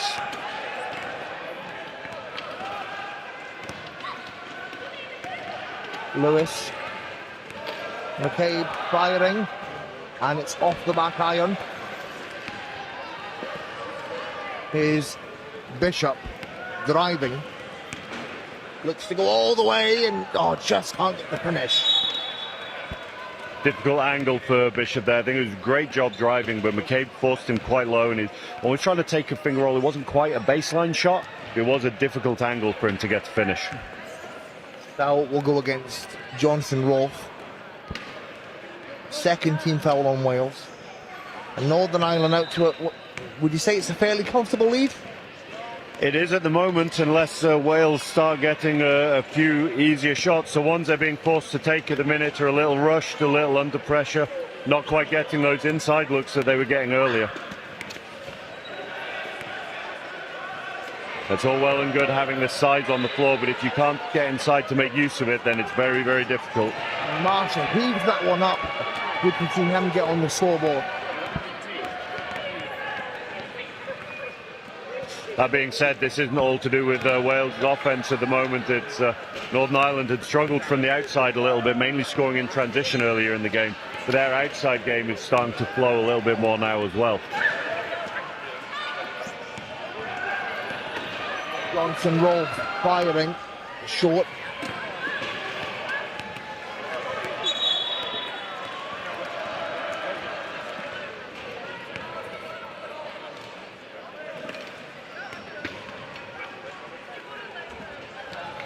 Foul's going to go against Bishop. Wales' third team foul. There's still 4 minutes to go as well in this quarter, so one more and then Wales are going to be in foul trouble, and they'll start giving a few bonus free throws to Northern Ireland if they're not careful, and that's the last thing they want to do. McCabe knocks that one down. And you know, when we're talking specifically about the Celtic nations, Scotland, Wales, Northern Ireland, their main senior programme is 3x3 with Commonwealth. How important is it for these nations to continue to get 5-on-5 experience at this tournament? Oh, absolutely. I mean, there are so many fundamental differences between the two forms of the game.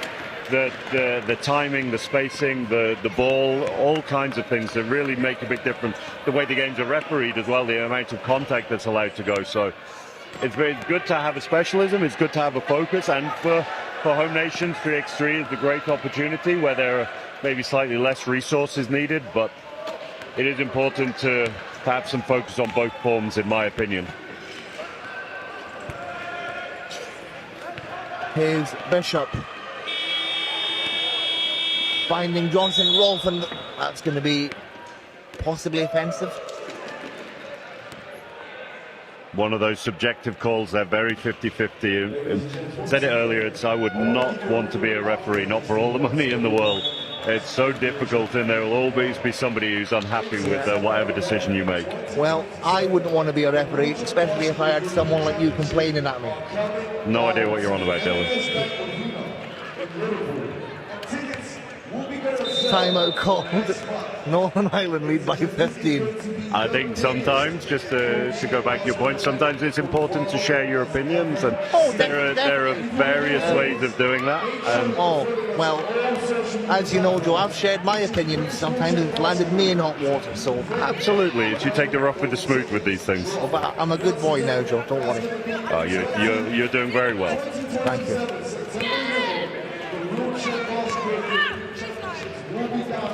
Northern Ireland lead by 15, 2:45 to go in third. And Joel, just out of interest, what's next on the cards for you? That's an excellent question. Obviously, we're prepping for the next university season. A-levels coming out next week, so that'll be interesting to see how recruitment has gone. You can put all the work in you like, but you need students to get grades at the end of the day, and obviously academic standards here at Nottingham are very, very high, so it's something we've got that's sort of next on the cards. Getting ready for the new season with Jaguars, of course, although with the number of players we have involved in different national team programs, or Matt Stan away with the Polish program for the majority of the summer. Lewis Edwards obviously moving to Italy now, but him missing, sort of Lucy Robinson missing, it means that the focus becomes quite different. Jaguars aren't quite the same as these professional clubs around Europe, where outside of national team you have access to your players all year round. There's definitely a bit of a pause in the summer. Johnson Rolfe adds another for Wales. I've just seen one of your players, Jake Robinson. He's around somewhere at Liam Hassel. Oh, there's one or two knocking around here, I'm sure. It's luckily Nottingham's quite local for most of the people, at least, who play at Jaguars, so it's always good for them to get in and watch an event like this. spoke to them earlier. They were reminiscing about their days of playing what was junior champs, and they were actually saying that this is the closest in the sort of vibe and the energy of those what they called old. To me, was still new, but to them it was the old junior champs. And I think that's a real compliment for the organisation here this weekend. The Stoke Mandeville days. Yeah, very different environment.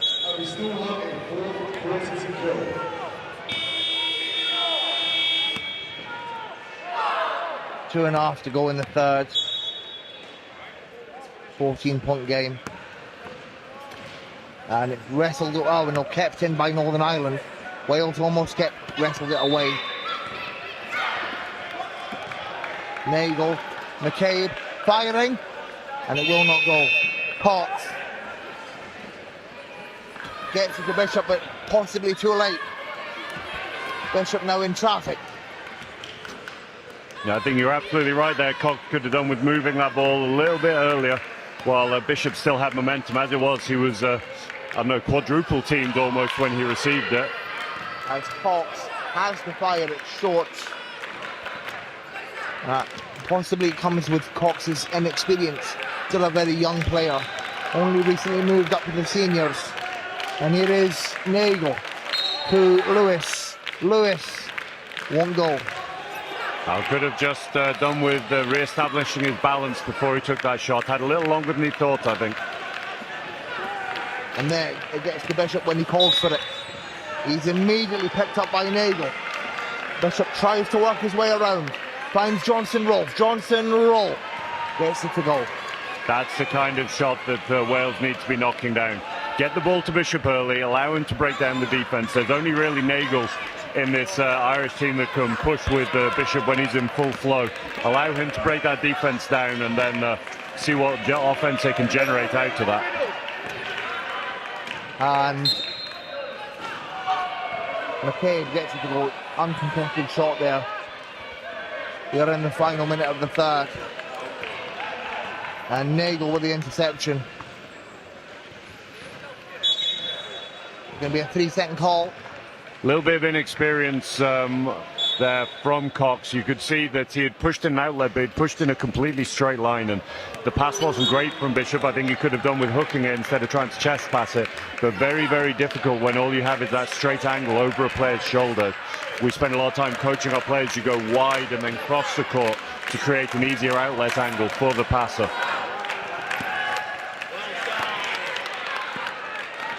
And Johnson Rolfe with the immediate reply. Again, really nice touch off the backboard. I keep repeating myself with this, but through contact, really great finish out of his hand. Really, really soft touch. There you go. McCabe. Marshall inside. Gets it to go under pressure. Lovely cut the basket from Marshall. And at the end of the third, Northern Ireland 49, Wales 35. Can Wales come back from this, Joe? Oh, absolutely they can. It looked like they might be dead and buried earlier in that quarter. All of the momentum was against them, but with them having gone back to this, one of their stronger units, allowing Bishop to break down the floor, breaking down the defense. Johnson Rolfe gets into those great positions where it's in a comfortable range for him. We've seen him take a few from the middle distance, and a couple have gone in, a few have missed. But if they can get him in that position where he can have a bit of a mismatch over a smaller player or can have time to set himself, Wales have got some very, very dangerous scorers out there. They really need to be composed with it now. If they get caught up in the scoreline, then it's going to be a problem for them. But if they allow themselves to take a breath and take these offenses, it's a cliche, but take the offenses one at a time, then they can absolutely fight their way back into this.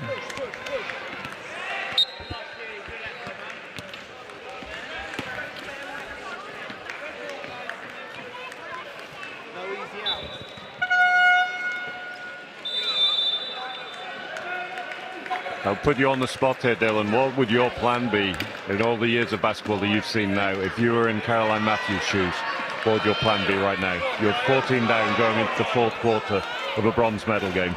I'll be honest, so I'm not much of a coach, don't have really any aspirations to be a coach, but I would just try to free up the likes of interesting that Wales start without Bishop and Johnson Rolfe. Really interesting, but I would try and free up the likes of Bishop and Johnson Rolfe as much as possible.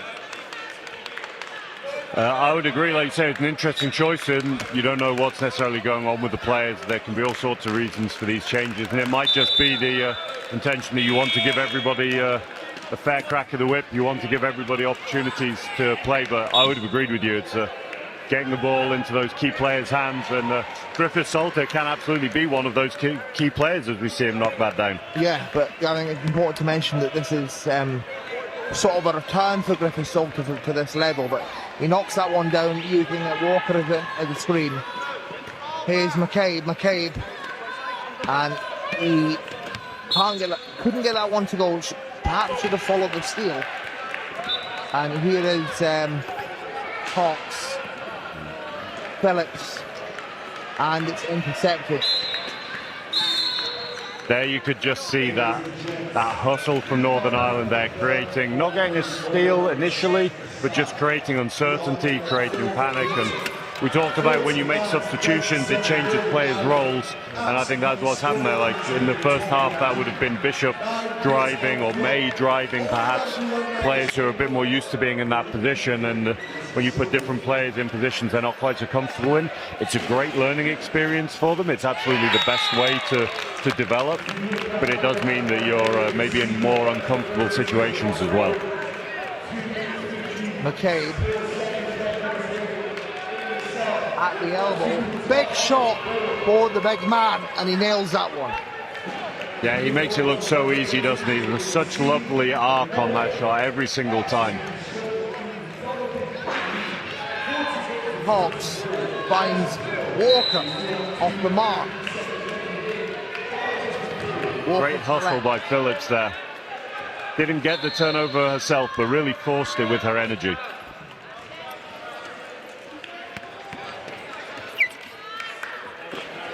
Here the communication coming from Dan May on the Welsh bench there. That's a fourth personal foul. I'm not sure who was called on Nagel. I mean, that would change things significantly. If Nagel was to foul out of the game here, that would really change things from a Welsh perspective. I'm going to have Salter at the line. From my perspective now, you absolutely need to be driving a Nagel. He's a great defender, he's got great chair skills, but if you drive at him, you never know what's going to be called, you never know what decisions he might make. That opportunity to get someone who, so much of the Northern Irish offence is predicated through him, and the defence as well, with his ability to recover. Griffith Salter makes both clutch at the line. It's a 12-point game. Lots and lots of time left in this one as well. Lewis. McCabe. Heavily pressured by Griffith Salter. Walker collect. I believe it's going to be a foul on McCabe. Yes, it is.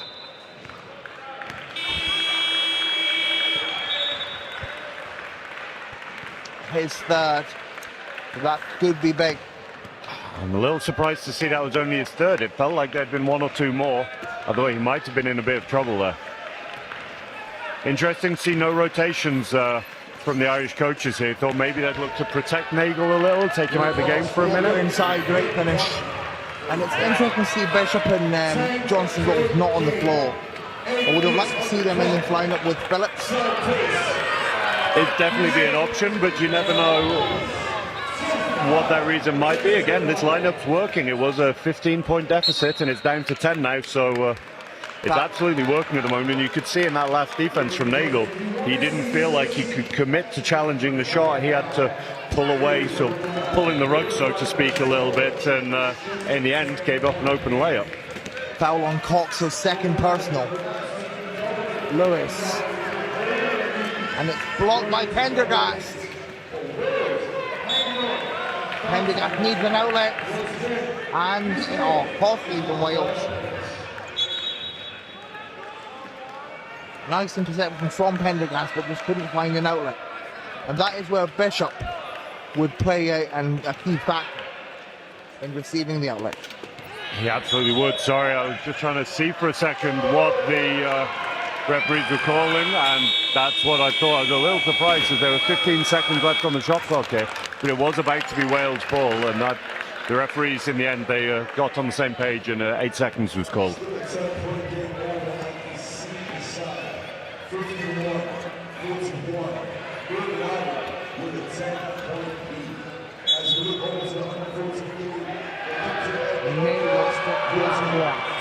That's a big basket because all the momentum at the moment was in Wales' favour.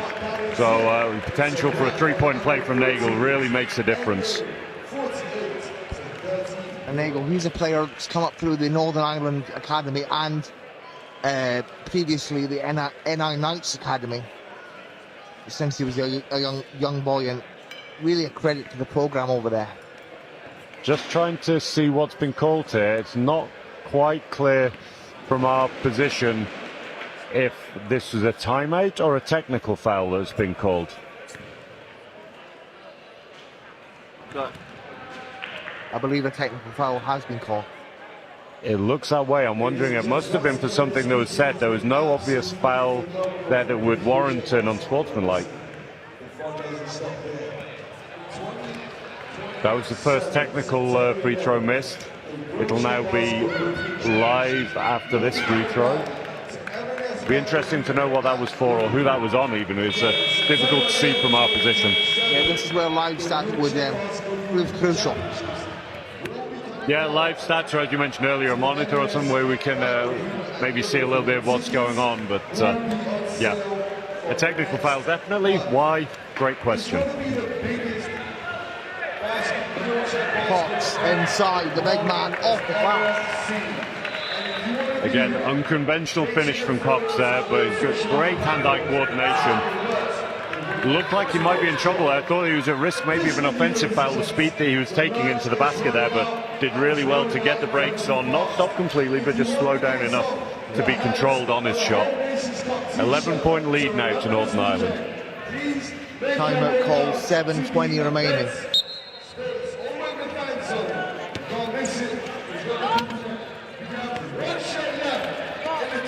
So just quickly, you know, obviously, I know this is not focused on the home nations, but you've got the Worlds coming up. What's some of your predictions, both GB and non-GB?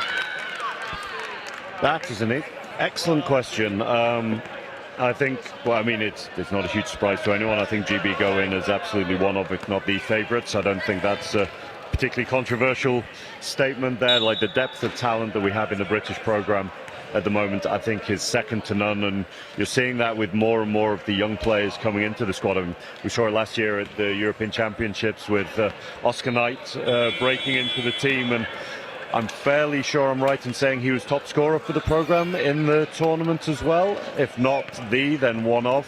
And I can't remember the last time we saw that from a rookie at their first major. Yeah, I'm not sure for the Europeans, but he's definitely top scorer for GB in the under-23 Worlds. In the under-23s, absolutely. It's an, I'd say, please correct me if I'm wrong, but I'm fairly sure that if he wasn't the top scorer for GB, he was one of them at the Europeans as well. And it just shows the depth of talent that we have in this country. And outside of the UK, I think obviously Spain have a very, very strong programme. A few changes there over the last year or two. The Australians as well looking very dangerous, and we haven't seen huge amounts of America yet, so it'll be interesting to see what kind of squad they come out with as well. Let's get back underway with this game. Lewis out to McCabe. And McCabe pushes forward. And lovely, one extra push has made all the difference there, Joe. A little bit of inexperience from Prendergast there, in my perspective. He did such a great job. He challenged the shot of McCabe, forced him to not take the initial shot, but then he took the extra push looking for the fast break, and that just opened up the space for McCabe then to take an extra push. If he had just held his position, been satisfied with the pressure they had caused, I think he could have seen the clock running down there. McCabe again. Northern Ireland firmly in control with 6.5 to go.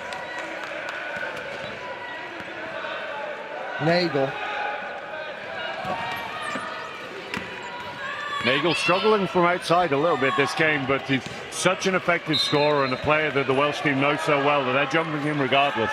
They don't want to risk him heating up as the game goes on. Jump ball. Indecisiveness from Griffith Salter there. It's something I talk to my players about consistently. One of the biggest things that the game is so subjective. There are very rarely perfectly right or perfectly wrong decisions in the game, and making quick and sort of confident decisions is so important because it buys you time to make the next one. As soon as you hesitate, you're in trouble, and that's exactly what happened there. Nagel and one. And does that seal the deal, Joe? No, it doesn't, but it isn't a million miles away from it.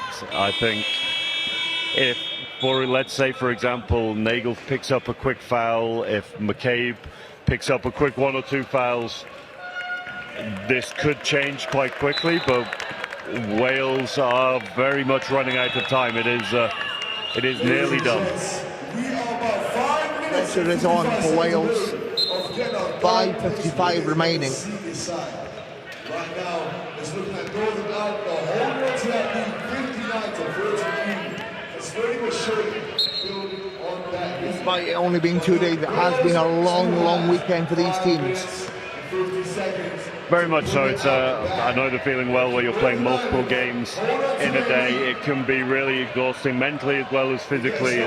You're not necessarily spending the time working on your recovery that you would be doing in sort of more quote-unquote normal circumstances. But yeah, a quick cheese sandwich in between games like this maybe doesn't quite cut it. That you need to fuel yourselves differently. All kinds of things like that come into effect. Good to go off the glass. Northern Ireland continuing to add to their lead right now. 61-43. Almost a 20-point gap. Pendergast It is getting chippy. puts it up. This is what happens when He you finds Walker. I think saying he found Walker there is maybe a little generous. That looked like he may as well just faked me with his eyes, but I think he was looking for the shot there, just slightly unbalanced perhaps. And 3 seconds called either way. That 3 seconds does, however, give Coach Matthews the opportunity to take the time out here, and it does look like Bishop is coming back into the game with a little under 5 minutes to go. Yeah, I do think Wales have made a mistake, if I'm being honest, not starting Bishop and Johnson-Rolfe in the 4th. That's one of those things that in hindsight, it looks that way at the moment, but the flip side of that, and playing devil's advocate, this lineup had a great start. They cut it from a 15-point lead down to a 10-point lead. They did have the momentum there, and I can understand the want to keep that momentum going, but that momentum was lost a little while ago now, so I think it's a good change. We'll just need to see if it's too late. In fact, it's not just Bishop coming back into the game, it's Johnson-Rolfe and Dan May as well.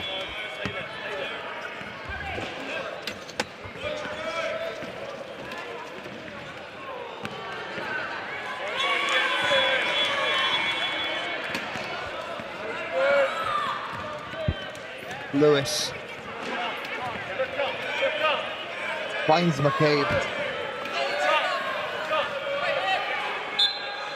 and he sets himself up. Johnson-Rolfe just expecting too late to get to McCabe there. He was, but when you shoot the ball that smoothly, that's almost impossible to stop that. I think that went higher than the shot clock and dropped in there.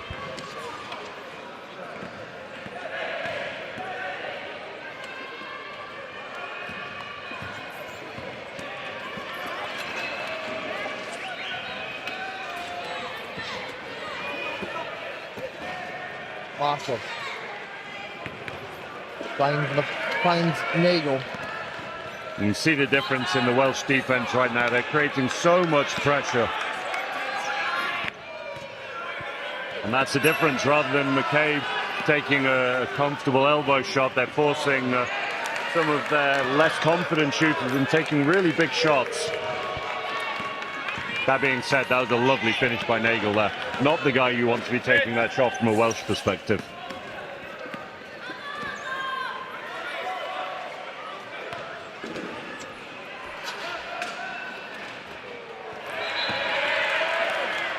and it will go the way of Northern Ireland. They're building a fairly comfortable lead at the moment, 65-43. I think it's safe to say that this is all in Northern Ireland's hands at this point. It's absolutely their game to lose, and you can see the changes coming from a Welsh perspective. Coach Matthews subbing out the whole 5 here. Be interesting to see what she has to say. The whole 5 being subbed out. And it is good to see that, you know, the bench get rotated. Yes, it must be disappointing that they lose, but good to see everyone get minutes.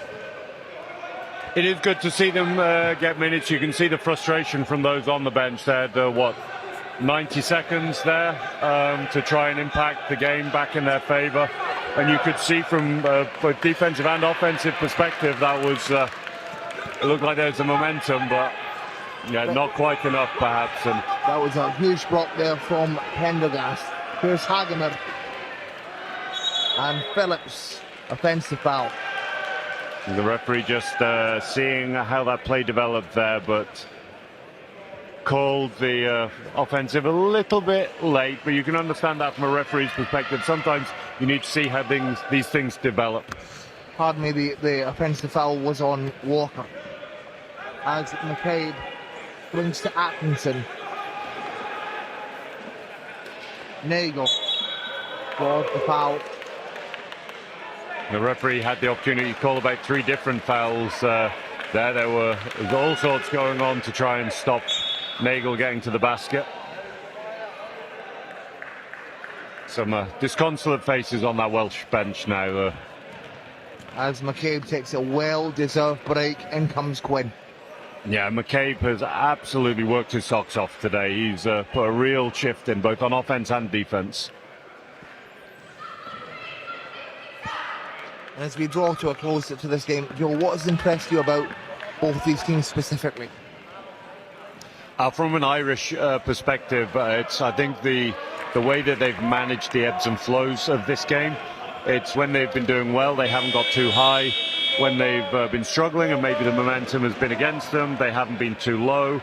They've just really managed that energy very, very well across the game. From a Welsh perspective, I think that when they've been in flow, they've looked like a very good team, and you can see that there's a lot of development that has been going on there with their program. You can see they've got a bench that they're comfortable to use and players that they trust, particularly their 4 big units. So there's a lot of promising things going on from both sides.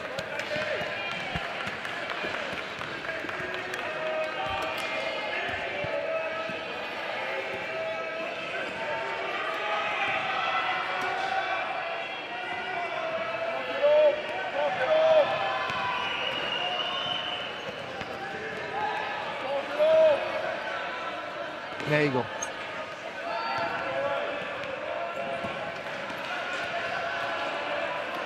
Finding McAvoy. McAvoy sets herself up. And it's foul. Foul on Hagemer. 2 shots to come for McAvoy. She's been playing wheelchair basketball since 2022. And she's one of the up and coming players on the GB Under-25 women's pathway. Another one of the GB programs is looking very, very strong. A really good future coming through for both the men's and women's programs. And McAvoy actually knows these Welsh players quite well. She plays in the WPL for Cardiff. She'll sign for the Mohawks next season. A big pickup for the Mohawks.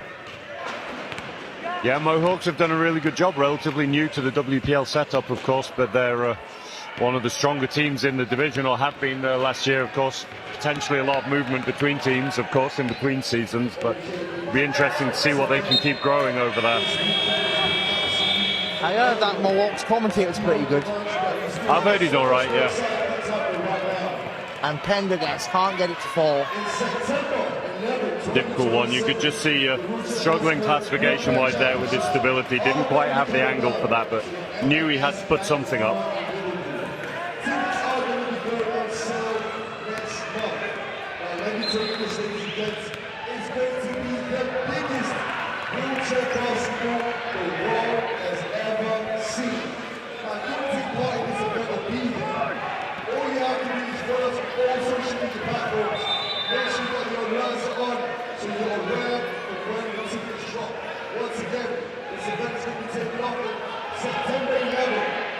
Hageman forces it up. Yeah, Wales could do with a little bit more ball movement here. We talked earlier about when you rotate, it puts people in different roles and different positions to that they're used to. And I think that was a good example. Just players maybe not quite clear about what their roles were in that situation. 15 seconds on the clock. They have to hang on and then walk away with some silverware. Wales, unfortunately, with a chance to pull up an upset. Can they do it? As we look over at the under 13 game, we're getting ready to start the second half.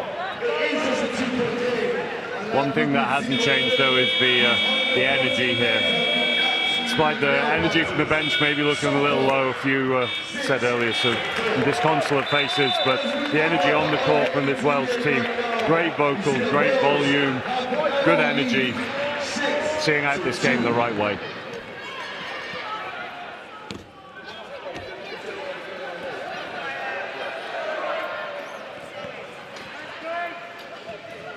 Pendergast. It's going to be a foul.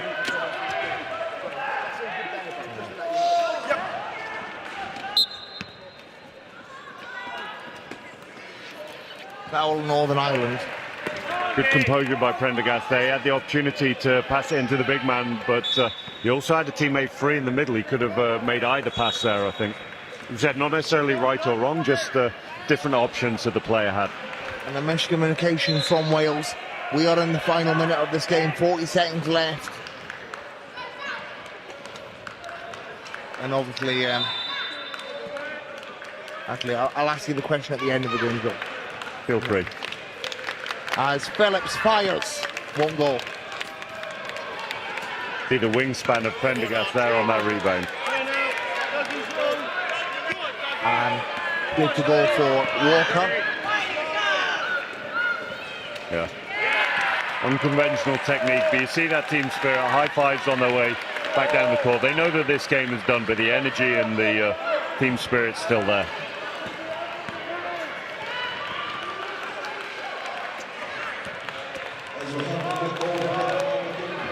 Nagel gets it to go.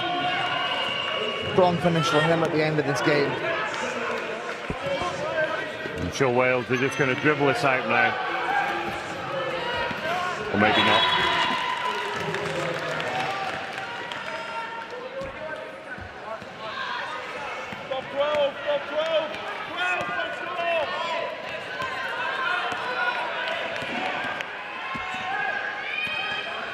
And that will be it. Northern Ireland take the win.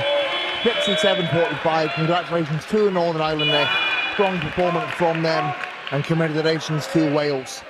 Yeah, well-deserved bronze medal at the end of the day. They showed their experience, maybe a little bit more freshness as well. I don't know what you think, like not having to go back-to-back with their games like that. Like having the extra couple of hours rest can make a very big difference in these situations. I also think Northern Ireland really had a point to prove to avenge their loss against Wales yesterday as well. Absolutely, it's no doubt. And Wales can be proud of the way that they fought through that one. It was... They did really well at points in that game, really regaining momentum when it looked like the game might be slipping away. It just wasn't quite enough in the end.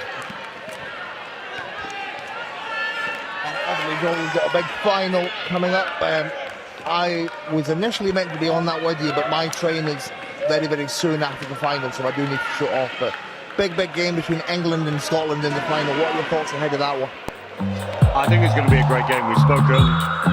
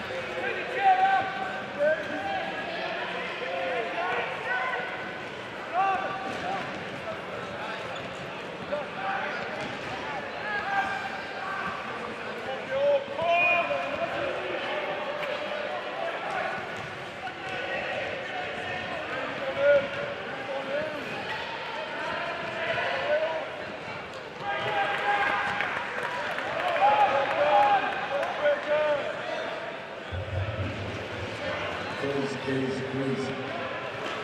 Back live.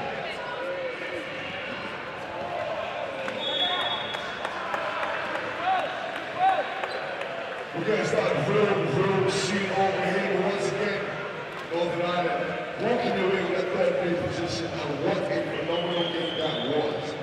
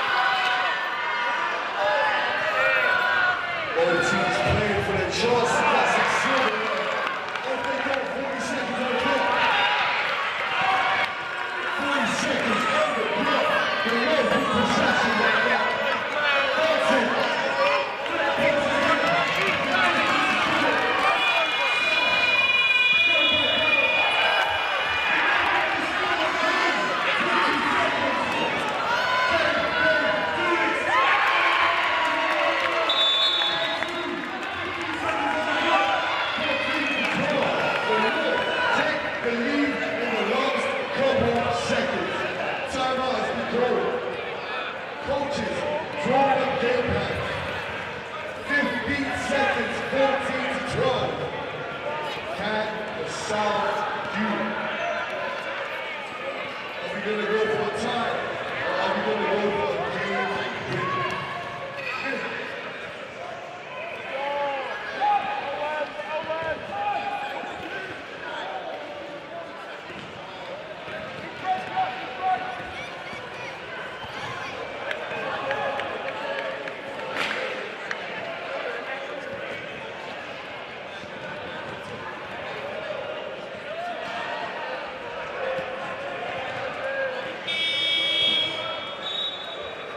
We are back, ladies and gents. Please, if you have 15 seconds, all you have to do is look at what this other 14s are doing right now. 13, 12, the North have that 2-point lead, and all they gotta do is hang on for 15 seconds.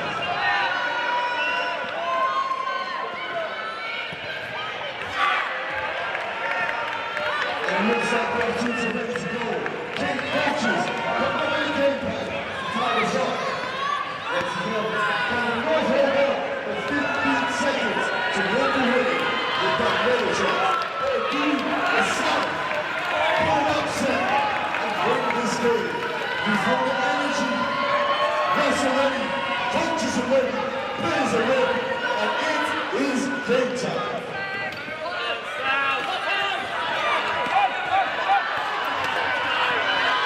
That's it. 10 seconds on the clock. Shot the pass into the paint. Great look. Great take. And they give him a shot. Don't let him rebound. With a chance to take.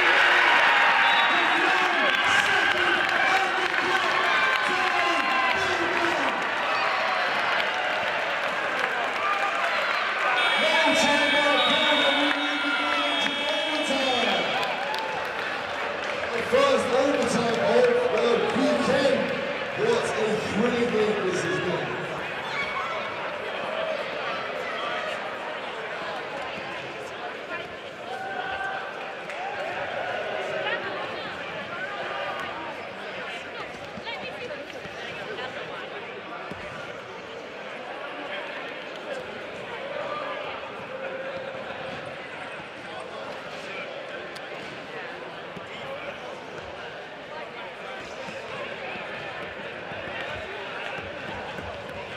Ladies and gents, these other coaches are going to make me lose my voice this weekend. These games have been electric. We have no tie game. We live minutes overtime. These are 2 minutes on the clock. If you have some time, some energy left over, come and see these other coaches battling out for a chance to win themselves some silverware.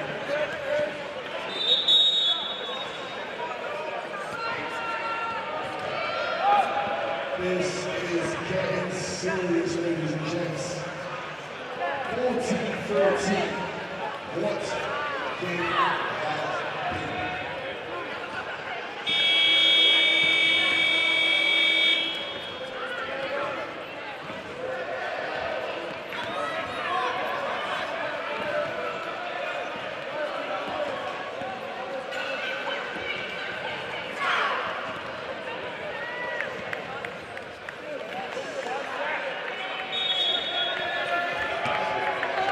Ladies and gents, we are back. This is our first overtime this weekend. Coming from the under 14, but like I said, these games have been absolutely electric. Back-to-back buzzer beats that we've seen. Those games all throughout the weekend. We are back.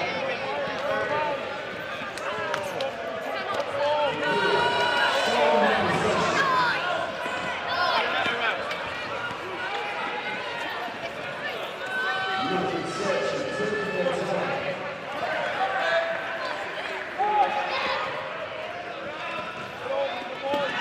Great pass, great hustle. Great to see the lead. Look at the hustle and the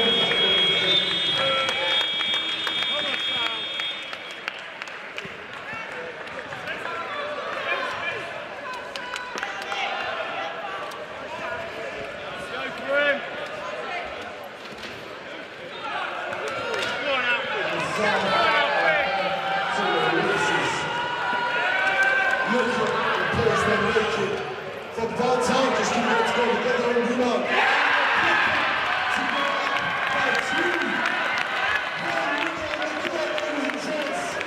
The South take the lead for the first time in this overtime.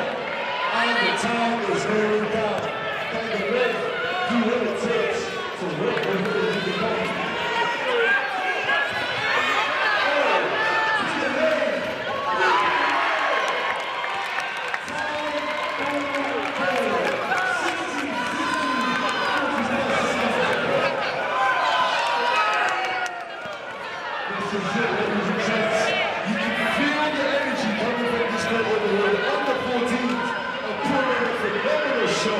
Another tough shot.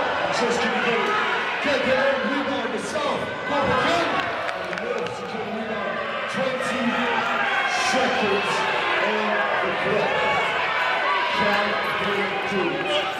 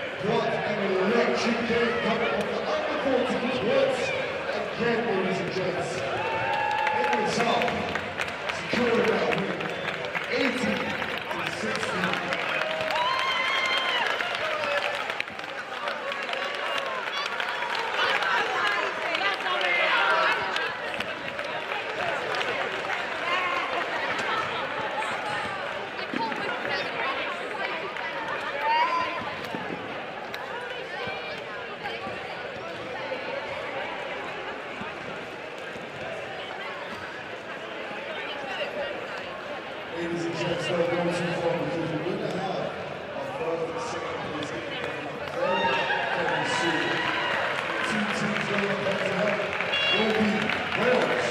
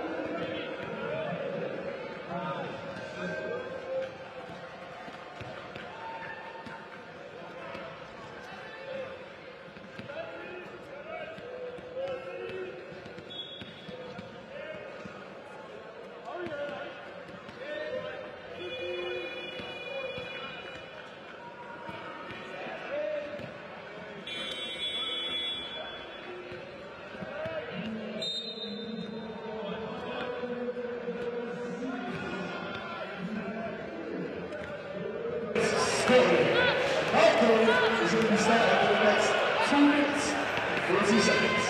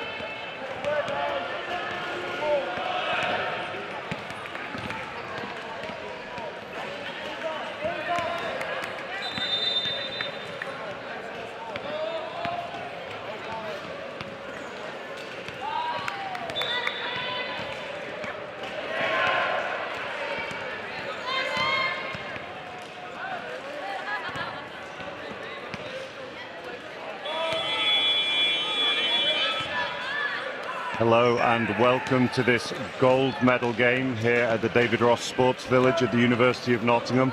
This is the senior gold medal match at the Home Nations 2026 matchup between England and Scotland. Just see the teams shaking hands before the game gets underway. Two teams that know each other very, very well through various pathways, be that the England under-23 program, under-25 women's program, senior programs. And speaking of the England under-23 program, my co-commentator Abs Tagarest has just joined us. Hello. I'm very happy to be here. Just come off the most stressful game of my life. Overtime win for the under-14s England South. And you weren't even playing? I wasn't even playing. Oh, congratulations on the win, though. Thank you. So England versus Scotland here. Initial thoughts from you? No, obviously you know all of these guys very, very well. I know everybody across both teams. I think, well, he's cut me short. Jack Norman Allen Long has cut me short right there. But I think this is going to be a tight one. I don't think it's going to be as spread out as the last game they played. No, my understanding is that foul trouble made quite a difference the last time these two There's teams difference played in each foul other. trouble. Some guys who you'd expect to make some more shots, such as Finlay Erskine, had a bit of a down shooting game. So with those guys playing at their best, this can be a close one. Speaking of people who can bring their best, Jack Long, though, obviously somebody you know very well through, I don't know, childhood, junior program, Everything, yeah. Cologne together, opened the game up with 5 unanswered points. That's what Jack does. When he's at his best, when he's playing mindless, he's able to just rack up points without thinking about it. He's someone we've talked about no end of times through the under-23 programs, and he's probably out of everyone that I've worked with maybe the closest we've had to Terry Bywater, just touch and clutch wide. Just mindless shooters that, if you give them something to think about, it's probably an issue. Yeah, we experienced both sides of that coin a couple of times across junior programs. Yeah. Jack on his day is absolutely one of the best scorers in his age group in the world, I would argue. He's a killer. But then there's that talent across both teams. You have Finlay Erskine on the Scottish team. Even Liam Barker on the England team gives you similar scoring ability. Was that even Liam Barker? I'll make sure that he knows you said that. As well as Liam Barker. Okay, sorry. My correction, I misheard you. Immediately we can see the difference in intensity in this game. Like, there have been some mismatched games, I think it's fair to say, through the home nations, but this is one where absolutely two teams are on a level with each other. England perhaps slight favourites, of course, after yesterday's game, but the intensity and the speed that both teams are going at already is noticeable. But just in comparison with the Northern Ireland game earlier against England, what killed Northern Ireland was the transition, and Scotland were able to keep up and block up the transition, making them play half court. There's the rotations I think the teams are able to bring as well. We've seen it with one or two of the home nations that have a great fight, and that sometimes those rotations, they struggle a little bit more with people fulfilling different roles there on the court. But this Scotland squad, the experience of someone like Daniel McLaughlin, who's been around for years and years, it seems. Shane Humphreys coming off the bench as well, someone who's young but has been around a while. Commonwealth Games experience now, of course. And well, they are an older squad than the England team, likes of Ben Leach, Finn Tonner, David Beattie, guys who've been around ages. So they've got a bit more experience. They have. It's just the talent pool in England is, and we've seen in Great Britain in general, is so strong at the moment. It's something we talked about a little bit in the game previously, that the depth of talent coming from Scotland is different than it's been for years and years, and Finn Tonner is exemplifying that there, but the talent in England and across the whole GB pathway at the minute is, I would argue, second to none in the world. I mean, go straight up to the seniors, you've got 27 guys who, apart from the 12, will probably make nearly every other nation in the world. Yeah, I had the pleasure of being here to watch some of the selection camps for the GB senior program, and that was exactly the point that we made when we were chatting, was that there are guys there who would be, if not in the squad, they'd be starting 5 for some of the other medal contenders as well around the world. We just have a bit of an embarrassment of riches right now.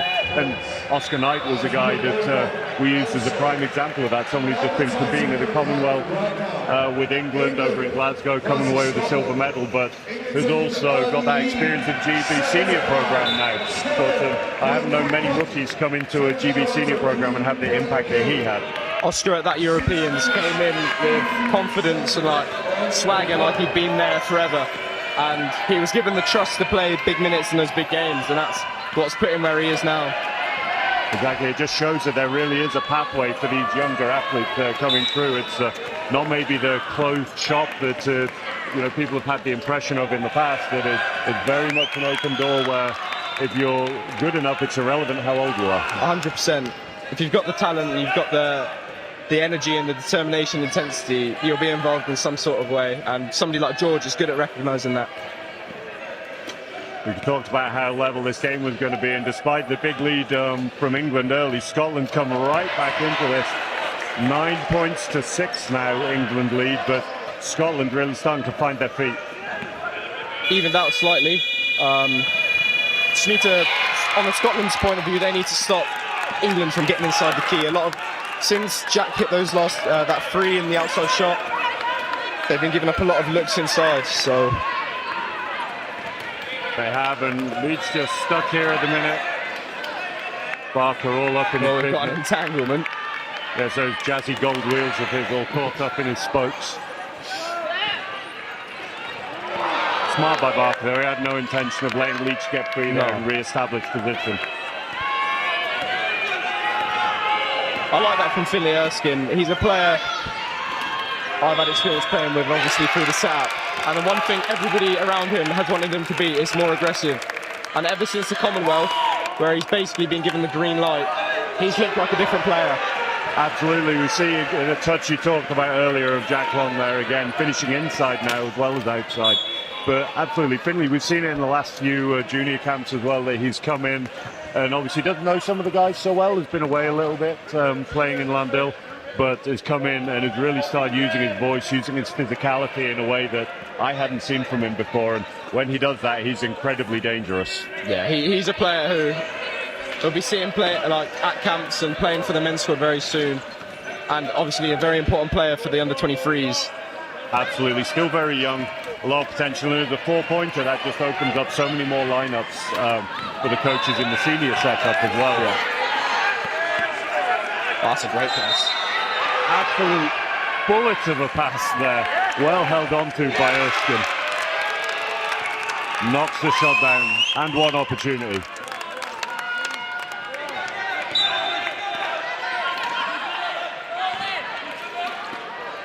Yeah, it's such I know, I appreciate we're repeating ourselves here, it's such a leap in intensity and aggressiveness and just the consistency of the finishing. And then if you look at the talent that are still on both benches as well, there are so many options from the coaches to change things up if they need to. Well, depth of talent, you look at the Scottish with Shane Humphreys, Danny McLaughlin, and then the England benches arguably even more stacked with George Gray, Alana Brand, Josh Prickett. I think everybody on that England bench is involved in, outside of just the England setup, is involved in a Great Britain pathway in one form or another.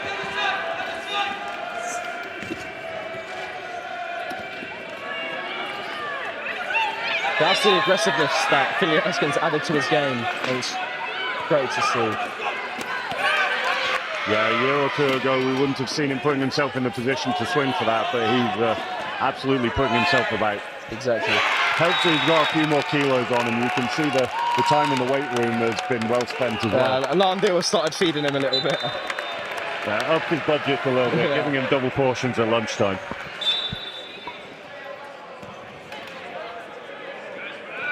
Another thing, we've just got,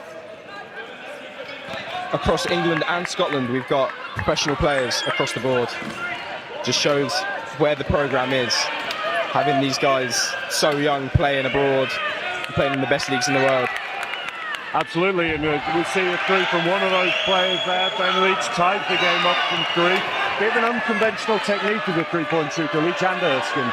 They both almost use like their post-up technique when they're shooting threes as well. similar to Madel Guntner from Germany. Another one, bit of a traditional centre, but added threes to their game. Yeah, they shoot so high that a contest isn't really a contest at that point. No, not at all, not when you're that big.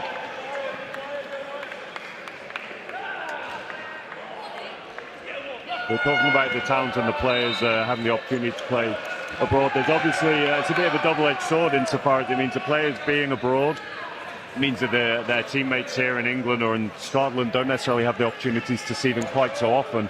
It means when they're coming back into those programs, they're bringing a real wealth of experience with them and knowledge of different cultures, different styles of play, different coaching. I mean, that's what the GB in England and all of these programs are so good at. You have guys with so many different experiences, guys and girls who are able to have the maturity to pass that on to everybody around them, and that spreads from each parts of the pathway. Under 18s who are playing with under 15s, seniors playing with juniors, all of that across here as well. Yeah, that connectivity is going to be a huge part of, I think, GB's continued success. Like we've had, I would argue, probably the strongest period in GB's history over the last number of years with the number of medals that have been won at senior and junior level. But now this connectivity between programs seems like it's closer than ever before. And someone who's experienced that. Yeah, himself. I mean, there were issues in the past, obviously, with that transition from the junior game into the senior game, but it seems like they're starting to plug that gap, and more people are competing for spots that seemed out of reach. And it's giving Coach George Bates some headaches, I'm sure, with the number of people he has to pick from now, but it's a problem you definitely want to have. Yeah, he'll be pleased. He'll be pleased. One of those problem players there, Finley Erskine, just knocking down another big post up. And like you said, when you shoot the ball that high above your head, as a defender, what can you do in that situation? If you can't get behind him, he's skillful enough to, if you do get behind him, he's just going to take the layup. So if he's on point, it's a tough one. It's a pretty unique combination of size, finishing above his head as well, but then an explosiveness in his share and a confidence in his ability to put the ball on the floor, that if you do try and overplay, he's just going to drive. Yeah, exactly.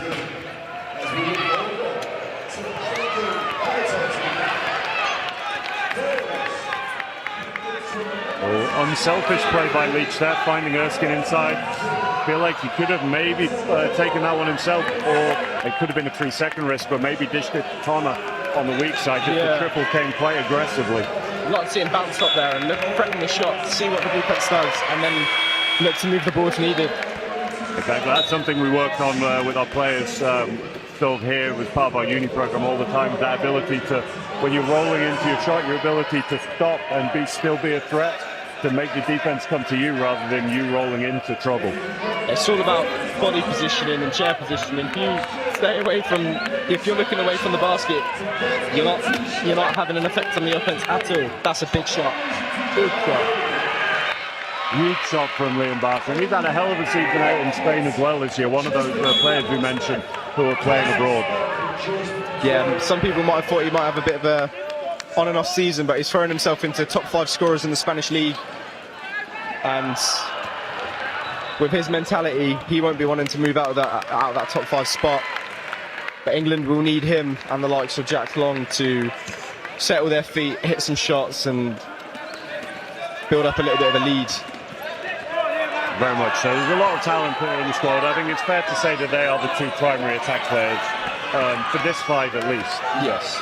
And we can see subs potentially coming into the game here for England. George Gray looks to be coming in, so I think that's probably to match up a little bit defensively with the probably physically superior Scottish team. Give him a bit of size and a bit of grit. 5-on-4 here with Matty Wilson down. Interesting that the play wasn't stopped on that one. Scotland aren't able to capitalise, and now it's stopped. It's amazing how much Liam Barker was able to grow there to challenge that shot from Finley Erskine. It's really flexible there, it seems, just to be able to get that height out of nowhere. Yeah, it's these new chairs these days. They've got like hydraulics in them or something, clearly. They must do. He got real big really quick there. Very, very quickly. But a good challenge, and it was enough to put Erskine off the shot. He's going a bit hard off the glass.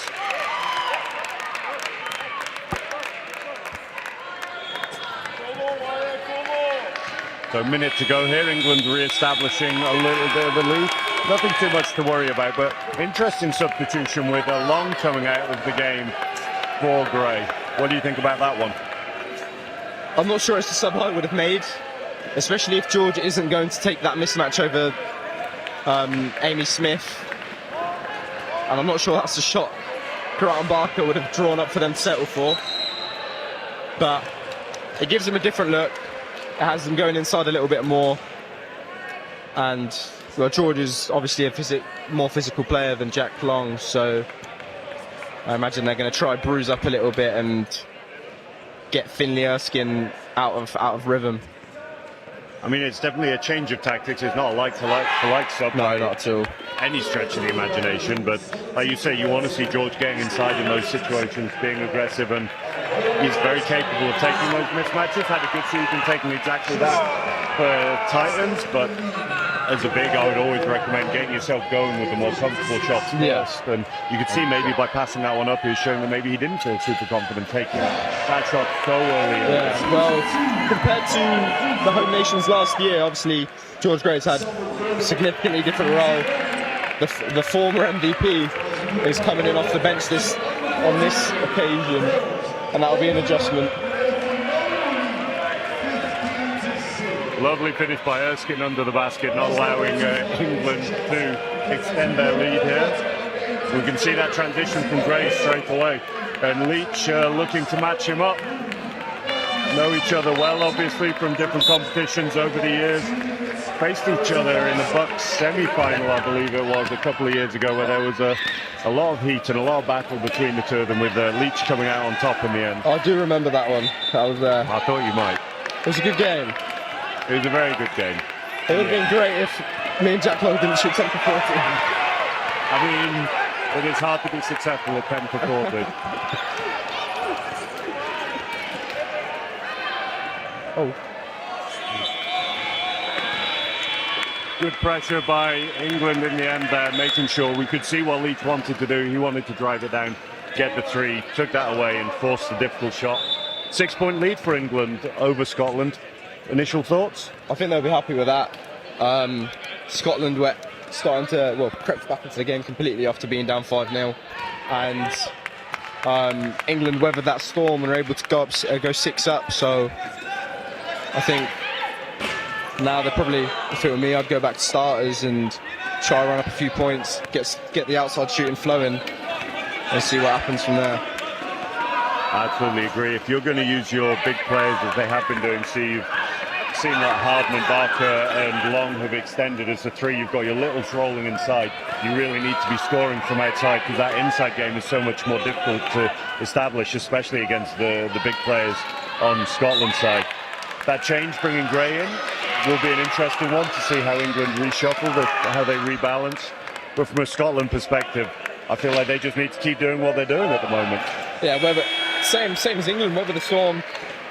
If they're trying to force it inside, Scotland have the size. So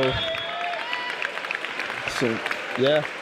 One thing we've not seen quite as much of in this game so far is Fintona. He was quite instrumental, and they didn't really run this lineup in the last game. Scotland, they were running some different units, I think, in their semi-final. So it'll be interesting to see if that means that the players are fresher, or if they're not quite on the same page as each other with not having run the units. Yeah, they went for a different approach to England. England in their semi-final against Northern Ireland didn't really rotate as much as you might expect in a game that they won by 70. But I imagine that was intentional to get their big guys touches. Yeah, and we talked about it previously, that there's no right or wrong way of doing things in basketball. There are so many subjective decisions that you need to make as the game goes on. And one of those might be using Liam Barker to take 2.5-point shots from all the way out there. Kevin Garnett shots. Leach just ISOing Barker, then Barker backing up. Leach will be upset with that. Got himself into the key really, really well there. Great a little look to the referee. I think he was hoping for a call from somewhere, and there was some contact, but a lot being let go so far. Like, it's a physical game. Yeah, that is a great seal by Ben Poulton right there. He's an underrated player in this squad. He just does the stuff off the scoreboard, able to get his points, teammates. Something Sean and I spoke about earlier, that sort of unseen work that your low pointers do, where there are no statistics involved, they're not getting any huge plaudits or credit, but they're working off the ball consistently. They need to be so athletic, so aggressive, battling usually against much bigger, players with very different impairments from themselves, to create space for these scorers who go and get all the credit. Exactly. I mean, you know, I say bigs would be nothing about the little ones and twos. There are obviously different ways of low pointers playing the game. There are some are in that more selfless role, some maybe more of the, let's call it the Abdi-Jama role, where they're spacing out and using their talents in different ways. It's good to be different. Yeah, flexibility is the key, absolutely. The lead extended ever so slightly here. England out to an 8-point lead now. Jack Long also back in the game.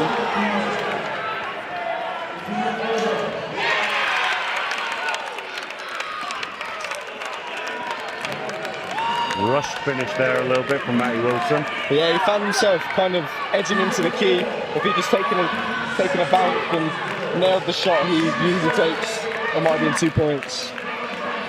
It was a good scramble by England there. It looked like Tonna was just going to explode and take the layup. They closed the space, forced him to panic a little bit, but despite that, maintained his composure, found Erskine, but George Gray came steaming through and knocked it out of bounds. England looks like Barker's getting some running repairs on the bench as well. One golden wheel down. Well, gold is not the strongest material. I'm surprised he's decided to have a wheelchair made out of gold. England definitely needs to shore up their defence here. They do. That's another one from Erskine, and you mentioned it earlier. He's not somebody that you want getting confident and starting to run hot, because he has got incredible range once he's going. 100%. He'll be in their scouting report. They'll know who's the guy they need to stop. Where is the safety? Unbelievable pass by Leach there to find Erskine. Just launched it full court. It was a great pass. But that's the difficulty when your point player is driving into the key to take the shot. That's a great shot, but it does leave you if your weak side isn't aware. We had, for example, Hardman sat waiting for the mismatch. I think potentially in that situation is Hardman that needs to be a bit looser 100%. and make sure he gets safe. We see that battle continuing between Gray and Leach. Leach making a little bit of contact on the big man. George making sure that the referee saw it. I think both bigs will need to make sure it's not a distraction for them. Yeah, they're definitely. I personally used to love the battle. I used to like picking someone to go up against. But if you don't manage that energy and you don't manage that intensity, then it absolutely can be something that becomes a distraction. Exactly. Seems like it's getting quite a bit feisty here. We've had a few people fall out of that chair in the last 2 minutes. Yeah, it's the second time that Tonna has been cleaned out in transition. Player that really big upper body, strong guy, and when he's going a pace, a little clip on the chair really does knock him flying. Once he gets his straight line speed going, he's hard to stop, and he'll fall hard. Oh, he goes down hard. And you know about it when he hits the floor. Scotland have gone for a different look here. I think a bit more mobility with Danny McLaughlin and Shane Humphries in, taking out Amy Smith and Ben Leach. We saw in the previous game as well. Daniel McLaughlin, very capable scorer as well. Like he's a low-class player, and obviously his impairment, he has cerebral palsy, impacts his arms as well as his legs. But good, strong core function for a 1-5, and can be a very dangerous shooter as well. He's got a very, very consistent spot up when he's in rhythm. Is Scotland looking for the mismatch on that last possession, just able to draw the foul. A little tight there from Tonna on the release. There wasn't really that smoothness that we see sometimes with his outside shooting, for example. Just a little bit more rigid there.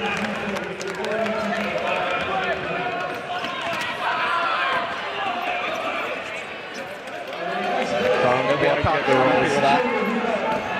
Yeah, he'll be frustrated there. That shot that he'd expect to knock down.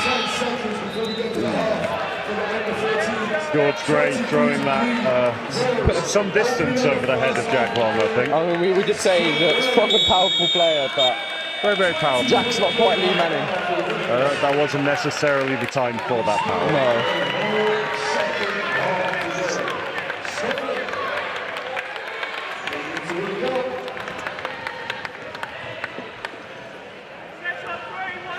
great finish there from Finley Tonner, my bad. But again, David Beattie curling in, taking the defender away, making George have to make a decision and giving Finn an easy layup. That's a difficult decision for a defender. You know that if you attack the guy who's setting the seal, then you're opening up the lane. On the other hand, if you leave it free and the timing's good, then that'll be an uncontested layup. So George a little bit stuck in no man's land there. Did the best he could with it, but easy 2 points nonetheless. Tough situation to handle. Jack Long's lost a bit of his rhythm, but Elliot Hardman. George Gray will be frustrated as well there. Made the cut, but you can't really take that away from Jack Long there. If he's feeling that shot, you have to give him it. Like, it's a great one forward. Another great seal by Beattie. Connor just tightening up a little bit, and I think if I was the Scotland coaching staff right now, I'd be looking at a lineup that could maybe give Connor 2 minutes just to get a bit of blood back in his arms, maybe get some fluids on board, because he's looked a little tight.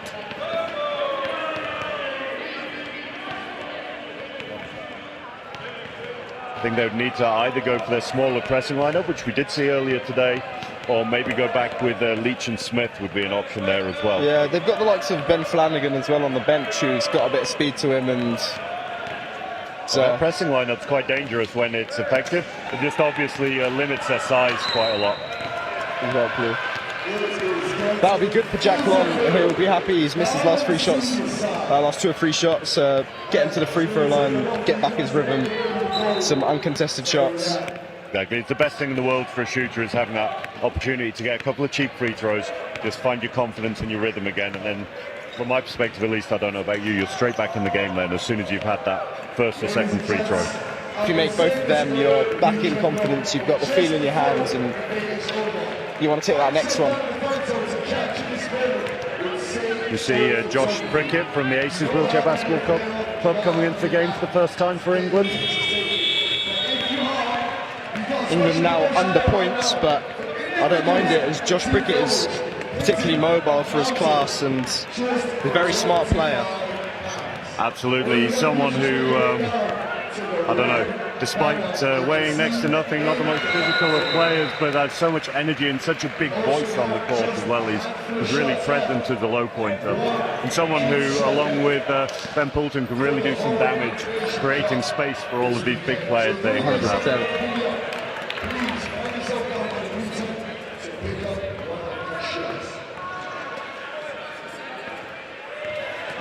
We have seen changes from Scotland here. Leach coming back in the game and Erskine taking a rest. Leach just snatching at that as well, though.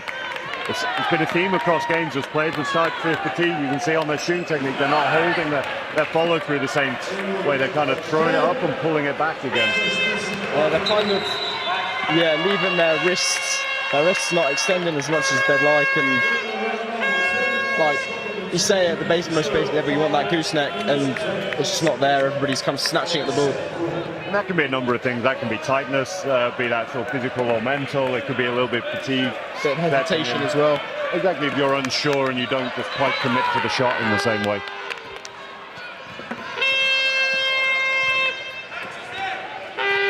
Hardell here from England, not committing on the defence. I think that's the right decision there. Force other scorers to make shots, get the ball out of Finley Tonner and Ben Leach's hands. And from an England perspective, into the hands of somebody like Jack Long, who you mentioned earlier, he had a little bit of a cold patch, but with a player like Jack, you live with those cold patches, and the biggest thing is him keeping himself confident in those situations. He's a confidence player. He rides the waves maybe a bit too hard, but once he gets going, it's hard to stop him. Well, there's no one better in his age group, but I would say at that. When, as you say, when he is confident and when he's in flow.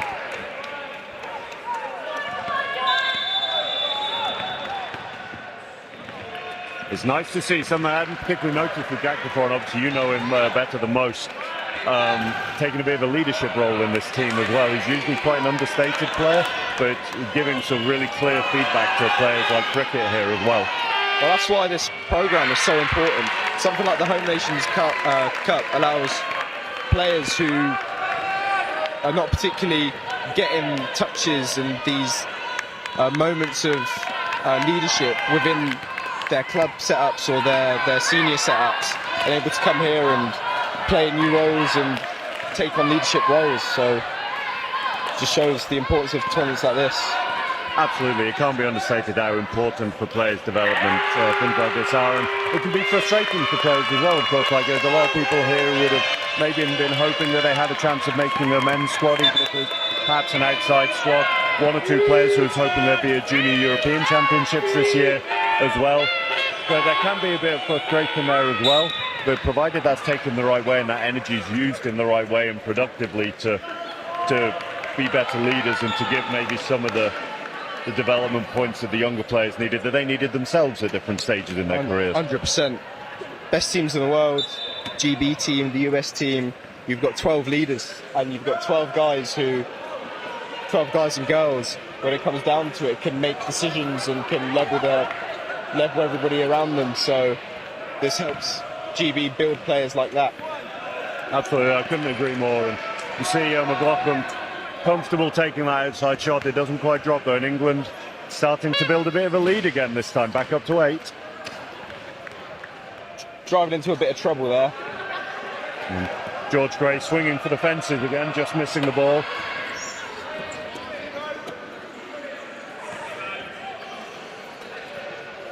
I think England has started trying to overcomplicate their offense a little bit. You'd like to see them just settle for the two-man game. Jack Long's getting hot, and then off of that, their bigs like George Gray and Elliot Harden can eat and get inside. Absolutely. If you're going to run transition the way they're running at the moment, it needs to be really clear. I'm not saying necessarily structured and rigid. You need to be crossing for each other and creating opportunities. What you can't do is just be running in straight lines, just train tracks down the court, and then no one really has any space to create anything. Exactly. Finley Tonner there with a nice and one. He'll look to convert this free throw after missing his last two. Couldn't quite see how he got to that space there. It's our angle here. Sometimes for the referee's not absolutely perfect, but yeah, it'll be good for his confidence to knock this one down. Ben Leach with a big rebound. So upright there, Ben Leach, when he shoots. There's no elbow in that shot whatsoever. No. It's all just wrist. Getting that extension to try and get over the bigs makes it a bit difficult to get that power in as well. It does, I mean, he's a strong guy, but it does make it difficult if you can't lower it at all, just to finesse that a little bit. Not naturally the biggest, but plays very big. He's very good at moving his weight around and shifting other players, getting to where he needs to be.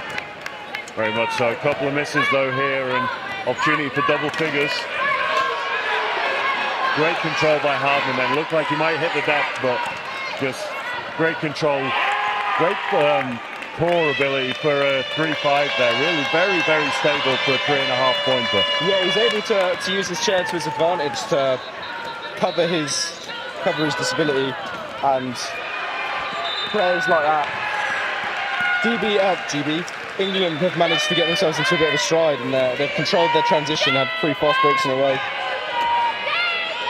You can see with that Scotland going back to their starters here, as well as Erskine and Smith come back into the game. Still no real opportunity to give Tonner a rest though. I think we need to look at Shane Humphries a little bit and give Tonner that 2-3 minutes off just to end the half. Exactly that. I mean, maybe the thought process is that he's going to get that break in 3 minutes time, but you don't know what sort of hole you're going to be in by that point. Exactly. A bit of exasperation from Tonner there as well. Thought he was being held by Fraser, who's just checked into the game. Nothing called though.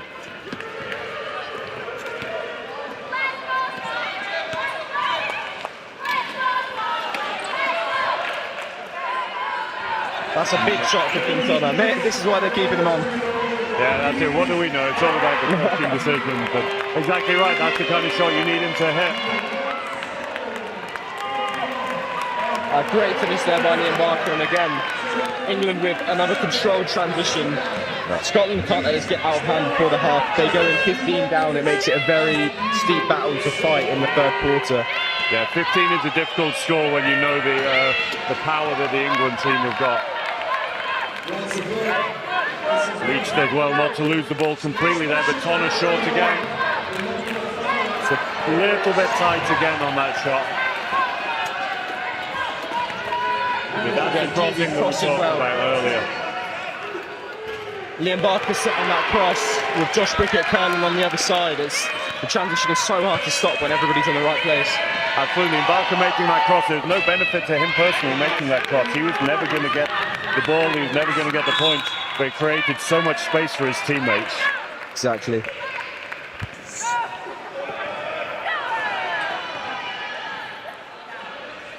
They needed that one really, and now no safety once again, and this could put them down 14.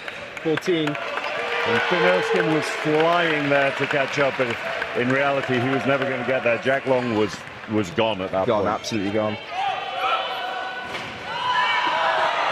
We mentioned 15 as a number, we're up to 13 now.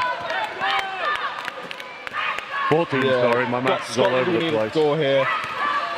I'm not sure that's a shot you would have wanted there. A little bit more ball movement perhaps. It can be difficult if you're feeling you have a good shot, but Jack Long with the left hand now. First time we've seen that from him today. That was just a great drive, going past a physical opponent in Erskine. Finn would have liked to do better there, especially to get beaten by with the ball. But these inside misses at the moment are really hurting Scotland. They're getting opportunities. They're getting not necessarily the easiest shots, but they are getting shots in and around the basket, but maybe not the guys they'd like to have taking them. The big issue is they've recovered well here now, but 3-4 possessions, they're missing simpler shots that they want to have and been giving up layups in transition.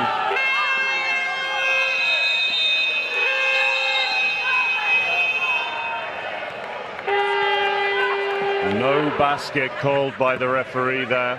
Interesting, that could have gone all sorts of ways there, whether that was going to be a no. Not sure what's now going on. We're getting the ball inbounded. I do think it was a correct decision. It was a shot clock violation. The ball didn't hit the rim from Elliot Hardman's 3-point attempt. Quintana just losing his bearings, almost his whole chair on court as he tried to full court pass that one there. Needed an outlet, and you can see some frustrations here from the Scotland. You'd have thought there might have been a high five or something there maybe, but understandable frustrations, but you need to use that productively. Seems to be getting agitated. Half time's coming at the perfect time for Scotland.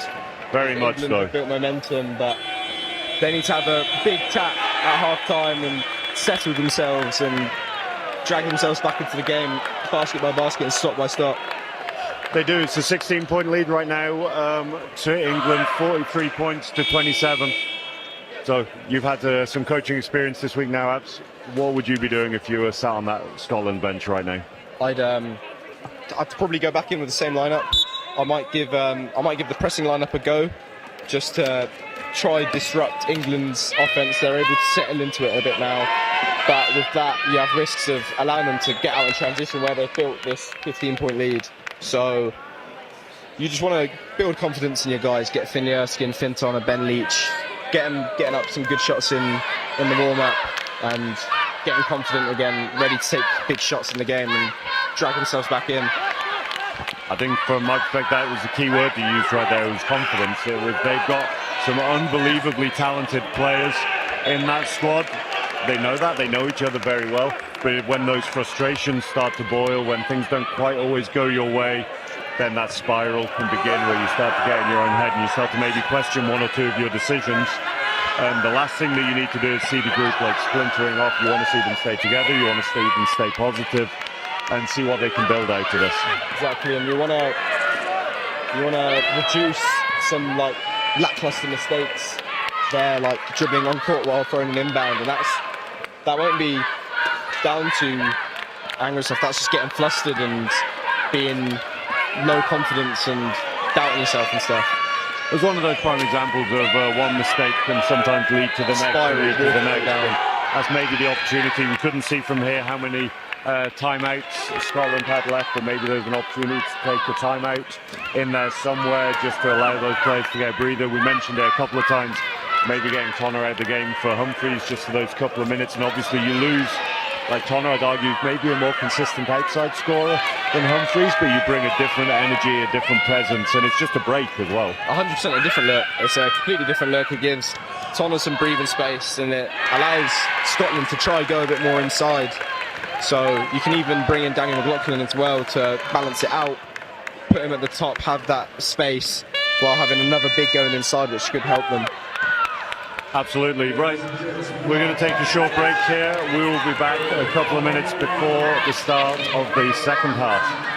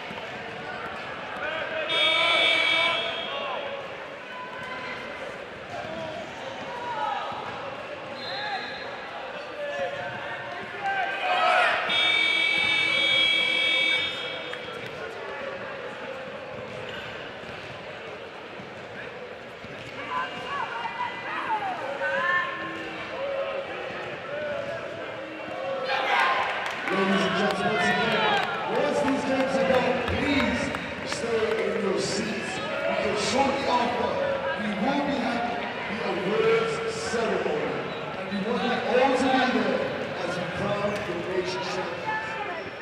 But as we all know, the under-14s game has been absolutely phenomenal all weekend long. We are now in the final 2 minutes and 23 seconds.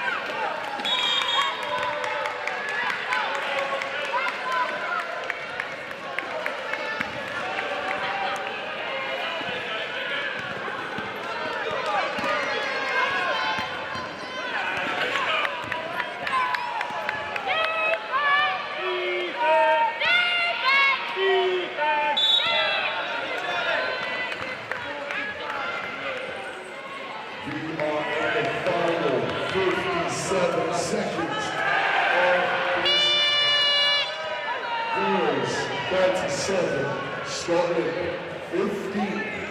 Scotland will take the last 57 seconds to bring this back. Ladies and gentlemen, once again, when the games are done, please stay in your seats because we will be doing the award ceremony shortly after.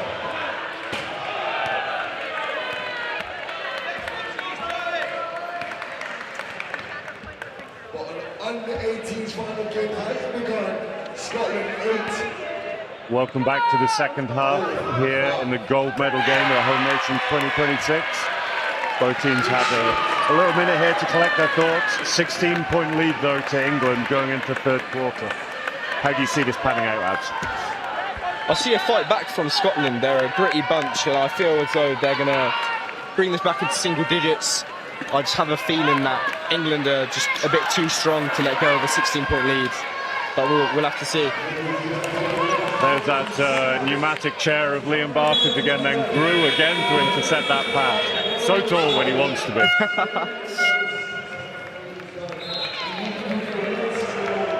Scotland will see that as a waste of possession, nearly a turnover there. And again, England able to get out on the break. Jack Long rightly not forcing that inside and causing a tough pass. From an England perspective, there's no need to force anything at the moment. Long time to go in the game, of course. This is far from like all she wrote. But They don't need to push the pace and try and get any easy turnovers that give the momentum to Scotland. Yep. That's a great finish there over a bigger opponent some of the time. Tough finish. Yeah, it's difficult to tell who's taller between the two of them sometimes, I find. But yeah, again, off balance, turning. He definitely made the most of that play. Tough pass by Turner as well, and just overcooked it a little bit to Erskine. They need to settle themselves here, Scotland, go back to what they know. They seem like they're trying to force it in with a near turnover at last possession, a turnover at this possession, and getting beaten baseline there. It's not what they want, but forcing a tough finish. Yeah, risky from Turner there. Felt like he just switched off mentally a little second and allowed, Barker has a lot of strength to his game, but he's not the most explosive to be beating you one-on-one through the baseline. No. Yeah, a lapse of concentration there. But then recovered well, like you say, pushing him into a difficult position.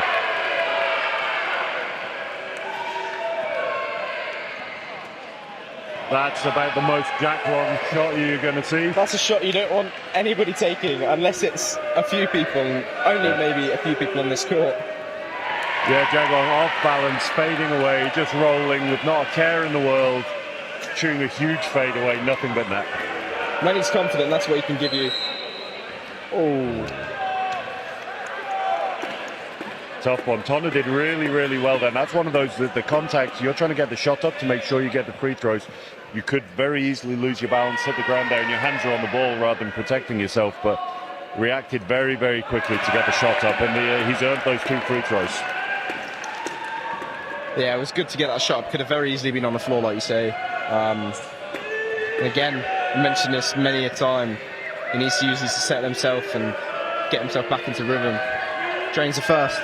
Really nice. You can see he's happy about that. Similar technique to what Zarzuela's there as well with his free throws. You can see he sort of goes up, hesitates for a second, goes back into it. Martin Edwards all seem to have the sort of very unique free throw routine. Yeah, like a almost pause mid-technique.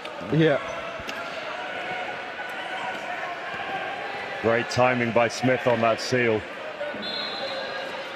Unfortunately, I think Finn was fouled by his own player there, looking for the contact. Might be right, very physical game here, but I understand Connor's frustration. I would have wanted the call as well, but I'm not sure that that was a foul. Great hands. Chance for a 1-0. I've got to be very careful here. Great pass. Great effort from Liam Parker there. What you'd think is a guaranteed bucket for Scotland. For Scotland to have possession here and just need to again settle themselves into the game. This is at risk of getting out of hand. It has, and a difficult one for Flanagan there. Like, he obviously didn't expect Barker to be anywhere near him, but for me personally, I think you need to take that underhand there. If you're going underhand and you're still blocked, then the chances are you're going to be fouled as well. If going overhand just gave him the opportunity. You see Erskine knock one down, nice touch from him. Rattled in, but it'll be good for him just to see that go in. It's a little bit more energy needed from Scotland here if they want to stop this run, and passes like that from England will definitely help them. A huge stop there. Talked about it in an earlier game that it's not just about passing to your teammates, it's about passing away from the defender sometimes as well, and that one was right on target, just ignoring there was a massive Scottish defender in the way. Yeah, I've got to keep the ball safe, especially when you're nursing a lead. You don't want to start taking unnecessary risks and giving Scotland 2 scores in a row. Like a well-timed timeout, I think, here from England, just trying to settle things down. I think they got up to about a 20-point lead at one point, but I wouldn't say down to 15 at the moment. Still comfortable from their perspective, but they wouldn't want that to spiral too much more. We've seen countless times over the years that those leads can really disappear when momentum starts to go against you and that nervousness sets in, even though you have a lead. Yeah. Scotland will be looking to push the momentum even more. If they can keep their guys that's coming from their trifecta of bigs with Finn, Ben and Finn. If they can get these guys keeping up the scoring load, then they can definitely go back in this game. Got Flanagan coming off the bench and he's got great speed. We've seen from Smith, her timing is so good that when she's sealing, she's really, really very effective on that roll. Again, somebody who gets no stats essentially, but is creating all these looks for the likes of Leach. And you have to give her so much praise, because physically she's outmatched by practically everybody in the court, but she's able to not be a defensive liability generally. So it's a huge testament. It gives Scotland the ability to play so many bigs. And speaking of physical mismatches here, you can see George Gray forcing one a little bit. I think he was potentially wanting a foul there, but he's looking to get himself into the game. Yeah, and I understand that as a scorer. You want to get yourself going a little bit. You want to maybe to see the ball go in, but not necessarily the right shot there. I'd agree. England there with good pressure to force the 8-second violation. Ben Leach was over with space to catch the ball, so it's just a bit of awareness, a bit of communication to get that ball over earlier. Sometimes it's just about those angles as well. We talked about it when people are just pushing in straight lines, and that can be hard to receive the ball. That was one where maybe a little bit more composure, and earlier in the transition they might have got an easier pass. Another three from Long. Jack Long is on fire. Seems like he hasn't taken a shot for a while, but he's also got to be on the best part of 20 points by now. 100%. And his last two shots was a fadeaway and a three-pointer, so he's able to get... Both players growing there, Barker and Leach. Barker coming off better. Another block for him. Game leading 2 blocks. Oh, loses control, gains it back. Surprised he hasn't moved that off and able to finish. I think what my vibe was there, he was looking for a bit of a round the back pass, but got a bit stuck on his hip or something and had to create something. Did well to finish. Close to a 3-second call, maybe. Scotland are again forcing it inside. I think Quinliowski needs to look at being aggressive and taking maybe even the three. Like, they're down 20 and they need big points and momentum shifters. He's got the ability to shoot threes. Couldn't agree more. I think the flip side of that, there was a good cut from Leach. Erskine didn't necessarily have the angle to make the pass, but what he could have done maybe was use his left hand there if he'd felt a bit more comfortable to hook it rather than force almost like a push pass through the traffic. Exactly. England running downhill now a little bit in this game, running with momentum. Multiple. Tyre goes out, those golden wheels again. And some frustration on the face of George Gray as he sees his teammate airball a layup when he's inside. Seems as though there's been a head collision. I'm not sure if he's banged his head. I think, as the coaches have got some water there, is when the tyres exploded, you can see like a powder come from the tyres. Maybe that powder there just in his eyes. They're just rinsing his eyes away at the moment. I think that happened quite a long time after the fall. One of those, it feels like Barker had run out of space a little bit, and one of those he had to force the shot rather than necessarily taking the comfortable one, but again, hope he's okay. Yeah, I hope he's all right. He would have liked to see that ball go inside against the big, but... Yeah, you need to make a read at the time, don't you, as a player? And George Gray was wide open, but watched his teammate take the shot instead. Yeah. Coaches have got an opportunity here for a timeout. Do you think that might be an opportune moment for Scotland? I think so. It seems that they've got a young coach, fresh face, Josh Manson, and England seem to be coaching themselves at the moment, so they'll want to just like keep themselves composed. Obviously, you don't want to see your teammate, your friend down in pain, but it seems like we're going to have a break in play. Difficult for Coach Barker as well, father of Liam Barker there. So it's a difficult situation. Obviously, you want to be with your team, you want to be making the most of the time that you have, but on the other hand, it's your son that's on the floor. Exactly. You mentioned Manson, a young coach here of the Scotland programme, experienced player, despite his age, has been around a long time. Interesting to see that he hasn't suited up himself for this one. Yeah, their last game he came on for decent minutes. I think he knows basketball, he's a decent coach, so he'll be able to recognise that maybe for this game he's not the look they might need. So, and I imagine he's got his chair near that if he thinks he is the look that they need, he'll bring himself on. Be a hell of a move just to go full Superman, grab his chair out of the cupboard, get changed in a phone box and turn up.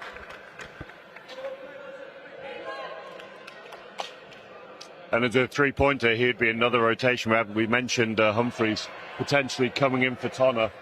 We haven't really seen that as a change, but Manson would have been another one of those changes, another three-pointer that could rotate in to maintain the three bigs. Yeah, 100%. I've been a fan of... I was a fan of the substitution for Ben Flanagan. They were able to get onto the break a bit more, but... they're able to start... Round of applause for Barker. We've had a little nod from Barker's mum as well, just saying, yeah, he's okay. Good to see. It's good to see he's not hurt. Seems as though maybe just a little bit of shock and a bump, falling down quite hard and fast. So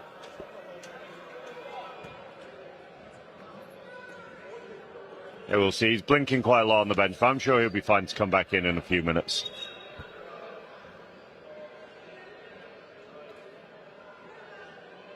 Scotland again will be, obviously you don't want anybody to get hurt, but we'll be feeling a bit happy with this break in play as England were building up this lead further and further. Exactly. It's been quite a long pause now as well, all told, so it is an opportunity for maybe some of those tired players to get a bit of air in. It's very, very warm in here as well today, so the opportunity to get some fluids on board, maybe just compose themselves as well. Exactly. We spoke to a couple of people about this. It'd be great to get your opinion as someone who's competed in sort of Home Nations or Junior Championships as they were. How have you found this weekend?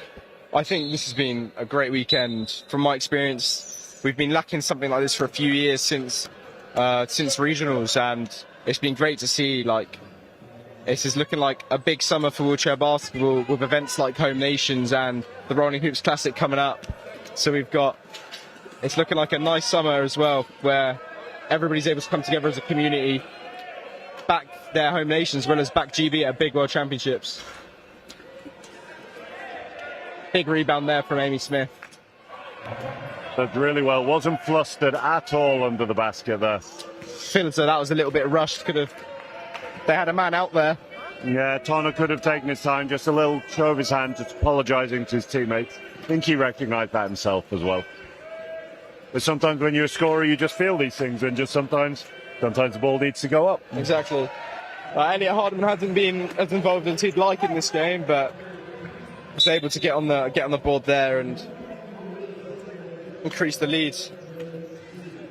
Yeah, out to 22 points now. Still plenty of time left in the game. It's not an unassailable lead by any stretch, and Scotland will have known going in the strength that England have. They'd have known the threats that they had, and they'd maybe coming in as underdogs, but they also know that they've got the talent to put up a real fight and to challenge this team. Exactly. Well, I feel like they're the kind.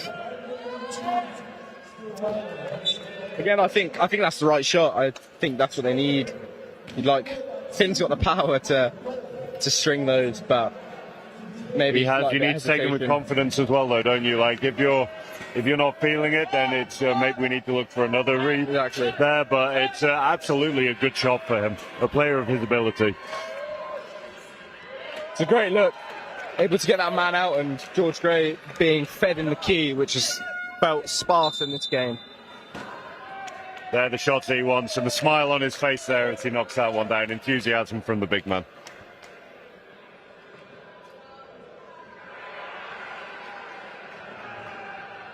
So another timeout here. Coach Manson deep in conversation with his players. As we asked it at half-time, 6 minutes later, what do you think he can change? I think I'd like to see some Shane Humphreys.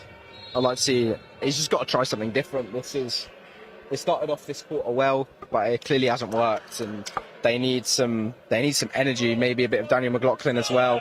Maybe this is the time where you give Finn Tonner that break, let him come into the fourth quarter or back in with a few minutes left in the third, rejuvenated.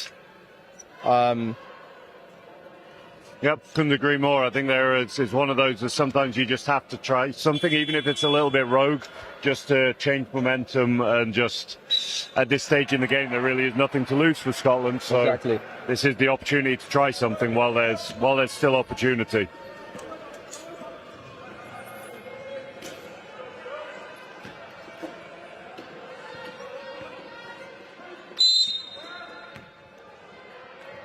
George Gray just getting a little handsy there, just reaching in. There was no need there, really. He's bigger than Tonner. He could just stay ahead of him, use his chair skill to stay ahead, but he wanted that steal, I think. He had him pinned there on the baseline. I didn't think he needed to reach, but Tonner will be happy with that. It gives him another. You can see the change of role here as well, with Leach has popped for the three, and it's Erskine going inside. Struggling, though. Third attempt, it drops. Gets the finish, getting himself a few rebounds. Not a lot of energy, though, from the Scotland team as they come back to defense. Looking quite deflated. Flat. Yep, deflated is exactly the word. And that's too easy there. I think in that situation, I appreciate it was Smith that got sealed out, but Leach, I think, in that situation has to take control of the situation. force his guard to go lower, giving them the confidence that he's got her back. Pressure there from England. Well, actually, not really the pressure there from England, just a few mistakes in the backcourt from Scotland causing a turnover, and it's not what they're needing at all. I feel like this is coming out of reach of the Scottish team. Yeah, there is a lot of time. 13 minutes is a long time in wheelchair basketball, but I agree, it is starting to head in that direction unless they really pick their energy up, if nothing else. Once again, giving up layups there. Jack Long's not going to miss those, and he's really not, and not when he's on this kind of form and playing with his confidence. No. You can see there are little bits creeping into the game. Scotland inbounding the ball so far below the charge circle, even there. Just some of these basics that you really look for in a game, Scotland aren't doing. It's a big shot. You'd have liked to see that a bit earlier. It just feels. And that's the shot that Leach loves, that bank shot, left side, rolling into it. Doesn't get a great arc on it necessarily, but really, really accurate every time off the glass. And they're looking for a different look here. I think Alana Brand, a very talented player, one for the future with the GB women. And yes, it's really, really tall in her chair, able to finish inside, can score well from outside as well. New looks from Scotland as well, with Humphreys coming into the game for Erskine.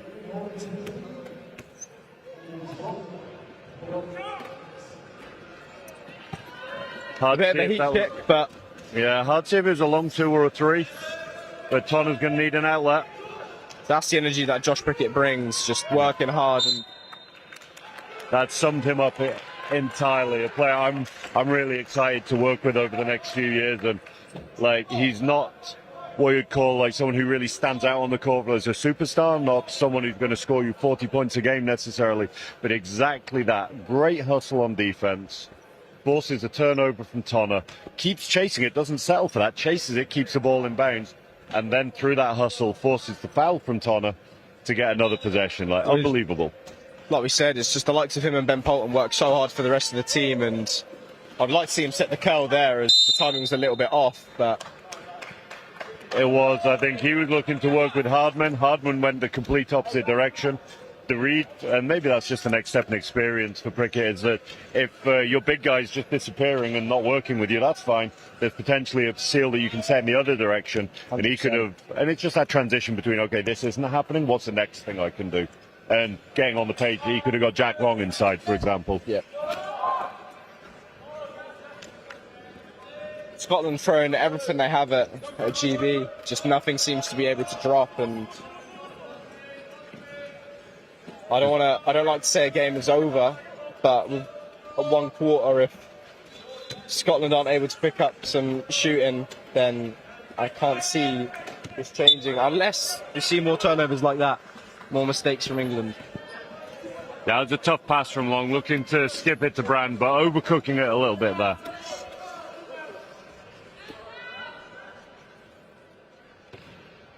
Scotland are going to need an outlet here. Risky.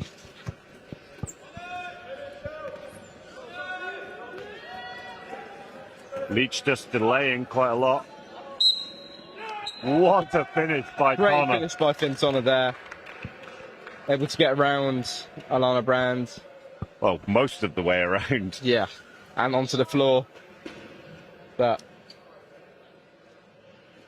lovely finish, and that's such almost a contradiction that we've seen at times where he's been so tight with his shooting when it's up above his head with his free throws, where he's maybe struggled a little bit, but that's maybe the third or fourth of those finger rolls where he's off balance, he's at speed, he has such control on that finger roll. He's been hitting those all over this weekend, especially through contact. Even when he's not making them, he's able to get that that contact and free throws. Tough one from Humphreys there, just a little cold maybe, hard off the glass. Leach did very well to find Humphreys though. I think Leach recognised that he was outsized there inside. Yeah, I think he wanted to go up a bit, just saw no possible entry. Great pass, finds Tonna. I don't mind that as a read. I can see both sides. Like, if you're a teammate that's trailing, you're desperate for him to hold on to this. Do you think you're going to get a layup? But if you're a scorer and you've got a mismatch on the edge of the key over a low, you have to take it, yeah. And live with the consequences if you miss it. You miss it, you miss. But those are the shots the team want you making. Again, you mentioned it earlier in the game. You think maybe Jack Long thought a little bit too much about that one? Far too much. They gave him a bit too much. The defense gave him, I was going to say, they gave him far too much time. And, well, it worked in their favour because he had too much time to think about the shot he was putting up. Yeah, he's definitely plays his best when he's playing on instinct.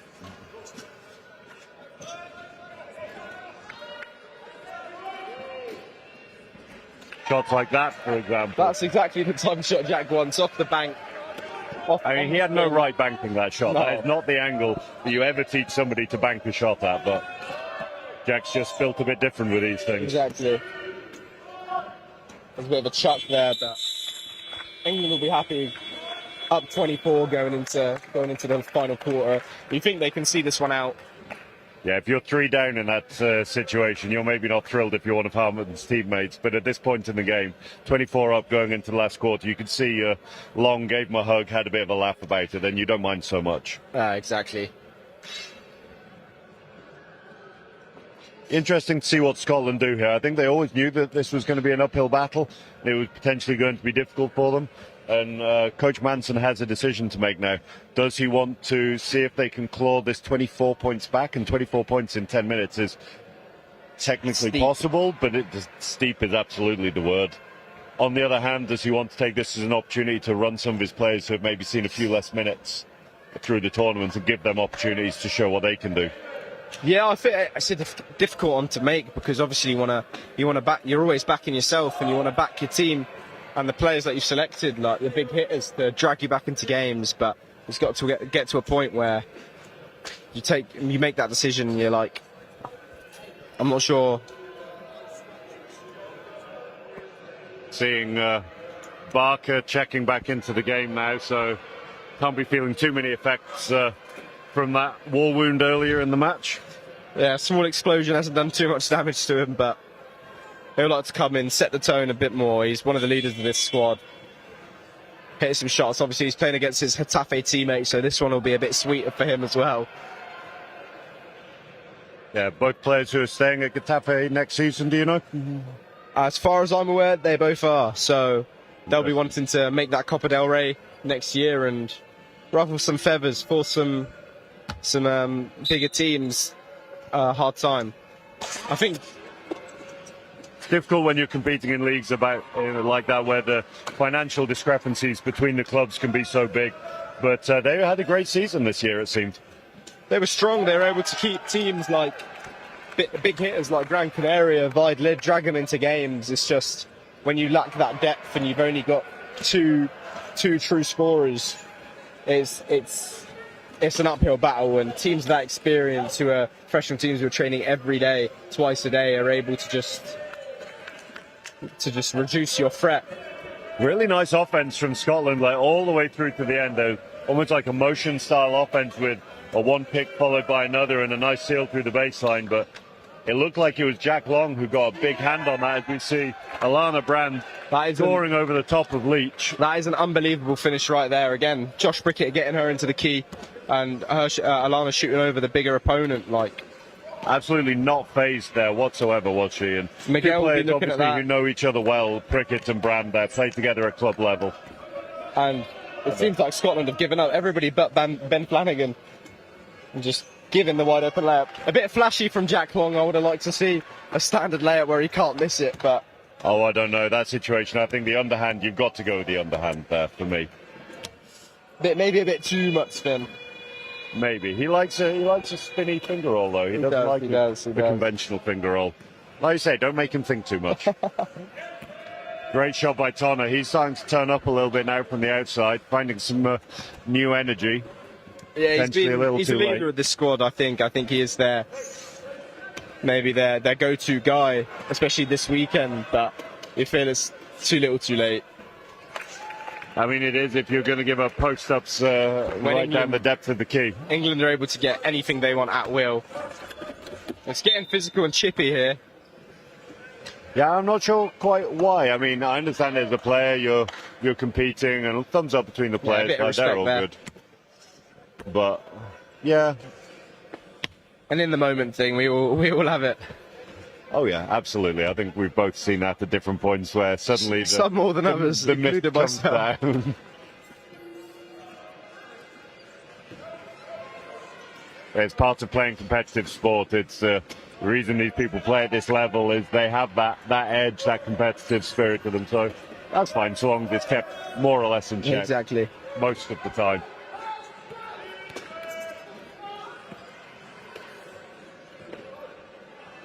I mean, unbelievable getting that up.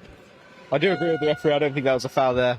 I don't think it was either. I think it's strange though, for some players that would have felt like they were in so much trouble, but it still felt like Jack had all the time in the world as he's falling just to look around. Still able to hit the rim. To make his op, just decide, oh, I'm going to pass this, maybe I shoot it, and yeah.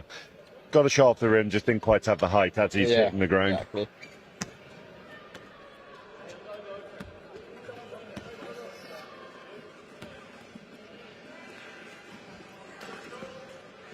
Erskine floating around at the top. Another one just a bit short, but he's got such good touch that shot drops in. Not really establishing an inside presence though at the minute, Scotland, and it'll be difficult for them to get back in this if they can't get easy shots. It seems like too much of an uphill battle, in my opinion. England are playing really smoothly. Scotland are making easy mistakes and giving up layups, and it just seems as though this has gotten away from them, and England are just too well drilled and showing a little bit more composure right now than Scotland as well, to be honest. And that's prime example of it. We're able to finish on the second chance, but it is in the transition there into the offense. You could see Tonner, he wanted the offensive foul at the other end. He felt like there was backing from Barker, but it felt like that distracted him from the play a little bit as well. He was trying to get the call rather than maybe waiting till the ball was dead and then having the conversation. Found himself outside of the play. I feel like, unfortunately, that's been a bit of the story of the game. These guys have been dragged into it's England versus Scotland at the end of the day. Been dragged into the occasion and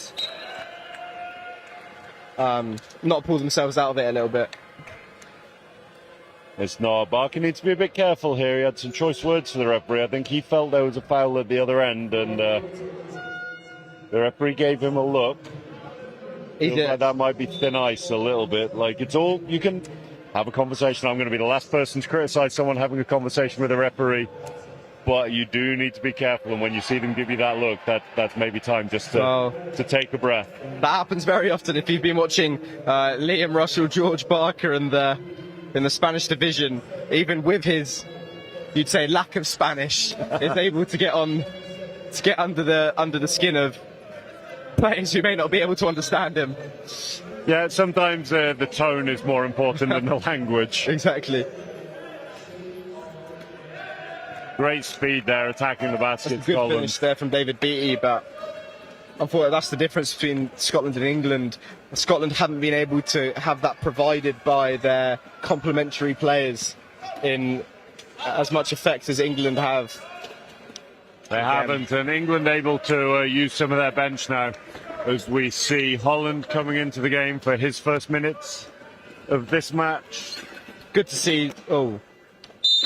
Branthwaite coming in as well as Holland hits the deck. You see a bit of rotated lineup. I'd like to see this from Scotland though. I think they're able to get into the game. Give your guys who haven't played a little bit. So like Charlie Redmond on the bench there, Danny McLaughlin as well. Get them a few more minutes and let them feel the moment and get experience, because they'll no doubt be here next year, and we'll need to be in a better position to challenge this England team. Absolutely, and it's hard just with the depth that the England squad have, the number of players that they have to choose from. That's always going to be difficult, but we can see the change here. That Humphreys has come into the game, a long time on the bench for him. Nice shot from Leach. Going 4 big again here. Yeah. First time I feel we've seen this 4 big lineup today. Yeah, they've decided to go with a bit more of the pace. Yeah, with Beattie and Ben Flanagan. maybe worried about the pace of England and if England were to press this four big lineup. Unfortunately, it hasn't seemed to negate England's transition. But Speaking of transition now, that's great control from Finlay Erskine there. He could have attempted the finger roll or could have panicked in that situation as well. Yep. Lead down to 22 now with 4.5 minutes to go. Like you said, it's probably a little late as a frustration there from Leach as that one gets called. Like the balance on some of these calls, I think I can understand why it gets called as a foul, but maybe in comparison to some of the other contacts in the game. Yeah, I think chair on chair, like that's equal force being given both sides. I think that's maybe a no call. Some leagues in the world that's a no call, but and like we said earlier, it is subjective with these things. There isn't a clear right or wrong. 100%. It's just you need to understand why as a player, I think. Exactly. I think it's a good defensive possession from Scotland here, and they want to just make the score respectable, get themselves within reach, and put up a fight. And I think he's got unlucky there for both seconds and a charge. They did. I think England created their own luck to a degree as well. Like Holland obviously made the mistake with the turnover, but hustled, and that's difficult from the point to then recover when you're facing, and you've got like, I don't know, people running downhill at you. He did really well to recover and force a delayed decision from Scotland. Yeah. Another soft call from the referee on Leach.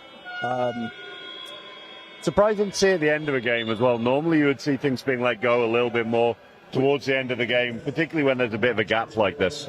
It has been a chippy game. We've had a lot let go, and now it seems like the whistle's being blown a lot more often.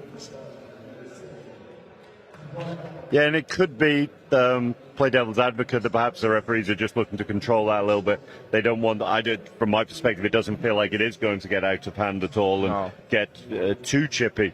But maybe the referees are just wanting to lay down a bit of a marker and just to stop it from getting too far. But I agree that it feels like it's been a good physical contest so far, and we don't need to change that in the last 4 minutes. Yeah. But the referees will have different perspectives. They'll feel the scores going adrift. It's not really competitive anymore. They want to negate injuries, stop people getting hurt. Absolutely. Like you say, it's completely subjective, and that is a legitimate perspective as well. The last thing that you want is anybody getting hurt.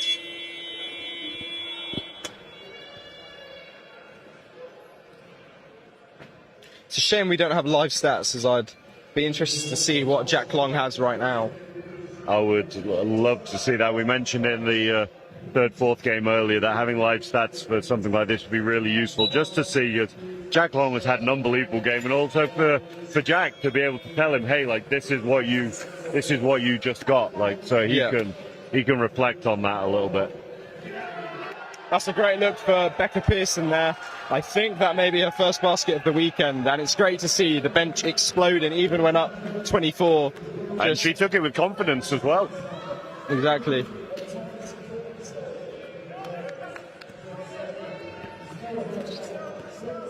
Another three from Erskine doesn't quite drop, and timing goes difficult. Like, you want to see him having the confidence to take those, but Leach was also inside on that one, but maybe a difficult passing angle. Yeah, I think he just had that set in his mind. Like, it gets to that point where you know you're going to shoot it. It might not be the right shot, but you're going to shoot it. Good defense there from Scotland, and out in the race, great pass from Finlay Erskine. And Ben Leach will want to finish this. Surprised that Barker went one-handed with that. It felt like being lefty, he maybe had the angle, but I'm not sure. It's hard to tell from this position. Yeah, he might have felt he didn't have the range while fading away, but I'm inclined to agree with you there.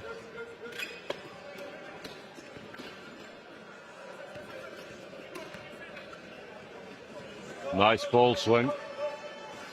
Got Holland rolling inside. That's a great pick and roll. Unlucky there from Holland, Bill. Overcooked ever so slightly, and Scotland running downhill again. I'm liking this energy from Scotland. I wish we saw it a bit earlier. Absolutely, it is a shame. Like, this would have been a more competitive game. I think the first half, we saw it in long stretches, but I think that third quarter, it felt like heads were down a little bit. Third quarter, yeah. Maybe that injury could have been the opportunity to bring the energy back. That didn't really happen. Yeah, maybe. But maybe intensity earlier in the game. you never know. Yeah, well, we were calling for the Shane Humphries sub way earlier, and I feel like they've come into the game a little bit, but I would like to see that earlier and a bit of a different look with the four bigs. Exactly that. It's I think Shane, I'm sure, won't mind me saying, he's not someone who comes in, he's not a flair player like some of the other guys on the court, but he gives you great work ethic, he gives you great intensity, great communication, really good teammate, and he's more than capable of knocking down these post-ups and mismatches as well. Yeah. There again, Becca Pearson with a second basket at the weekend. That's just 100% for the tournament so far, not bad. Full of confidence, and it's great to see her teammates are able to trust her and give her that shot, and that's just like so good for players like this to get experience at this level. Absolutely, and one of the only opportunities to play mixed-gendered games at an international level as well. Yeah.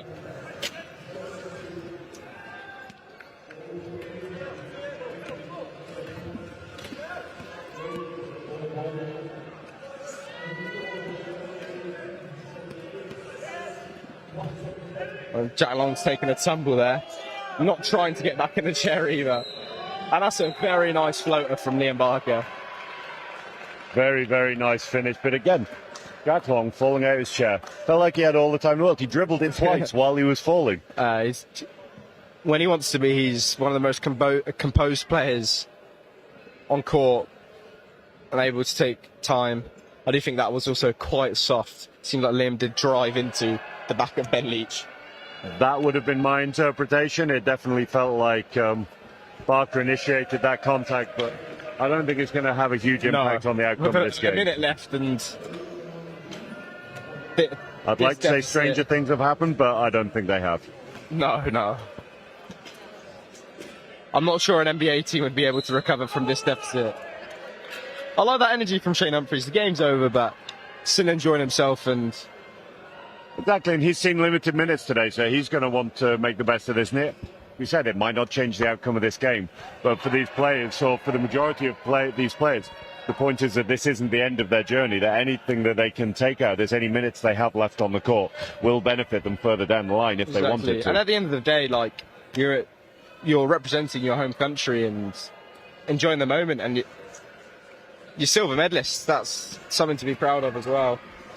Absolutely, and there aren't that many opportunities, and traditionally, I mean, there have been none, but even in recent history, there haven't been that many opportunities to represent your home nation at an international level. It's been GB or nothing, so for a lot of these players, it'll be a really, really proud moment, I'm sure. I think it's a great opportunity. I'm not sure many of the other GB guys would agree with me, but especially for me, I'd love to see this expanded to a lot more of the pro guys and have the likes of Phil Pratt, James McSorley and English players playing for their teams in a home nation-esque tournament. But obviously we have very packed summers, and yeah, it's a difficult balance, isn't it? From a competitive element, you would love to see the best of the best on these courts right now, but also from a pathway perspective, you do want to see these players have opportunities that maybe they're not finding elsewhere. 100%.